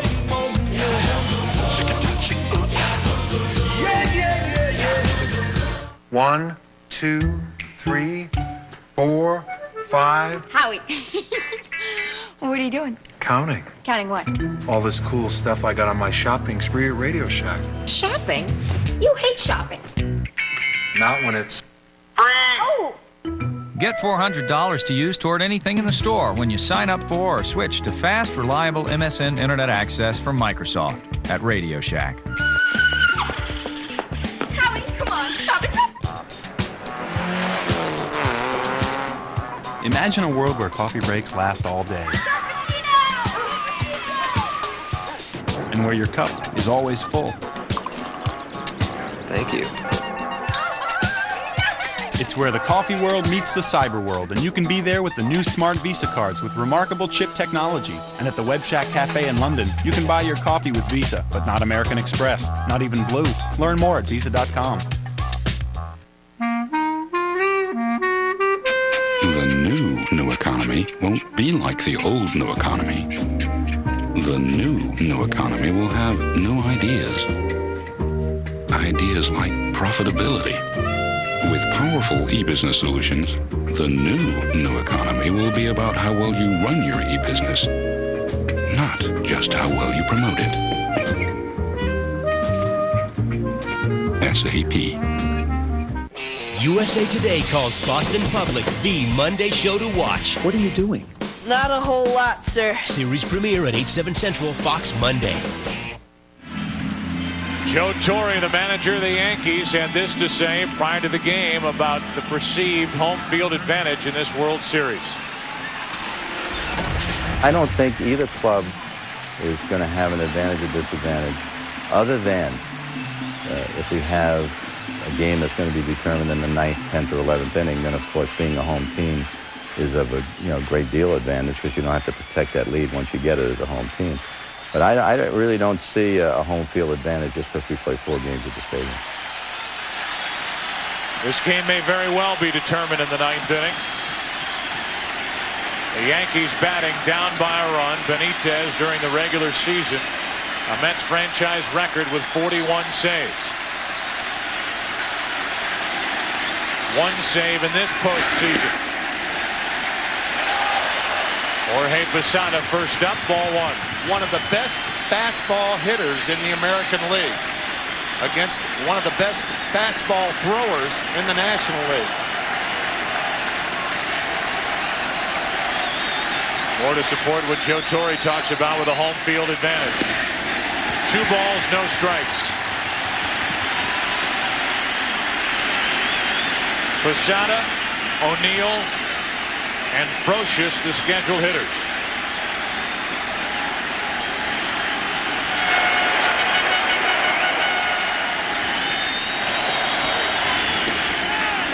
A high strike, and it's 2-1. Around the belt to Jorge Posada.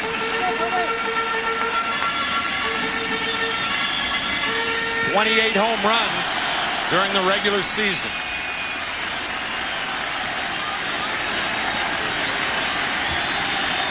The 2-1. 97 miles per hour from Benitez, 2-2.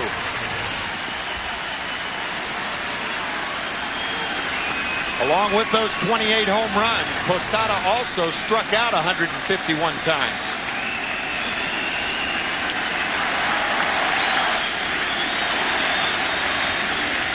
The 2-2. Do it again.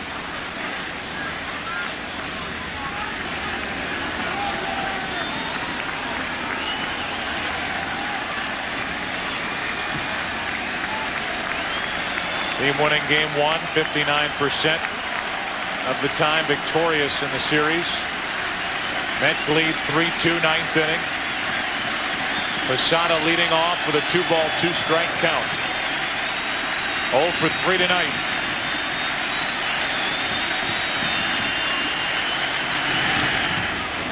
Pretty good swing there on a 98-mile-per-hour pitch. Derek Jeter, the best man in Jorge Posada's wedding last fall.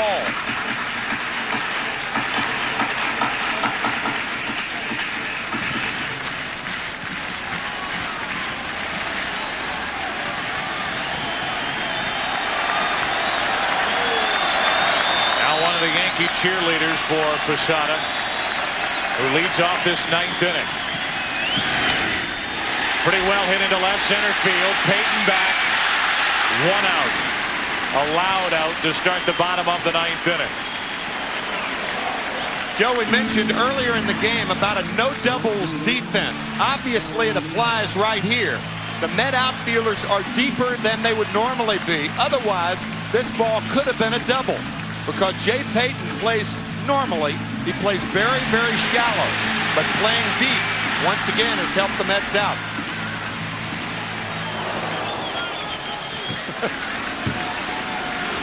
On a 68-degree night in the Bronx, Leiter sweating more now on the bench than he was on the mound for the first 7 innings here in game 1. The Mets 2 outs away from a victory here in game 1. Ball 1 to O'Neill. You should know the last team to blow a 9th inning lead in World Series play. The Cleveland Indians in game 7 in '97. Led that game 2-1. Florida tied at 2-2 and won it in the 11th on a hit by Renteria. Down to Keith Olbermann. Joe, in anticipation of Scott Brocious facing Armando Benitez, righty and righty, Louis Polonia and Jose Canseco have grabbed bats at our potential pinch hitters, and they are helmeted already as well. Joe? Thank you, Keith. 1 ball, 1 strike on O'Neill. 1 out, nobody on. Strike 2 on O'Neill. One would think that if O'Neill gets on, Joe Torre would go to Polonia. And if O'Neill makes an out, perhaps Torre would look to tie it up with 1 swing of the bat. A ball and 2 strikes on O'Neill. 1 out, nobody on. Staying alive is the veteran right fielder, Paul O'Neill, who has hit only 1 home run as he plays in his 32nd game since September 3rd. Bothered by that sore right hip. Does not have the thump that he had earlier in the year. He piled up 18 home runs during the regular season. Benitez has him set up at 1-2.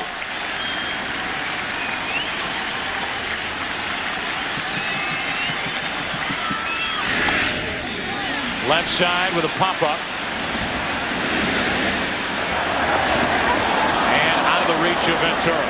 Good effort, but about 2 rows deep.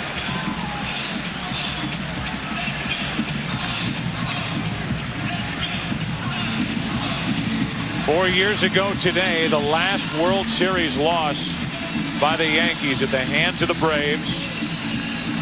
October 21st of 1996. Since then, 12 consecutive World Series victories for this franchise that's been around, at least here in New York, since 1903. Taking on the Mets, who have been in New York since 1962. First Subway Series in 44 years.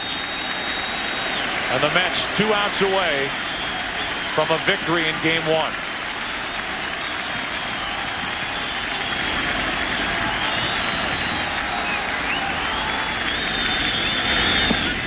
Two balls, 2 strikes. Keith mentioned Luis Polonia and Jose Canseco getting ready in that Yankees dugout, perhaps to pinch hit for Scott Brosius. I think it's more likely that they're getting ready to pinch hit for Jose Vizcaíno. Scott Brosius 2 for 5 lifetime against Benitez with a home run and a double. The 2-2 to O'Neill. Now a full count. O'Neill has not caught up with the fastball during this at bat. Benitez has blown it right by him. Mariano Rivera kept it a 1-run game. Benitez trying to do the same. The best chance for Paul O'Neill to pull a ball is if the fastball is down. Anything up, he'll hit it to left field. 3-2 to O'Neill. Do it again. Defensive swings this entire at bat by Paul O'Neill.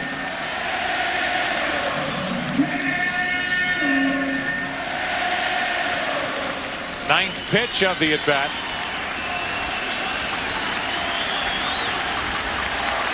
Coming here.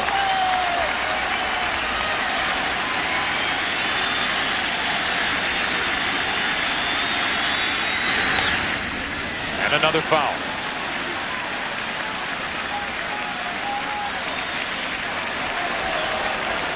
The Yankees with 2 runs in the bottom of the 6th inning, driven in by David Justice with a 2-run double. The Mets answered in the top of the 7th.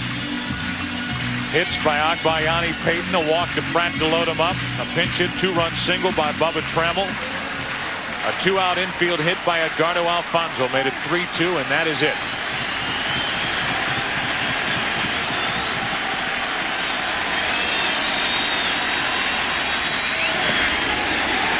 A 1-out walk, and the tying run is on.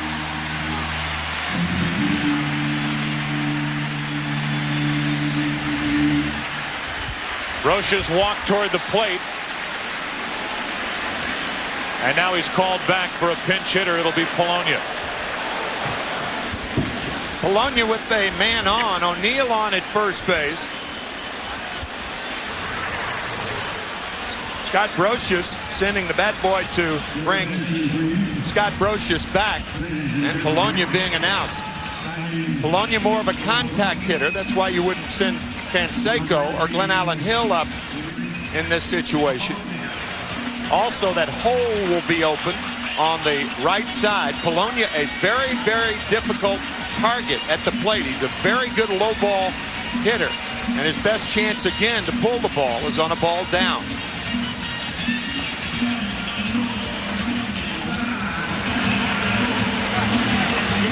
Polonia came to the Yankees midseason. Messier hanging in there in the 9th inning. So are the Yankees. A good at bat by O'Neill to work a walk out of Benitez, who was allowed 7 career postseason home runs. 1 on, 1 out. Ball 1.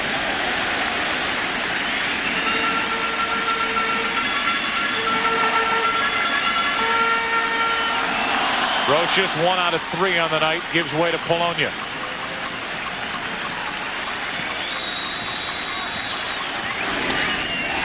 Into right field, a base hit. Tying run at second, O'Neill. The potential winning run at first, Polonia. There was that fastball down in his wheelhouse. He is a very good low ball hitter. Check and see where this pitch is. Right in that area right there, and Polonia smacks one to right field.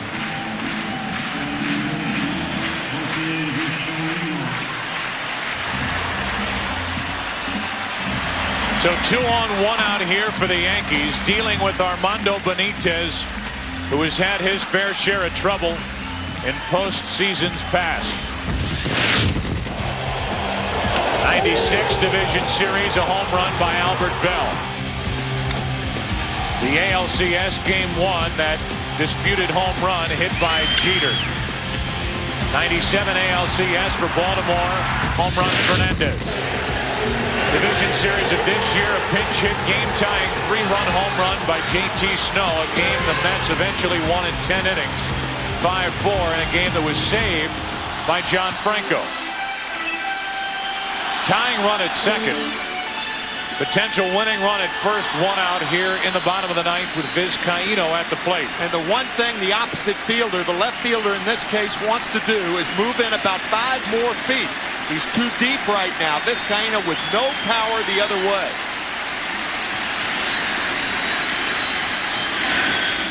I'm sure Joe Torre has to be at least toying with the idea of running for Paul O'Neill at second base.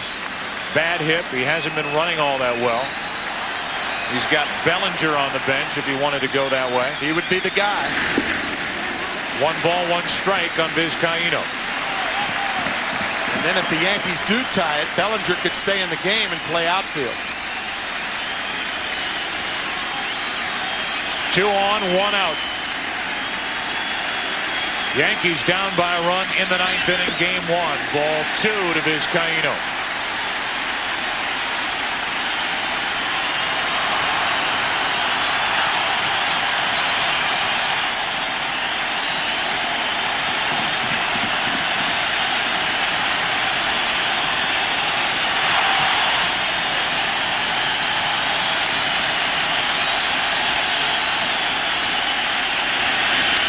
Left field base hit. McEwing ready to throw, and the bases are loaded with only 1 out. A walk, back-to-back singles. And the bases are loaded back to the top of the order in Knobloch. A little lob shot over Kurt Abbott's head to load him up. No way can O'Neill score on that ball. The ball was hit fairly well. McEwing with an average arm and left.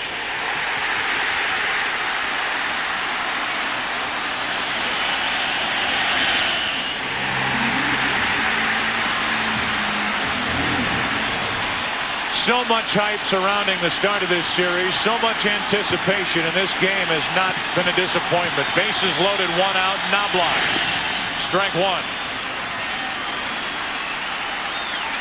Infielder shortened up the middle, hoping for the double play ball. So anything hit to the shortstop and second baseman, they'll go for 2. If it's slowly hit to third, Ventura will come home. Same thing for Zeal at first.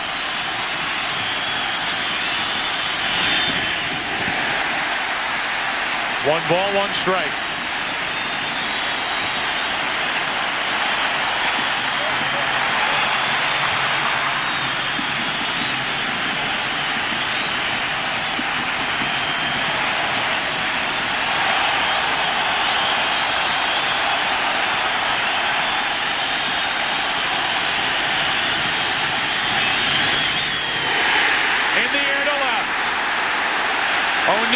tag. The throw by McEwing into third, and it's a 3-3 game in the ninth. Knobloch ties it with a sac fly to left.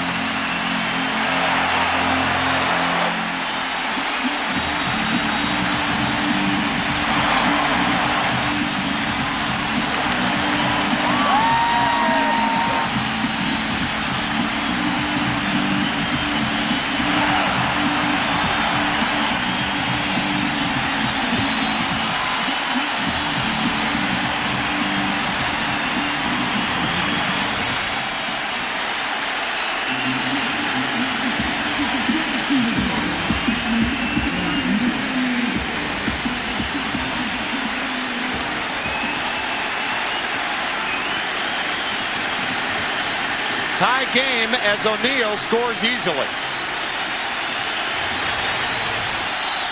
Now the Yankees are a hit away. Strike one to Jeter.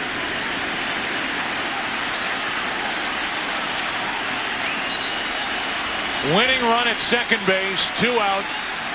3-3 game. Bottom of the ninth. Derek Jeter against Armando Benitez. That's a strike, and it's 0-2.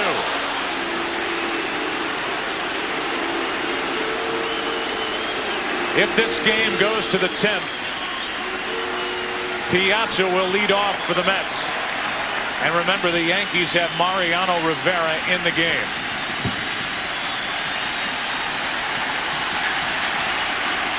Polonia, the lead runner at second.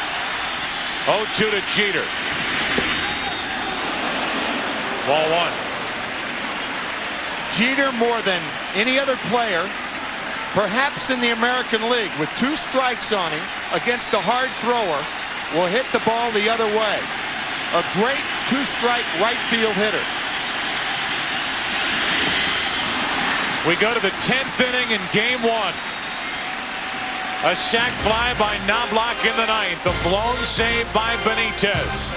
10th inning, tied at 3.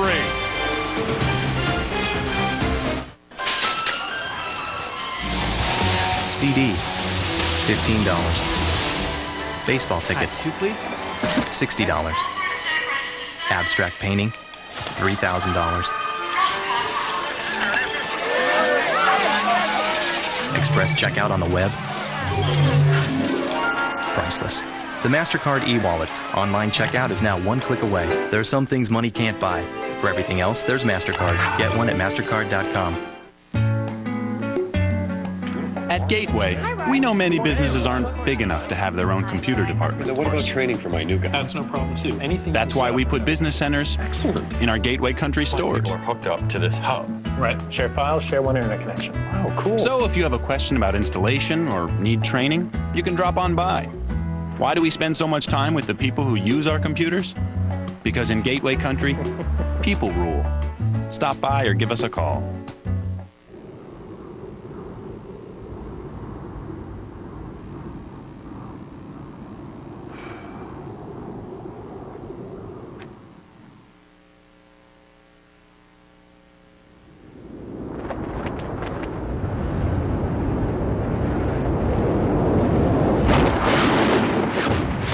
E squared from Energizer, a whole new battery with a heart of titanium that lets you take power to the next level.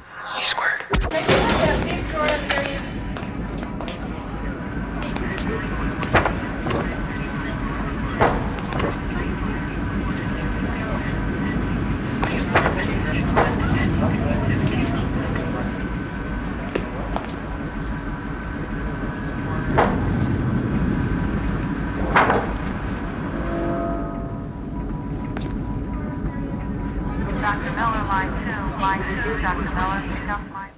He's got to be here somewhere. I have seen things that I can't explain. I'm not going to sell Walter out. I know what I saw. We're going to find him. 10th inning now, a 3-3 game. Game 1 of the 2000 World Series. Luis Sojo takes over at third base. Remember, the Yankees pinch hit for Brocious, and it worked, by the way, with Polonia. That spot is now occupied by Sojo, and the number 3 spot in the Mets lineup is occupied by Mike Piazza, facing Mariano Rivera. He worked the ninth. He He starts the 10th with ball 1. Piazza 1 out of 4 tonight with a single back in the 4th inning. He was erased shortly thereafter. Picked off, caught stealing by Andy Pettitte. 51st extra inning game. World Series history, and now a ball and a strike on Piazza. Zeal to follow, then Ventura.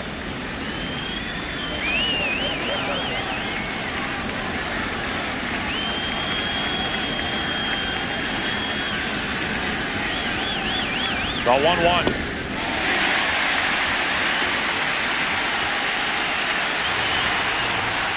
Mike Piazza's been bothered by tendonitis in the right knee, and with this swing, he looks like he aggravated that right knee further.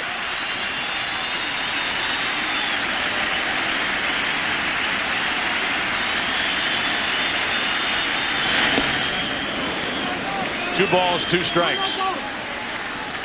You can see Rivera clearly trying to keep the ball inside on Mike Piazza, not allowing him to extend his arms. Tremendous opposite field power. The 2-2. Back inside, 96 from Rivera to go back to the 9th inning. Remember, Rivera hit Pratt. A misplayed double off the bat of Abbott over the head of right fielder Paul O'Neill. 2nd and 3rd, only 1 out. The Mets were not running on contact when Perez grounded to 2nd with the infield in. Then Alfonso struck out. It remained a 1-run game until the bottom of the 9th. That's on the inside corner, 1 out. Piazza's erased here in the 10th. You get the idea of what Rivera was trying to do. Inside. Inside. Low. Inside. Back inside. Back inside.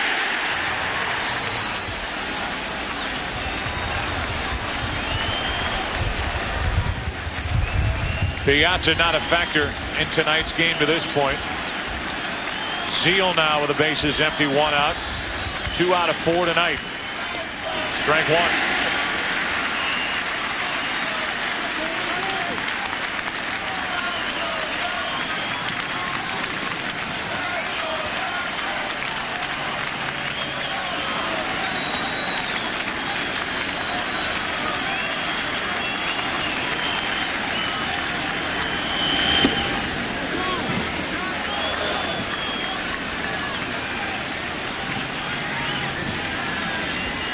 Ventura will follow Zeal.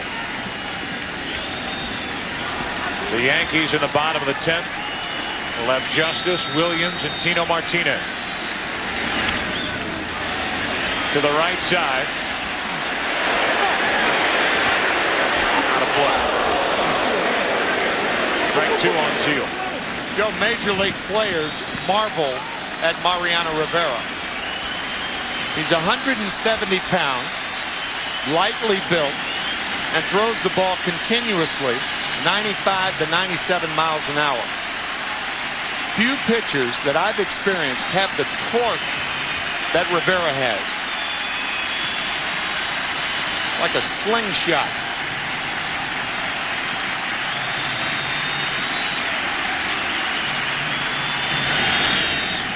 Still 1-2. Well, we talk about a comparison of the 2 bullpens in this World Series. The Mets bullpen deeper. The closers, no comparison. In their careers in the postseason, Rivera with an ERA of under half a run, 1 home run allowed. Benitez 7 allowed.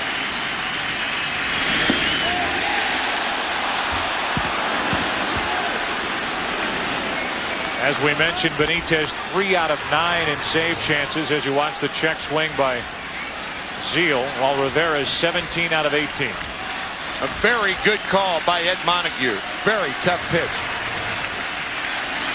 2-2 to Zeal.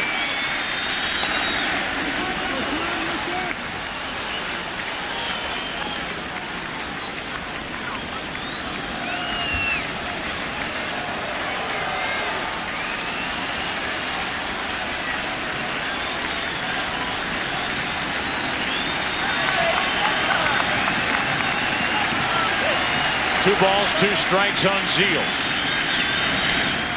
Well hit, but foul. Upper tank. Zeal finally got around on one. With Rivera out there, it's the Yankee version of catch me if you can.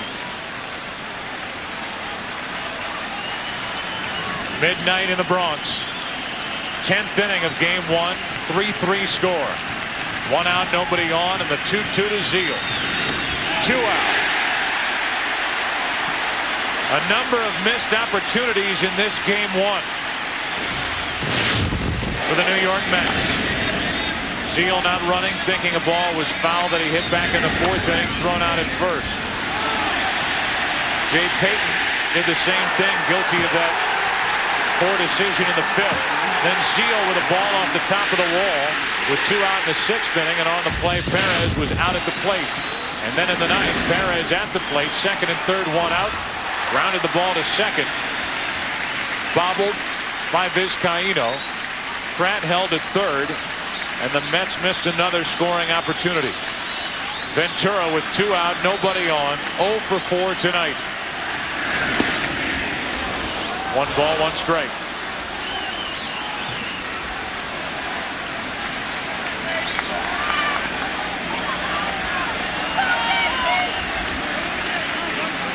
A lot of late arrivals at school tomorrow. Tomorrow's Sunday. A lot of late arrivals at church. As Ventura flies one to center. There'll be some bleary eyes on Sunday morning. This game rolls on past midnight. We go to the bottom of the 10th. Heart of the order for the Yankees, tied at 3. You're watching the World Series on Fox, the home of NASCAR. Now batting, number 42, Jackie Robinson. It is not the critic who counts. The credit belongs to the man who is actually in the arena, whose face is marred by dust, sweat, and blood, who at best knows the triumph of high achievement, and who at worst, if he fails, fails while daring greatly, so that he shall never be with those timid souls who know neither victory or defeat. In a test to determine how well luxury sedans protect drivers, the Insurance Institute for Highway Safety recently named the BMW 328i the best pick in its class. But BMW believes that in a contest to protect lives, there should be no winners, and certainly no losers. Because at BMW, we're as interested in saving lives as we are in selling cars.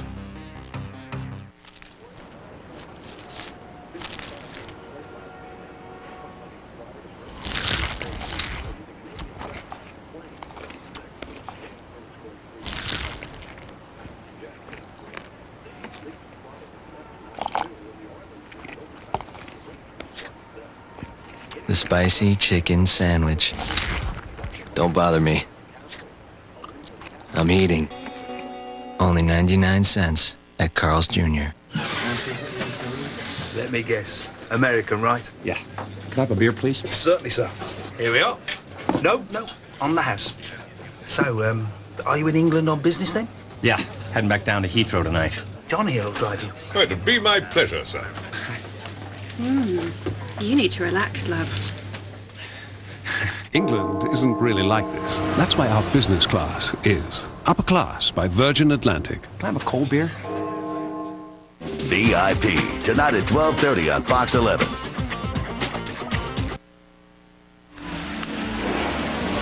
Bottom of the 10th inning.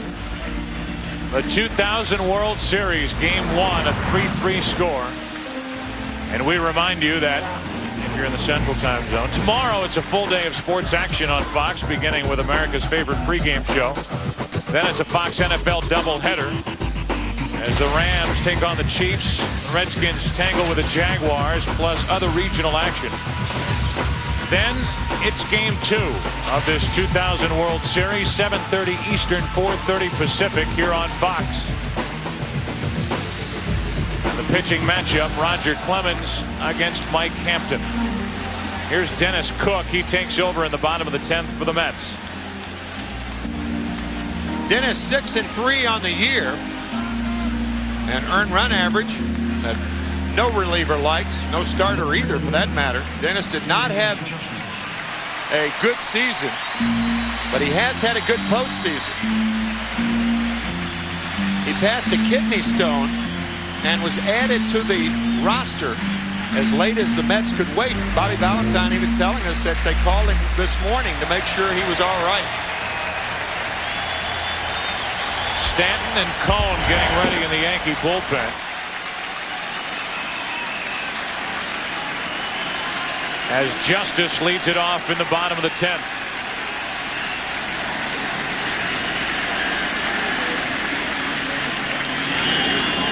"17 career postseason innings under the belt of Dennis Cook. No runs allowed."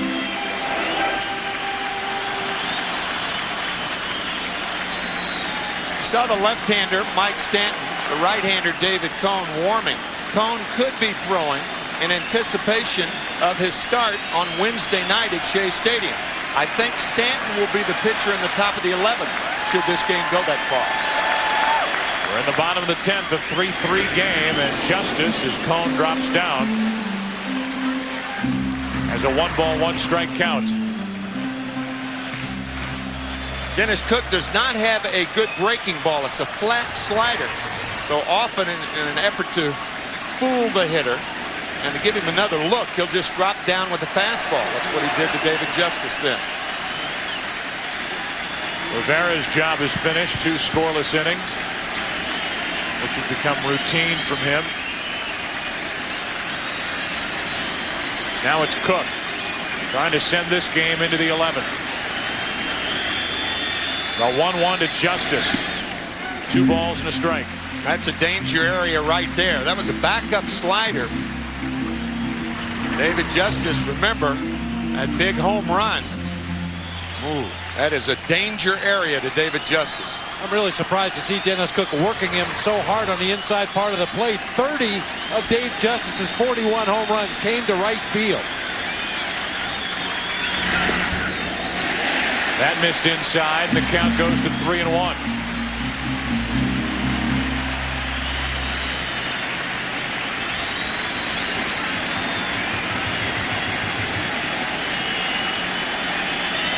The Mets bullpen sprung a leak in the 9th inning. Armando Benitez allowing a 1 run, stranding 2 runners. 3-1 to Justice. A leadoff walk.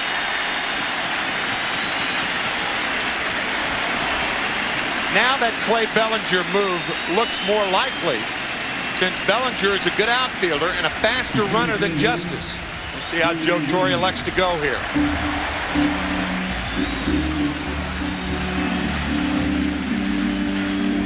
Bellinger, the end of the dugout. I guess if you were going to bunt in this situation, you'd be more inclined to put Bellinger as a pinch runner to try to beat the throw to second base, but no way you're going to bunt with Bernie Williams coming up.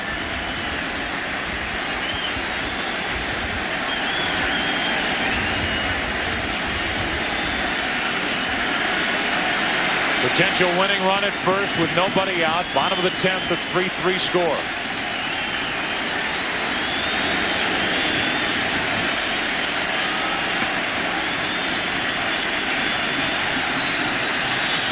Williams hitless on the night and a check on the runner.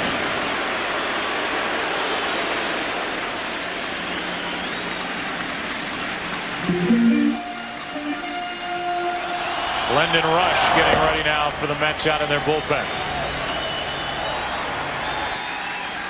Dennis Cook comes out of the bullpen and walks the leadoff man, a left-handed batter, Justice.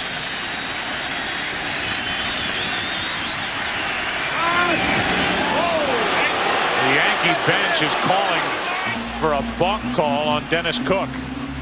I think what the Yankee bench thought was that Dennis Cook's right leg went behind his left leg. When the right leg goes behind the left leg or the right foot, you're committed to go home. And from that appearance, the Yankees had a good argument.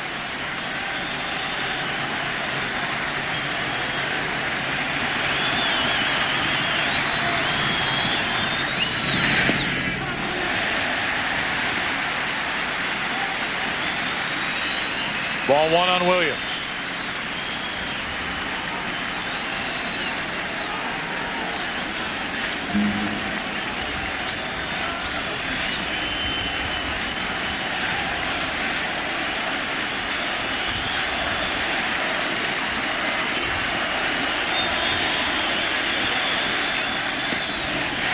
Now ball 2-0.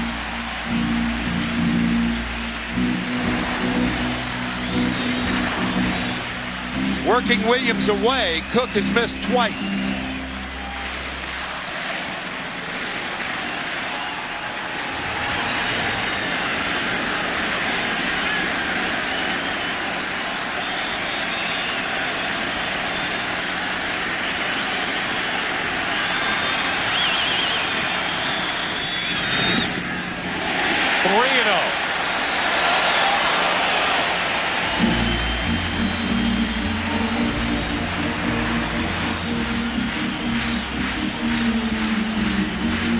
Against Seattle, Joe Torre allowed Bernie Williams to hit 3-0. And he tied up a ball game with a home run. That was as a left-handed batter. We'll see if Torre allows Williams to do it again.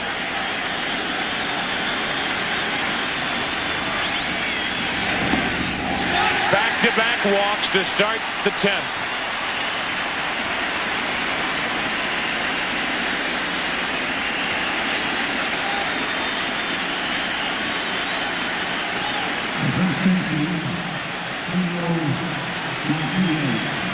And now Dave Wallace out of the dugout.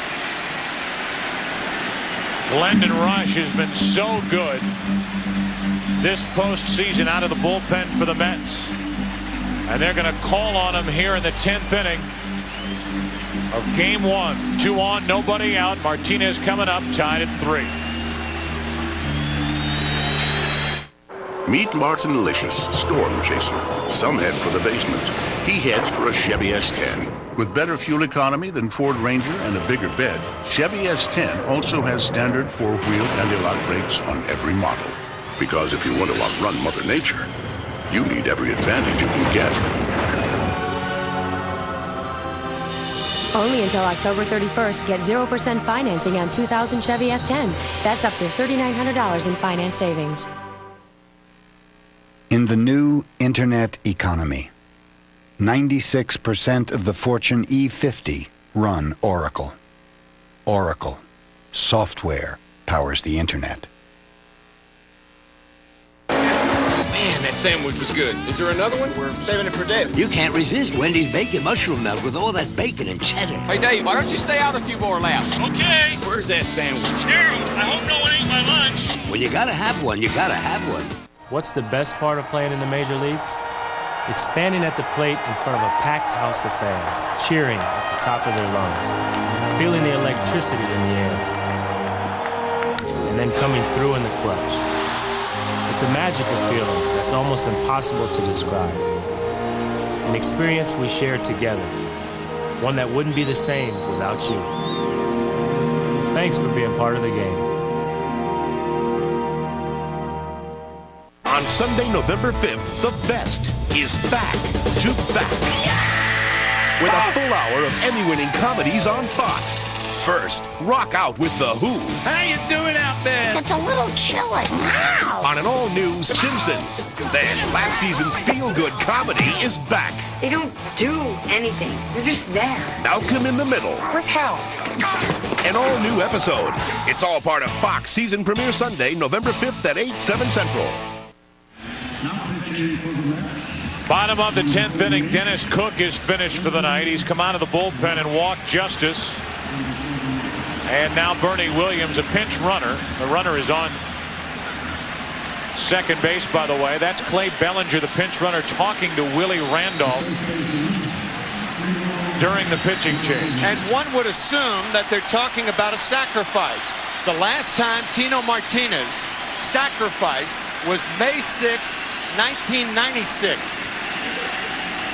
If you sacrifice with Martinez, then Bobby Valentine's going to walk Posada, and you're going to have Rush facing Paul O'Neill. looking to swing, and he takes strike one. I think that would be the only reason that Joe Torre would not bunt Martinez in this situation. However, O'Neill led the Yankees in hitting against left-handed pitching with a .346 average.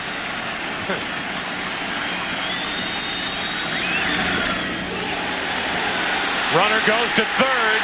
Williams down to second on a pitch that got away, and the winning run is 90 feet away.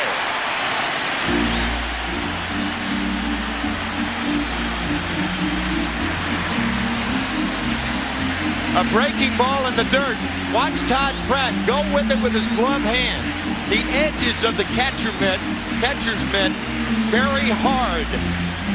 And it hit the hard part of the mitt. Excellent base running by Bellinger. Belly flopping into third.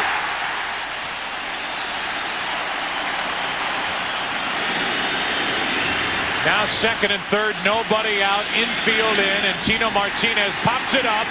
Shallow left, McEwing in to make the catch, one out. Not only was the infield in, but the outfield was in properly.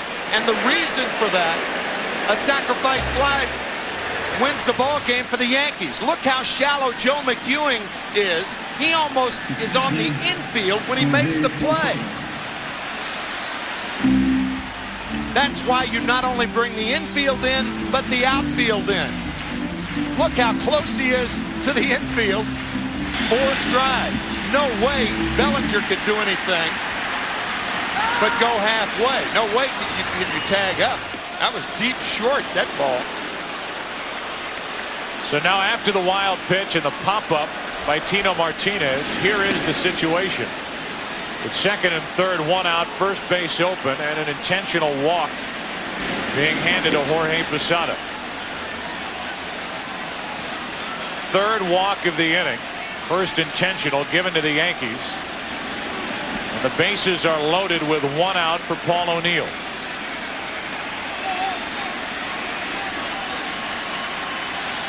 Here's Paul O'Neill's last at bat. A 10-pitch at bat, and he ended up scoring the tying run. You talk about plucky, gritty, tough.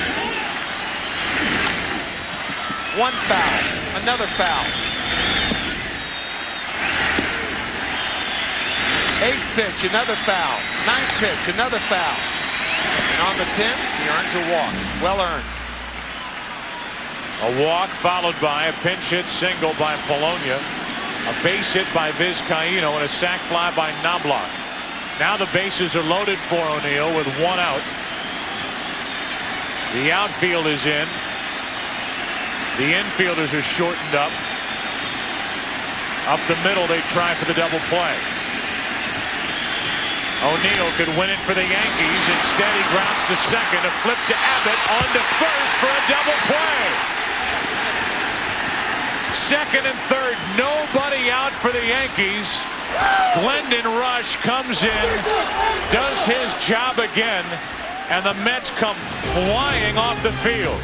A 4-6-3 inning-ending, rally-killing double play hit into by O'Neill. 11th inning now, game 1. We will find him. The search begins. The X-Files season premiere, Sunday, November 5th on Fox. Game 1 moves into the 11th inning. And up above, a long night for the folks in the Bud 1 airship. They travel throughout the year and appear at many exciting sporting events across the country.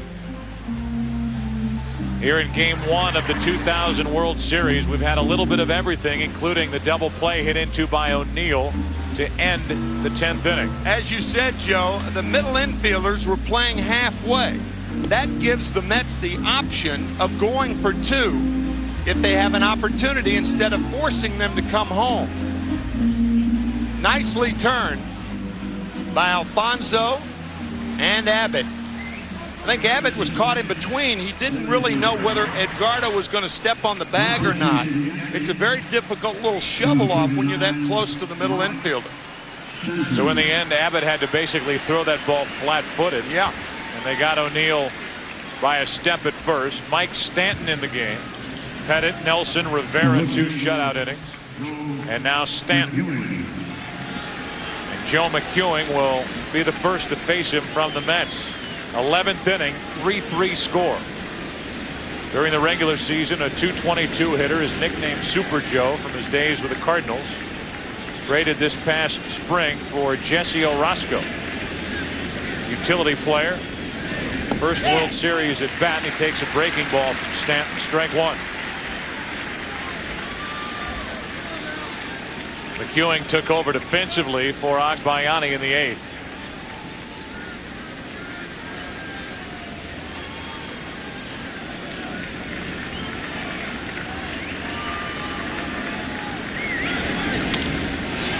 Shallow center. Bernie Williams, 1 out.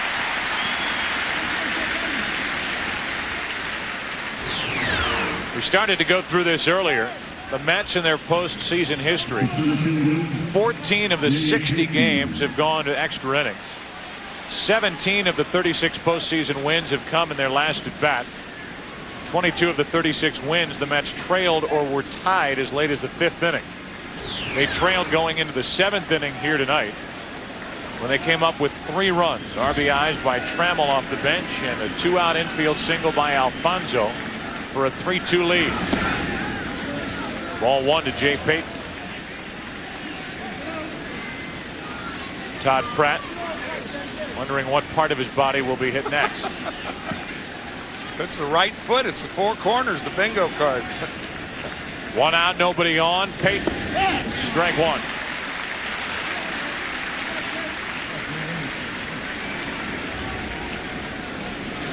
Payton a hit tonight, a run scored. A 3-run rally, the only scoring inning for the Mets, the 7th. Back-to-back hits by Agbayani and Payton, a walk to Pratt. Strike 2 here on Payton. And it was Bubba Trammell off the bench with a pinch hit 2-run single. 1 out later, 2nd and 3rd, 2 out, an infield hit by Alfonso. That was a splitter. You can see that weird rotation of the ball from Mike Stanton.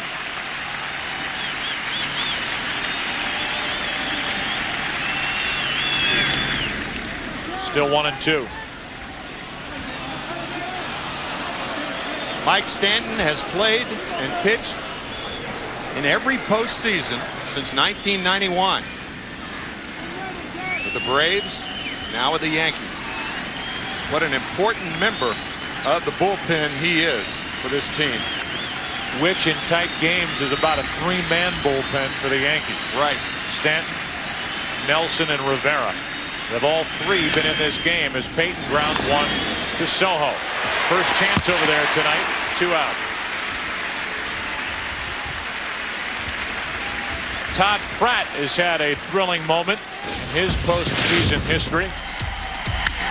Game 4 of last year's division series. He hit the game-winning home run to put the Mets into the league championship series.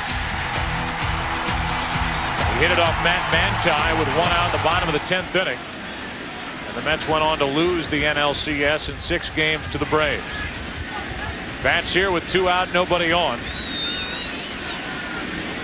Been hit by a pitch twice tonight. He's also walked and scored late with that swing. Strike 1. Luis Soho protecting the line at third base, guarding against a double. The Yankees trying to push everything to the fat part of the field or the middle of the field, giving up a single but not a double. It's baseball's version of football's prevent defense.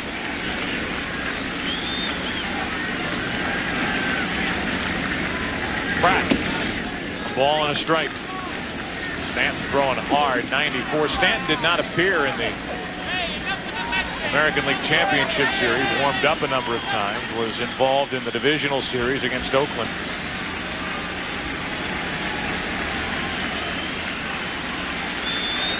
Soho, by the way, will lead off for the Yankees in the bottom of this 11th. Vizcaíno, then Knobloch. Can't catch up there with a 94-mile-an-hour pitch, 1-2.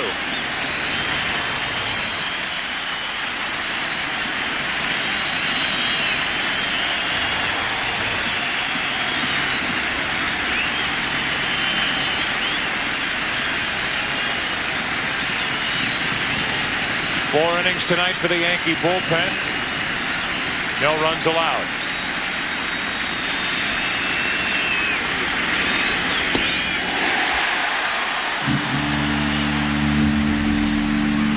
From Nelson to Rivera to Stanton. Rat strikes out, and we're still 3-3 into the bottom of the 11th. हम आपका स्वागत करते हैं। आज मेरे साथ एक मशहूर मेहमान अरुंधति। 2 खिलाड़ियों का नाम अरुंधति और भारत है, मगर ये देखो क्या हो रहा है। दोनों खिलाड़ी अब तैयार है, वो एक दूसरे के पास है। अरे हंगामा हुआ। अरे यार, एक दूसरे गलत आदमी को मारा। ये गड़बड़ हो रहा है। ये मामला मेक्सिको सालगिरह लगता है। ये दीवानों का मेला लगता है। अरे क्या हो रहा है, क्या हो रहा है। It's the wildest hour of pregame coverage in the business. The Fox NFL Sunday pregame show tomorrow at noon. 12:30 in the East. Bottom of the 11th inning. A lot of these kids staying around on a Saturday night, early Sunday morning.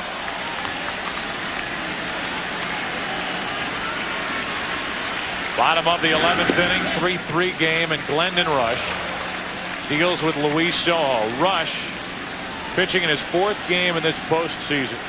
He's now gone 4 1/3 innings without allowing a run. Alfonso to his right stays down on it. 1 out as Sojo grounds out 4-3. Rush was the winner in game 4 of the NLCS, and he has been a big weapon for Bobby Valentine out of the Mets bullpen. 1 out, and here's Vizcaíno, who had a big hit in that 1-run 9th inning in which the Yankees tied this game.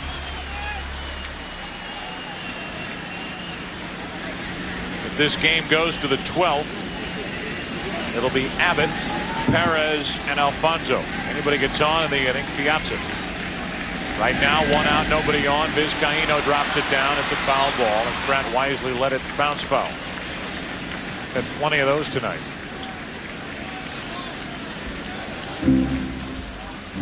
It's exactly 12:30 in the East AM. Do you know where your base runners are?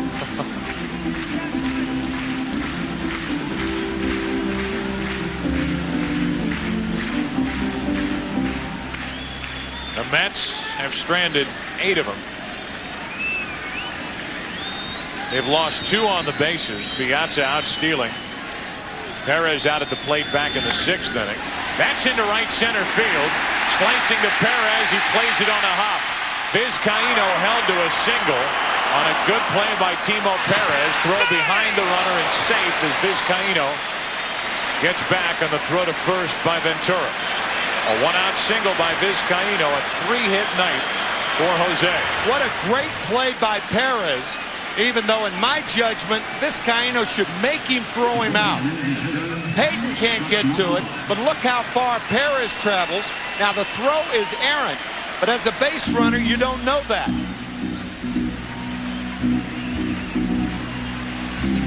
Throw back to first base by Ventura. Not in time. A slicing ball in the gap. A wide turn. I think Vizcaíno a little too cautious there.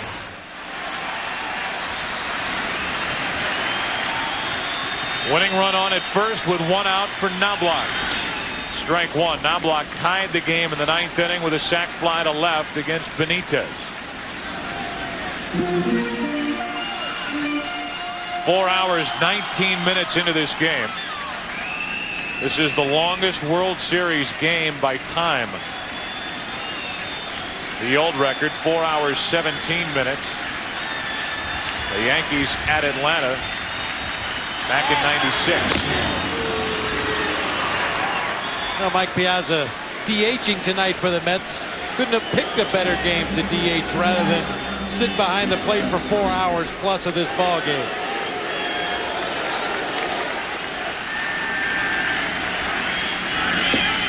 One ball, 1 strike on Knobloch. In case you're wondering, the longest postseason game, 5 hours, 46 minutes. Atlanta at the Mets last year, game 5 of the LCS. Won by the Mets and Robin Ventura. 1 ball, 1 strike. Check on Vizcaíno.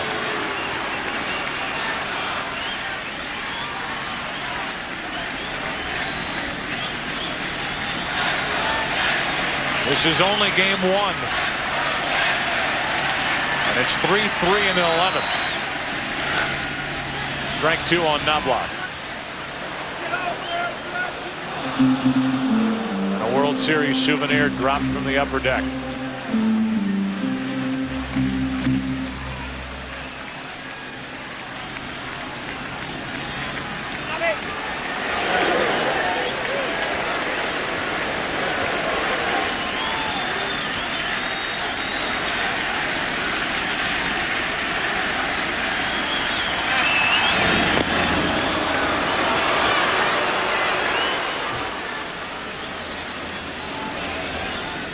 One ball, 2 strikes on the hitter Knobloch.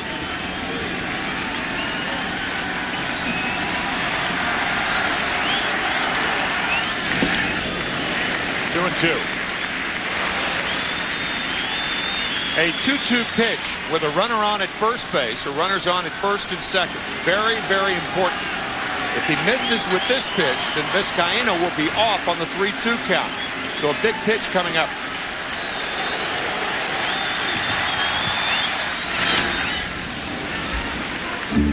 Knobloch hangs in there. 2 balls, 2 strikes. Knobloch basically lays the bat flat as he waits for the pitch. He's got what they call a 3-part swing. That fellow with a 3-part rally cap. Laying the bat flat and then up and then he swings. It's an odd way of hitting. That's one of the reasons that he hits a lot of balls in the air the opposite field, because he's got so much to do before the ball's in the hitting area.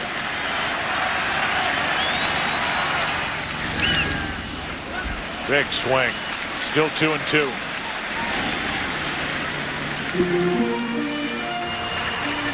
Here it is. That's what Joe was talking about, from here to here, and then he cocks the bat. That's a lot to do in trying to put an 88, 89 mile an hour fastball in play hard. Near the Yankee dugout, Pratt. Nice play. 2 out. If that were his own dugout, he would have had all his teammates trying to help him. But when you go in the opposing dugout, nobody's going to help you. Watch Pratt. Everybody clearing out. Well, not only that, but he didn't even have the railing to use to stop his momentum. He was right in the doorway to the Yankees dugout there. See, he was trying to lean on the rail. There was no rail there. Interesting thing, by catching himself, he actually saves a base. If he falls down in the dugout after the catch, then Vizcaíno is awarded second base. Here's Jeter. So a good catch and a good catch.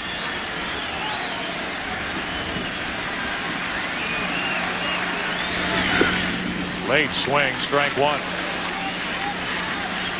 Coming up after the game, late local news except on the West Coast. Shortly we will be saying that for all who watch. Yeah, that should be the early local news. The 0-1. 1 ball, 1 strike.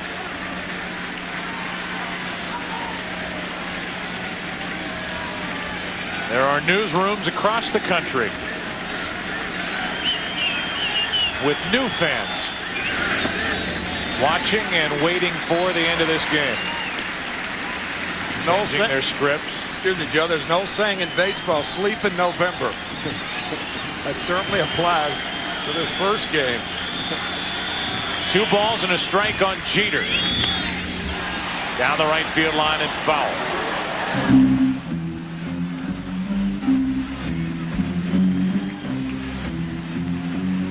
Roger Clemens hanging in there. Al Leiter, who was in line for the victory until Benitez blew the save in the 9th inning, still out on the dugout bench. Andy Pettitte taken off the hook by that 9th inning 1-run rally.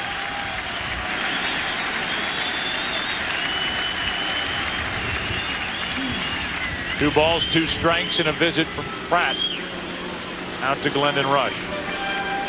Again, if this game goes to the 12th inning, it will be Abbott, Perez, and Alfonso. Turk Wendell getting loose, with Bellinger the next hitter.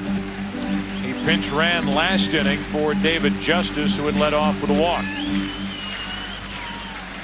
He was at third base with nobody out. Martinez popped up, an intentional pass to Posada, and O'Neill bounced into an inning-ending double play. Full count on Jeter. I was going to say that Jeter has a lot of power the other way. If you're going to have power in this park, it's best to be to right field. Only 314 down the line. But again, that 2-2 pitch, 3-2 the count. Vizcaíno off of the pitch. A wild pitch gets away. Over to third is Vizcaíno. He will come down the line and hold. Into second is Jeter. And at second and third, 2 out.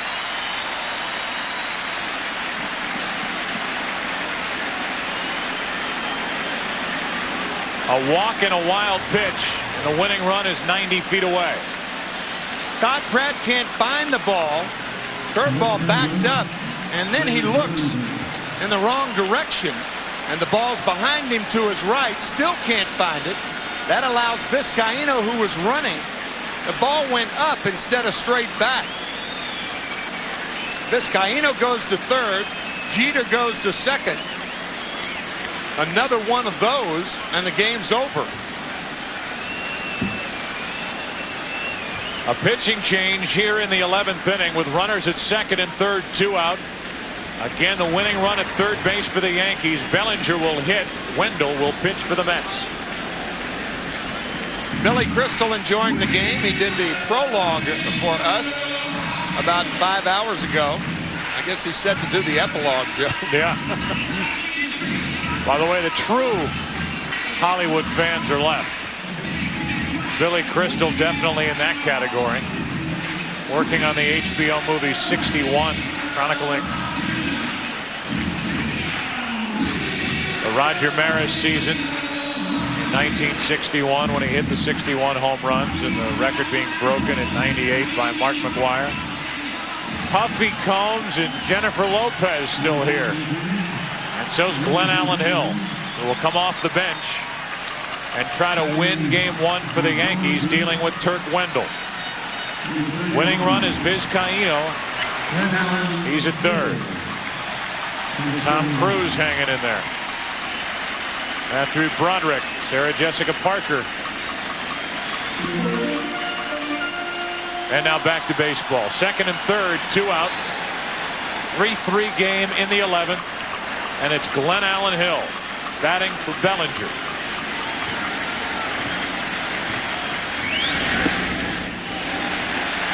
Ball 1. In case you're wondering, not a thought of pitching around Glenn Allen Hill.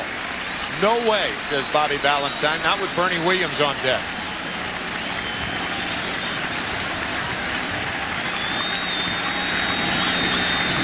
Winning run 90 feet away as Hill goes after one. 1 ball, 1 strike. Again, the Yankees have won 12 consecutive World Series games, dating back to Game 3 of the '96 World Series.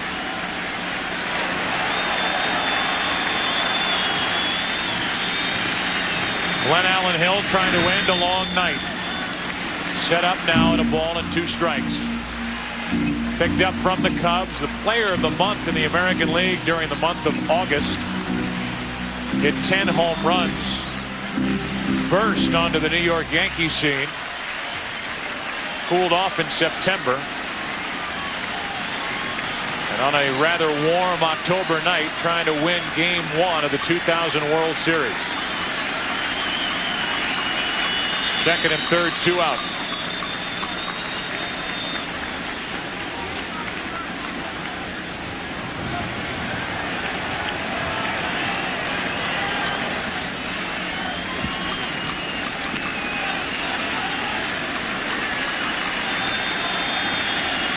Three in the 11th. And Hill pops up. Perez coming on. The rookie has it, and this game goes to the 12th. 2 more runners stranded by the Yankees. They've stranded 12. Turk Wendell, his reaction. A 3-3 game, 12th inning, game 1, Yankee Stadium. Wall Street, and if you think they work hard, wait till you see them play. I don't think anybody told you this, but I'm engaged. It's not a crime. From the creator of Sex and the City. I am hotter than a fox in a firestorm. The Street series premiere Wednesday, November 1st at 9/8 Central on Fox. Top of the 12th inning, 3-3 still to score. Glenn Allen Hill stays in the game. He's in left field. And Mike Stanton back to the hill to deal with Abbott, Perez, and Alfonso for the Mets. Joe Torre trying to win the game, obviously, in the bottom of the 11th inning. By having to put Glenn Allen Hill in left field, he really weakens his defense. Hill is not a good left fielder. As a matter of fact, he came out on the field so late that I suspect that he didn't even have his glove out there. I don't know that for a fact, but I don't think Glenn Allen Hill expected to get in this game defensively tonight. Tim, that's his glove. We know that much from down here in the Yankee dugout. It's Glenn Allen's glove, although they say he hasn't used it in quite a while. And a breaking ball up and away for ball 1 to Abbott.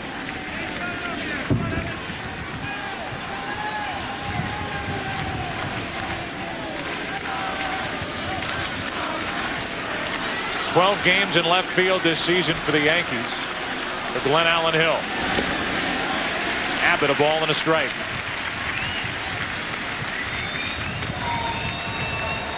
Doc Gooden getting loose for the Yankees in their pen. He only played 4 games in left field for the Chicago Cubs. So only 16 games in the field for Hill. And if the Mets hit one to left field, they'll try to take advantage of his inadequacies defensively. Abbott gets under one to center for Bernie Williams. And that's 1 out in the 12th. Abbott 1 out of 2.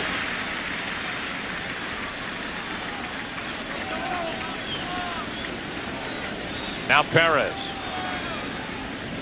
The Mets still have Matt Franco, Lenny Harris, and Darrell Hamilton active on their bench available.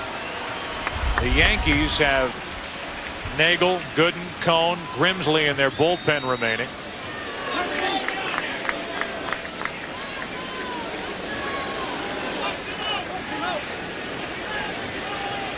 The 3 left-handers for Bobby Valentine. His bullpen at this point not as deep. Perez cheating his way up in the box. Takes strike 1. Nasty curveball from Mike Stanton. Perez trying to duck under it.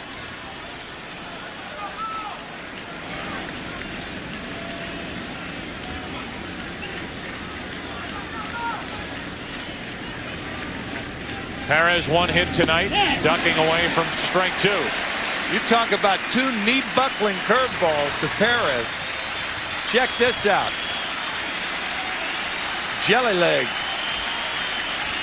Similar situation in game 2 of the division series against the Giants. Sean Estes buckled Perez with a curveball to strike him out his first at bat. He came back to get a base hit on a curveball later in the ball game.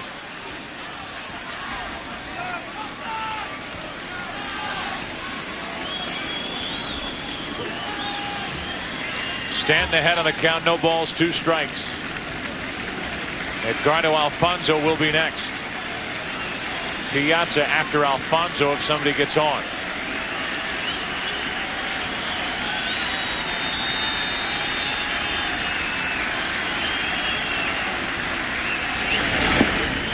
Two out. Well, this is almost unfair when you can buckle his knees with 2 curveballs and then blow him away with a fastball. 1 curveball. Go down with it, feel free. Fastball fouled off. See you later. Stanton has faced 5, retired 5 with 2 strikeouts mixed in, and Edgardo Alfonso the hitter.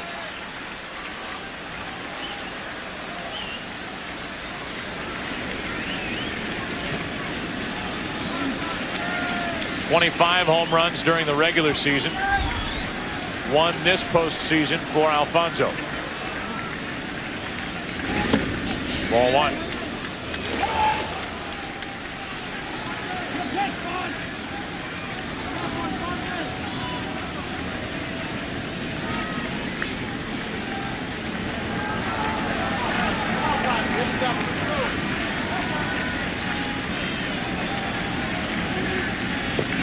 Two out with the bases empty and a 1-1 count on Alfonso.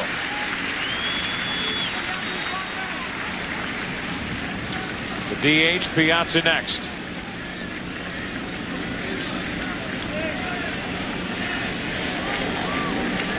"44 years since the last Subway Series game.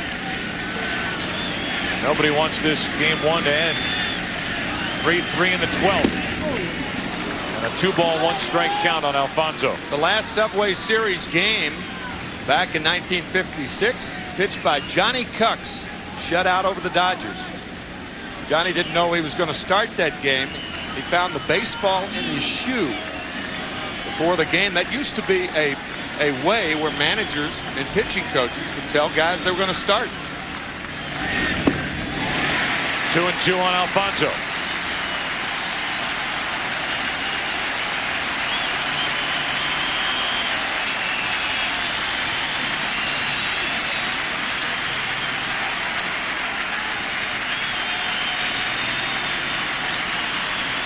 In the bottom of this 12th, it'll be Williams, Martinez, and Posada.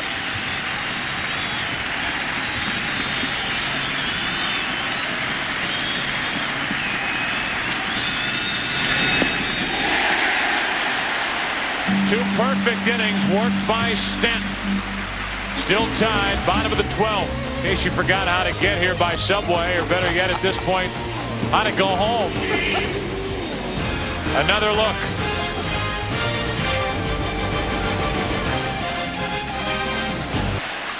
Bernie Williams will lead off for the Yankees, bottom of the 12th.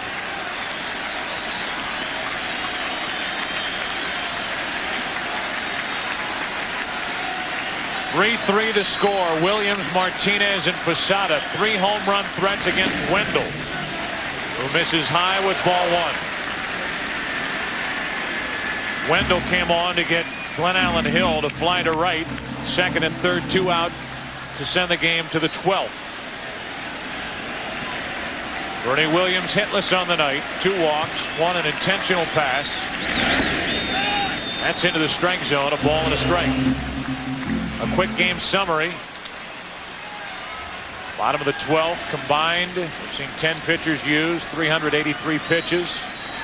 20 left on base combined in a 4-hour, 44-minute game, the longest in World Series history.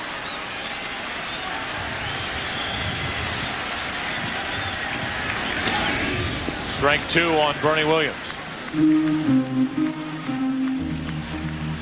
Turk Wendell, a huge Red Sox fan growing up.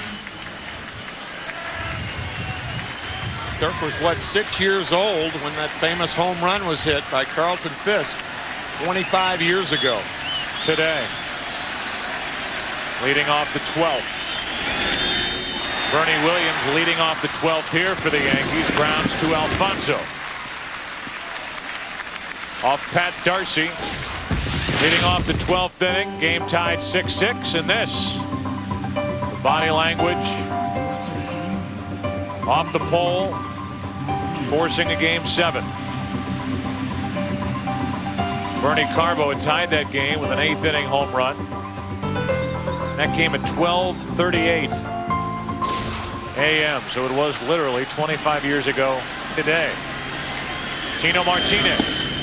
Ball 1 from Wendell. What an indelible sight for baseball fans. Pudge trying to push that ball fair, and it worked.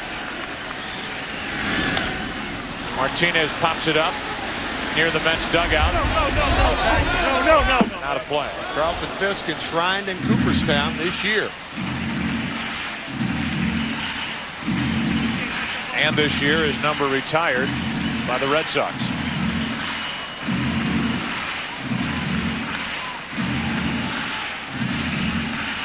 Posada next. The 4, 5, and 6 hitters here in the 12th inning for Turk Wendell.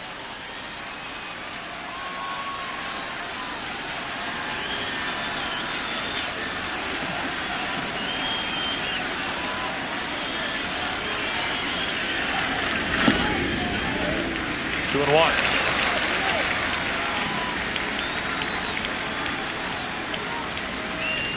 1 a.m. here at Yankee Stadium. Tino Martinez floats a base hit into right field. And again, the winning run is on for the Yankees. A 1-out single in the 12th by Martinez, his second hit of the night. Tino had one thing in mind, ending the game. Look at where this pitch is, a tailing fastball away. Martinez wanted to pull it. He pulls it enough to get it over the head of Alfonso.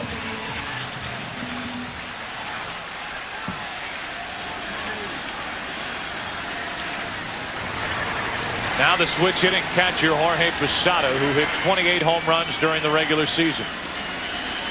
Wind picks up here at Yankee Stadium. Posada hits it hard and past Alfonso into right center. Martinez around second to third. They hold him there. Double Posada, second and third, 1 out.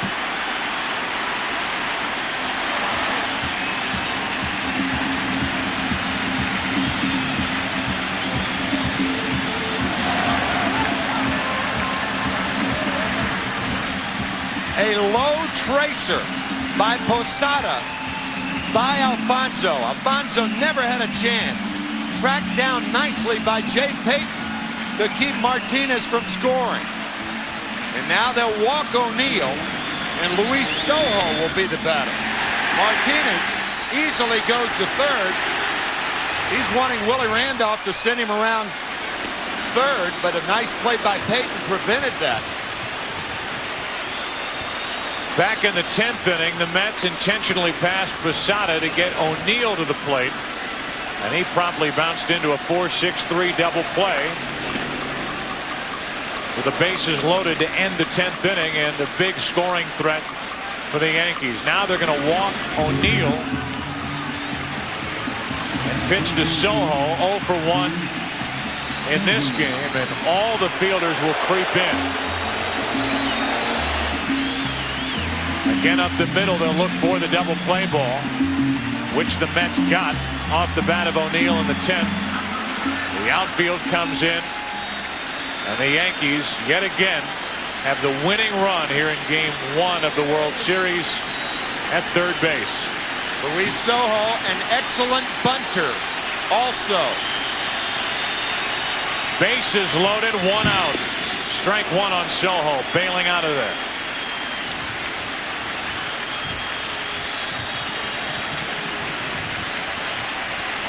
Sojo, who has already had big hits in this postseason for the Yankees, could win it here in the 12th.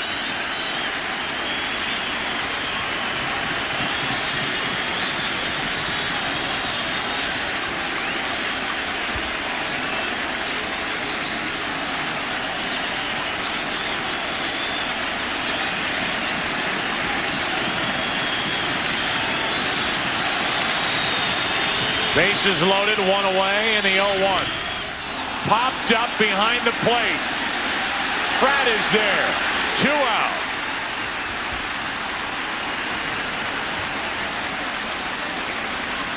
And will this be yet another missed chance for the Yankees, who have stranded 12 runners on tonight and hit into a double play? They had the bases loaded and nobody out. In the 10th inning, the Mets escape. They have had the bases loaded and 1 out here in the 12th inning. And now a former Met, Jose Vizcaíno, could end it with a hit. Bases loaded, 2 out. Wendell trying to send this game to the 13th inning. 3-3 in the 12th. Vizcaíno, left field, base hit. Yankees win Game 1.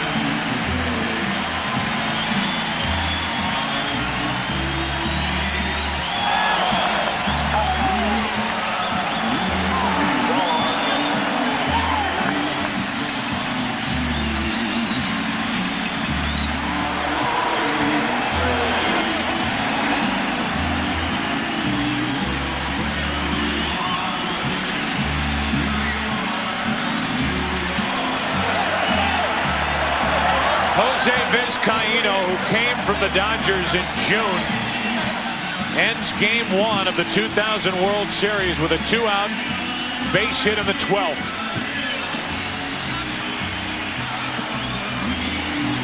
Let's go down to the field and join Keith Olbermann.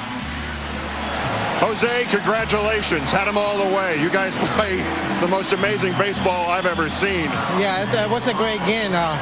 Finally, my dream came true to play in the World Series, and I'm really happy for tonight's game. I had a great game, and I was hoping that if Luis didn't make the job, I was going to do it because I played him pretty much in the National League. I know what was coming, so I was ready for the pitch. You knew what was coming? You were confident? Yeah, I was confident. I saw how he was pitching the 3-couple batter before me, and so I was ready for that pitch. Jose, this season winds up with you starting at second base the first game of the World Series against a team you used to play for. You couldn't have imagined this at any point. Yeah, I just thank Joe Torre for giving me the opportunity because he saw what I've been doing in the past against Leiter, and he gave me a chance to play today, and I'm really happy with the game that I got today. Congratulations on the game-winning hit, Jose, and the 1-0 lead in the series. Thank you. All right, let's go back upstairs. All right, Keith, we'll take a look at the Merrill Lynch play of the game. What else could it be?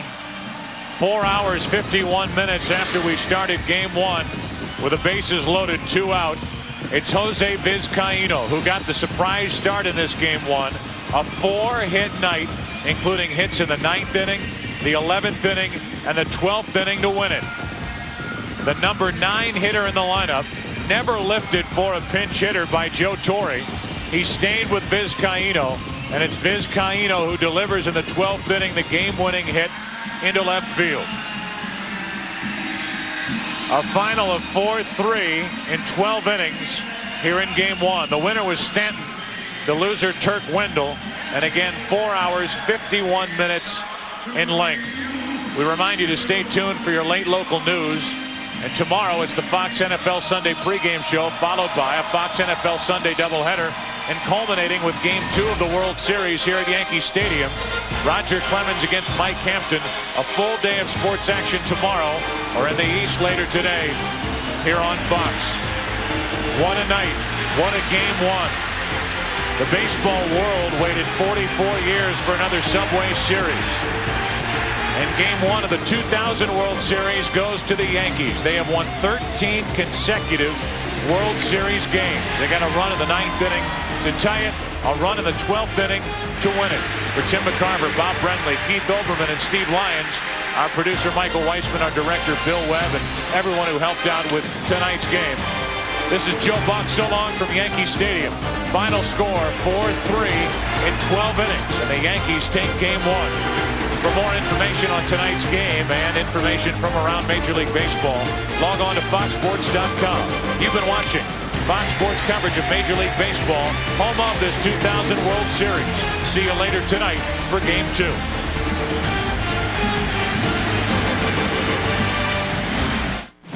The 2000 through 2006 World Series, the 2001 NFC Championship, and in February, the 43rd running of the Great American Race, the Daytona 500. This has been a presentation of Fox Sports.